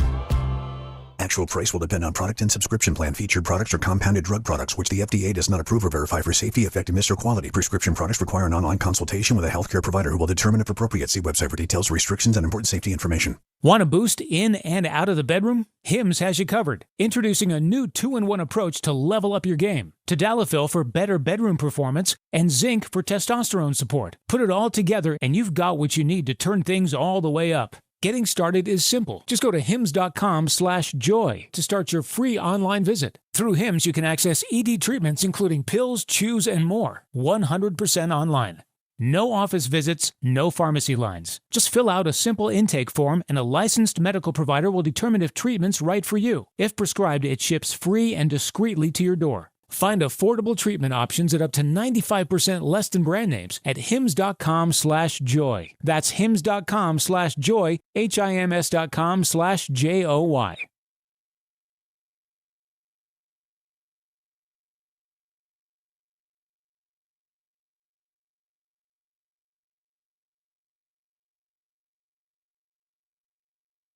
All right, DNR with you, ESPN New York. YouTube customers, you could lose ESPN and the sports you love, including football, pro football, college game day, Monday Night Football, NBA, college basketball, and more. Take action.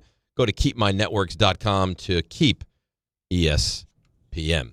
So, we have the great John Winthrop here. That would be my walk-up music if I was in an MLB player. That would be it? Yeah. Right there. Do we you know got what to even that is?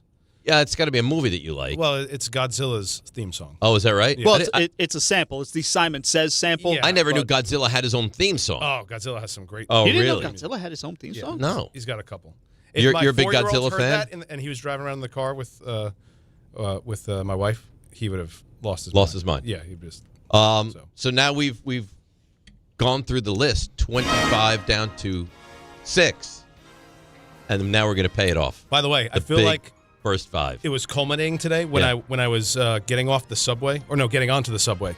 The subway platform musician was playing the Rocky theme. Really? Yeah. Did you walk up to him and be like 14? No, but I thought it was fitting that he It was. is fitting. Now, I don't know what he does as a day job. Maybe that is his day job. I guess if you're performing on the subway platform, that's kind of what you do for a living. Yeah. Yeah, it probably is. Oh, not necessarily. No, you think he's got like a day job? A little part-time thing. You ever see the thing where they have like a world-class violinist go down to the subway? I've seen that on social media. Yeah, those are funny. Someone I on like our floor, I won't say who, tipped one of those people yesterday. Really? I happened to be walking behind them. So they don't know nice. that you knew? No. I just saw them go into their wallet and throw some cash. Really? I was like, wow. That's nice to know. It changed my whole perception of them. Do you think of them better than you did? Unbelievable. Now if I ever need money, I can go to that person. Because they'll give it away. Yep. Literally give it away. Right? Sorry. E.T. Oh, my. I'm hearing the it's like music. doing the show Sorry. with Rain Man. Honestly, It's unbelievable. All right. Make a list of soundtracks, too. So here's what I say we do. I say I go 5, you go 5. Sure. 4-4, 3-3, 2-2, 1-1. I should probably go first. That yeah, way, so that way we can you- save my yes. Yes. All right. So as your 5th all-time favorite movie, where are you going? I'm going. I teased it yesterday. It is Jaws. Jaws is my Great. 5th all-time favorite movie. I wish I would have seen it in the theaters when it got re-released. I was on a cruise, so it was only Disney. there.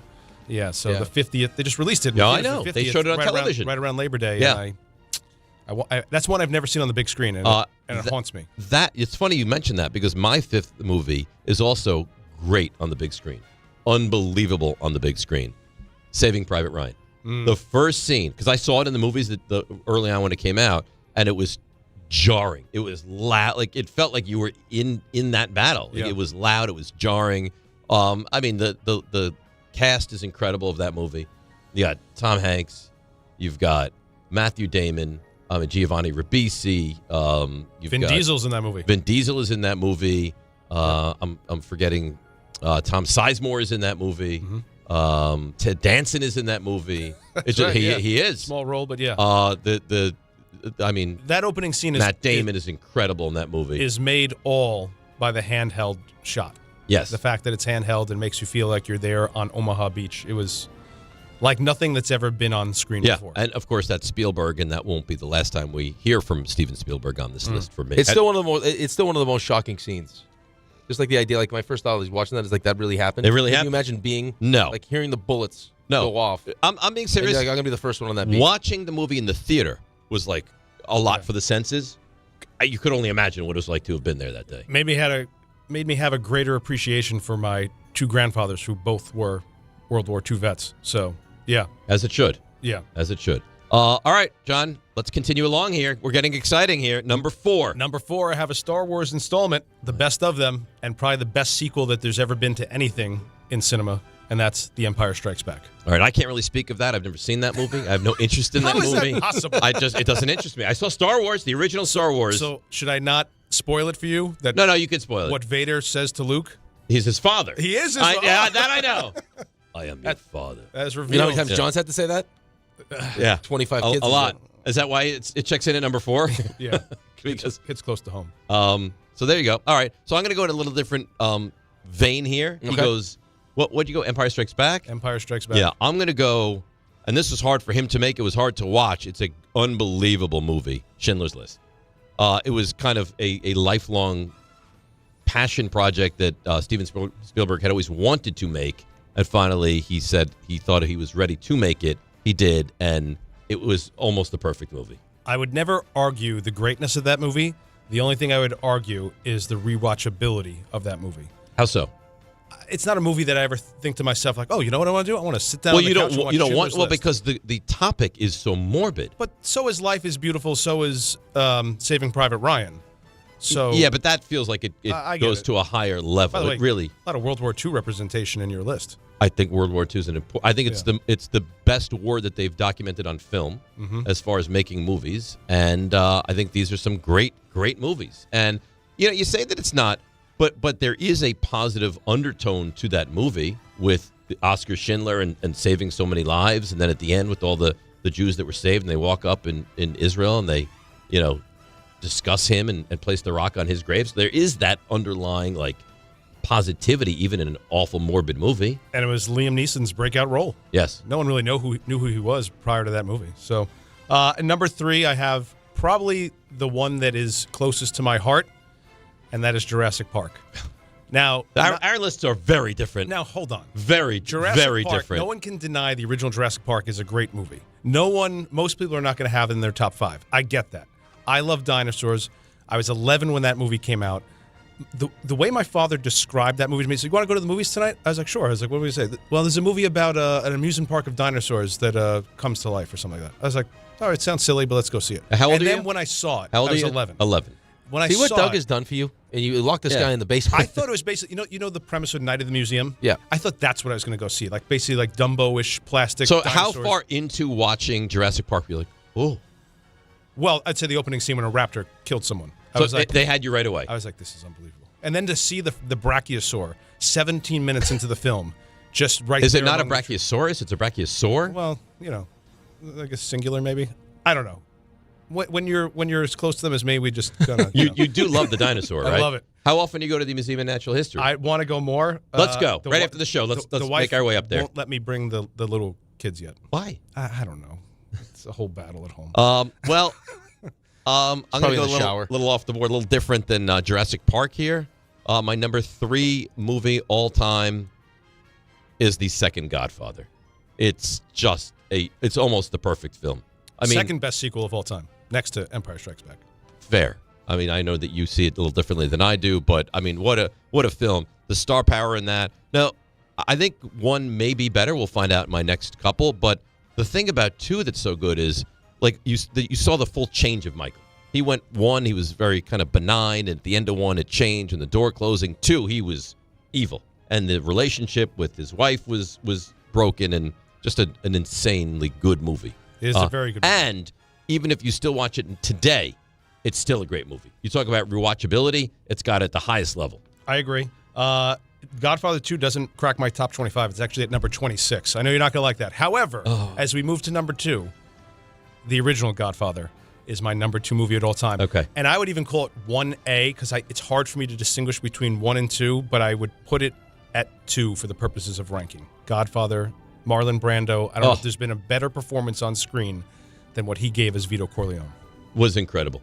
Absolutely incredible. And the whole thing with the cheeks being expanded out, that was all his just in audition. That was not the plan to do that. Cotton swabs or whatever in his cheeks. Amazing. What have I ever done to make you treat me so disrespectfully? So good. The 5 families. What I love about that movie is the closeness of the Corleone family. Because I know you don't consider it to be like a family movie, but the dynamics are with Fredo and with Michael, right? It was an amazing. I mean, when they kill McCluskey, it was the gun in the back of the toilet. It's an incredible film. Do you know who was? My boy. Do you know who was up for the role of Michael before it went to Pacino? And it would have changed. James Caan. No, someone that looks a little like Pacino. I'm surprised you don't know. Wait, no, it was not in the De offer. Niro, is it? Dustin Hoffman. Oh, that would have changed the film. Well, didn't they want James Caan to be a different? Yes. Yeah. Yes. But Hoffman was fresh off the success of The Graduate, so That he would've was been well terrible. thought of. 1967, The Graduate. Yes. Not 69. I think 67. That wouldn't have been good. It would have definitely been different. It would have been different. It But lost here's the thing. Pacino's career. Had they done that and you never knew, you wouldn't know to be upset by that, right? Because Al Pacino was nothing. No, they didn't want him in the movie. Yeah. He was a nothing actor. You're out, Tom. And it launched his career. I mean, Robert Duvall in that movie, too. Incredible. Yeah. All right, so that was 2 for you? That was number 2, yes. All right, 2 for me. I love this movie. I think it's almost the perfect movie. The acting is great. The premise is great. You have a happy ending to this movie. Shawshank Redemption. It is. That's a good movie. A wonderful. Carlin gives it a thumbs up. Yeah. Well, if I get Carlin's approval, I know that I'm winning here. Shawshank is universally accepted as one of the greatest films of all time. If you look at like IMDb, it's usually got one of the highest rankings. Wonderful. I think I had it like 18 or whatever. I'm telling you, these walls are funny. It's a great movie. I just happen to like a lot of movies, and some of them were personal taste, but you can't go wrong. Shawshank is awesome. That movie is fantastic. And it's another one that stands the test of time. Yeah. So at number 1, I know this is probably not going to be popular among, people of this generation, but I think the best movie ever made was Casablanca. I know it was made over 80 years ago now. But if you've ever seen it, I think it is the best movie ever made. I think it's what really launched like cinema to become what it became. So do you look at it as the great movie because of what it launched, or do you look at it as a great movie because it stand alone, it's a great movie? So over the summer, I watched it again. I was like, do I need to rework my rankings at all? So I like to always watch movies to see if they need to go up or down. And I was like, Casablanca's been at 1 for a long time. Is it still stand the test of time 80 years later? He portrayed Humphrey Bogart in Casablanca. That's true. Anyway, and I watched it. I was like, this movie's great. It stands the test of time for you. I think I grabbed Burger King and decided I was by myself one day. I was just like, I'm going to watch Casablanca. Where do you have It Happened One Night? You have that near? No, I don't have that in the top. The Maltese 100. Falcon. I don't like the Maltese Falcon. I'm not a Humphrey Bogart guy. Okay. But Casablanca was a perfect film in my All right. eyes. So our top 5, very different. I'm going to go to the original. It's perfect. And it's Godfather.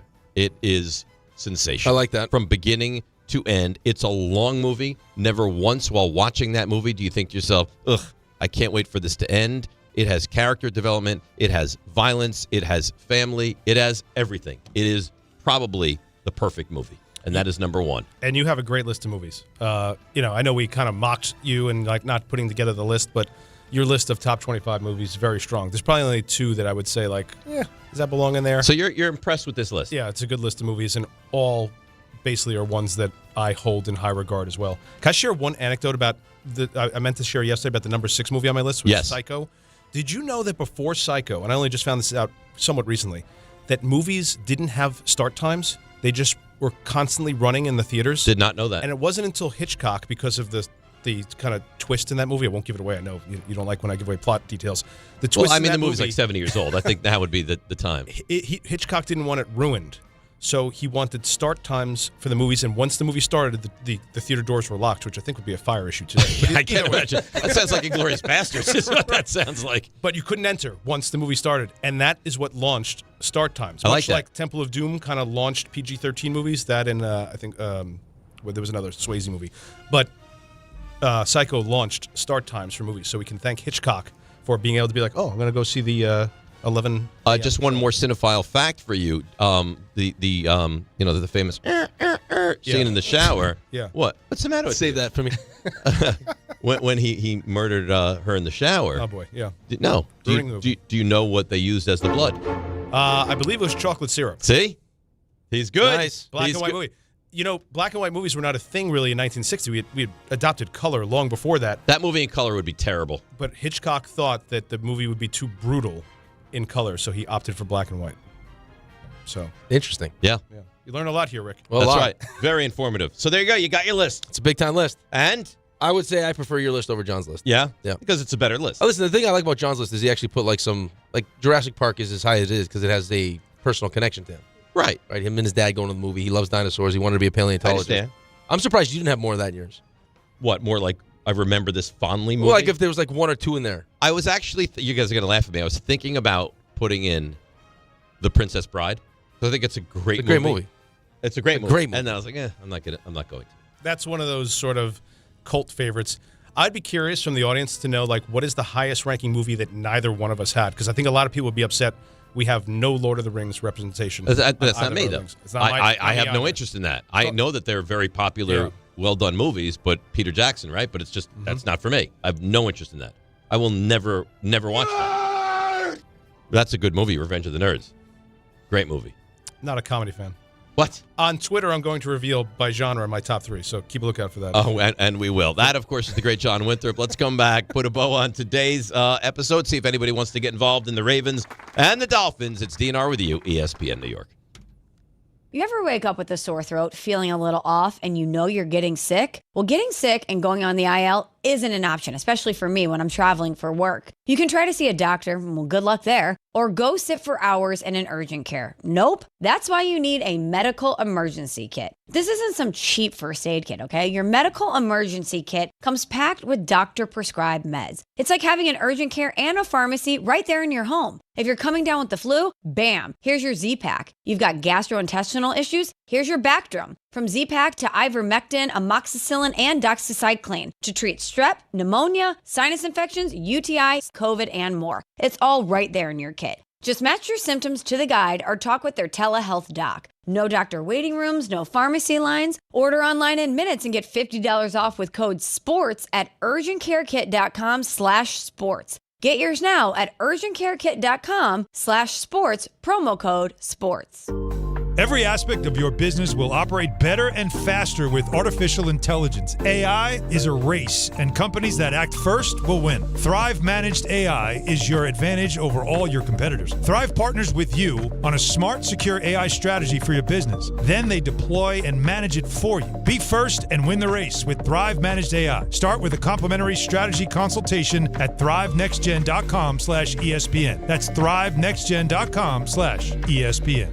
YouTube TV customers, you could lose ESPN and the sports you love, including college football, college game day, Monday Night Football, the NBA, college basketball, and more. Take action. Go to keepmynetworks.com to keep ESPN. Shop new fall offers at Bay Ridge Mazda. Lease a 2025 Mazda CX-30S for as low as $199 per month or finance for 2.9% APR for 36 months. Or the 2025 Mazda CX-5S for as low as $229 per month or finance for 2.9% APR for 36 months. Plus, enjoy 1 year of complimentary Bay Ridge Plus benefits like ding and dent coverage, key replacement, windshield protection, and roadside assistance. Visit them in Brooklyn or online at BayRidgeMazda.com. Bay Ridge Mazda, where confidence comes standard. See dealer for details. Harry Douglas here. Look, being a man doesn't mean skipping self-care. Manscaped makes it easy to feel confident, clean, and ready for anything. Whether you're at work, hitting the gym, traveling for business, or heading for a night out. The Lawnmower Trimmer gives you precision, the Beard Hedger keeps your look tight, and their grooming essentials smell incredible. Manscaped's tools are built to perform, helping you stay sharp, smooth, and feeling your best every single day. Because real confidence starts with a clean cut and the right gear. Get all the Manscaped products you need right now at your local Target. From kickoff to cash out, ESPN Bet has the tools you need to score more on game days. Bet smarter with stats at your fingertips. Get personalized parlays built just for you. And with your fantasy team synced right in the app, you can back your squad. Right now, new customers get $100 in bonus bets when you bet $10. Sign up with promo code USL to get started. Must be 21 plus. Gambling problem? Call 1-800-GAMBLER. Terms and conditions apply. See app for details. Offer not available in New York. You live for this. The wins, the losses, the slam dunks, and the buzzer beaters. The dream that this is your team's year. Hope. It's what keeps you coming back. So you represent with anticipation and with pride. Because when everything's on the line, your support means everything. That's why the NBA Store is here to support you. Check out the largest selection of official NBA gear at NBAstore.com. A Fanatics experience. All right, DNR with you, ESPN New York. Game time brought to you by Tullamore Dew Irish Whiskey. When it's game time, it's Tully time. The Islanders visit the Hurricanes tonight, 7:30. 9 o'clock Rangers in Edmonton. 10 o'clock Devils in San Jose to take on the Sharks. And, of course, you have a Thursday night football game, Ravens at Dolphins. And that's game time, and that's brought to you by Tullamore Dew, the original triple distilled, triple blended, triple cask matured Irish whiskey. Be sure to grab a Tullamore Dew or try the new Tullamore Dew Honey during today's action. Glasses up to enjoying Tullamore Dew responsibly. We have a new member of the DNR family. Let's bring in Patty from Schenectady and find out what's happening. Good morning, Patty. Good morning, gentlemen. I'll keep it quick, but I wanted to share with you guys as a family-type unit that we welcomed our second baby girl yesterday. So, congratulations. Congratulations is right. Baby, so good things. Lots of skin to skin, Patty. Yeah. He's got lots of skin. I get it. That's nice. Good heat going there. A lot of heat going there, Rick. You know the deal. Congratulations, man. Mom, baby, everybody healthy, Thanks, happy? Yep. Everybody's happy and healthy. Is there a chance you bring your new addition to the big Mets event we have in May? There's a chance that the first edition is now old enough that she comes. We'll see on the second edition. All right. So. But the way Dad acts at that. Yeah, we she doesn't need to see that. The best idea. No. Patty, congratulations, man. Exactly. We're thrilled for We you. want the full Patty Have a great experience. rest of your day. Appreciate All you. right. There you go. That's Patty in Schenectady. Good for him. Couldn't Happy. help yourself there with a lot of skin comment, huh? No. It was it's like Karch Karai. Like it was set for me. I had no choice but to hit it home. I put it right at the rim. All you had to do was just stuff it. Who am I to not do that? If I don't You do can't it, turn now, your back on that. Right. I have to. I absolutely have to. You know, the famous singing in the shower. Sounds like when you're thinking about Ray in the shower. Remember that one time, that famous scene? That's not the only time I've thought about Ray in the shower. Yeah, I think we have a couple of drops about that. All right. Anybody want this game tonight? Nope. Raymond? I'm so tempted, but I can't Take do it. I can't If do you were it. going to, it would be? It would be Baltimore. Okay. RJ? I'm out. All right. Everyone's out. RJ Survivor, nothing? Not yet. Okay. Raymond? Hi. How you doing? Fantastic. That's great. You look so well rested today. I got shot out of a cannon. today. Indy's up to Fantastic. 3.5 now. Yeah, absolutely. Oh, boy. 3 stars? Yeah. Let's go. Today's 3 stars. Number 3. Talking about stuff in the movie theaters, and, well... You know what they should make socially acceptable? If you just took your big thing and it turned into like a self-urinal. The big jug of soda that they give you. Oh. You finish the soda, now you're like, hey, now I can relieve myself in that. Yeah, Rick was like the rest of us. Take your big thing. I'm saying, well, now what do I do with my big thing? That's what I thought we were Yeah, going. take the old Biggie out. What do I do with him? Number 2. A lot of steamrolling action going on today. By the way, you're listening to DNR, DiPietro Rothenberg. Look at Aaron Rodgers. Oh, my God. Look at Aaron Rodgers now. I can't help that my brain goes straight from my brain to my mouth. Apologize to me. Sorry. Okay. You're not alone. You're not alone, Rick. I got one. Okay. Stuff you missed. Oh, this is not stuff you missed. We're though, not is in it? stuff you missed yet. It's not really an you observation. All right, you know, I'm going to save this for later. Okay. You missed the segment, is what happened. Yeah, he did. And RJ was a little thrown off in Sim. Pitching matchup for Game 6 of the World Series. It'll be Kevin Gausman. Why are you talking so slow? Yeah, what happened? You sound, I'm trying to figure out what what is going on? That sounds way worse when you hear it back. I'll tell you what. Rick saw his opportunity, and he crashed through it like the Kool-Aid man through a wall. I got some football news. Anyone interested? Oh, do you Yeah, now? sure. As you get your thoughts together, Aiden Hutchinson, 4-year, $180 million extension. It happened Happened yesterday. 2 days ago. I just saw it again. Just saw it again. Breaking news, we landed on the moon. RJ stroked out. I was trying to save him. I just saw it. Number 1. Oh, we're big on clock integrity and playing the appropriate sound. So can we, the Dexter Lawrence whole thing, can we do that? For a Yeah, minute? let's just keep playing more Dexter Lawrence sound, please. All right, let's not. All of a What do you- sudden, what now do you're you- hell bent on playing what do sound. you listen? Yeah, listen, it's important to play the sound and break on time. We only have 90 seconds left in this segment. We have to break right on time. And now we get to the end of the segment, and Let's play another. No, forget No, it now. stop, please. Don't be a baby. Now it all goes to hell. Oh. Now we blow right through the break. I don't want John Cohen being like, what break is this? With confusion. Okay, fine, let's go to break. Let's go. Get the break. No, I don't want to break. Don't tell me what to do. I break when I want to break. Hmm. I won't be pressured into breaks. You're not the Don. Shutting my microphone off. Fine. You know what I've decided to do right now? Go to break. And I've decided to end the show. Great job, boys. Good decision. It's Rule 76. No excuse, blanket champion is DiPietro Rothenberg. And Everybody. right here on ESPN New York and on YouTube. You know, the famous scene in the shower. The Association on Aging in New York is celebrating the 60th anniversary of the Older Americans Act, which funds vital programs for millions of older adults. Services include meals, transportation, home care, Medicare counseling, case management, and caregiver support. Today, people are uncertain whether some programs remain available. We can help. To learn more about these essential programs and how to keep them, visit our website at agingny.org. Sponsored by the Association on Aging in New York. When you're hiring, have you ever felt like you're missing out on meeting truly great candidates for your roles?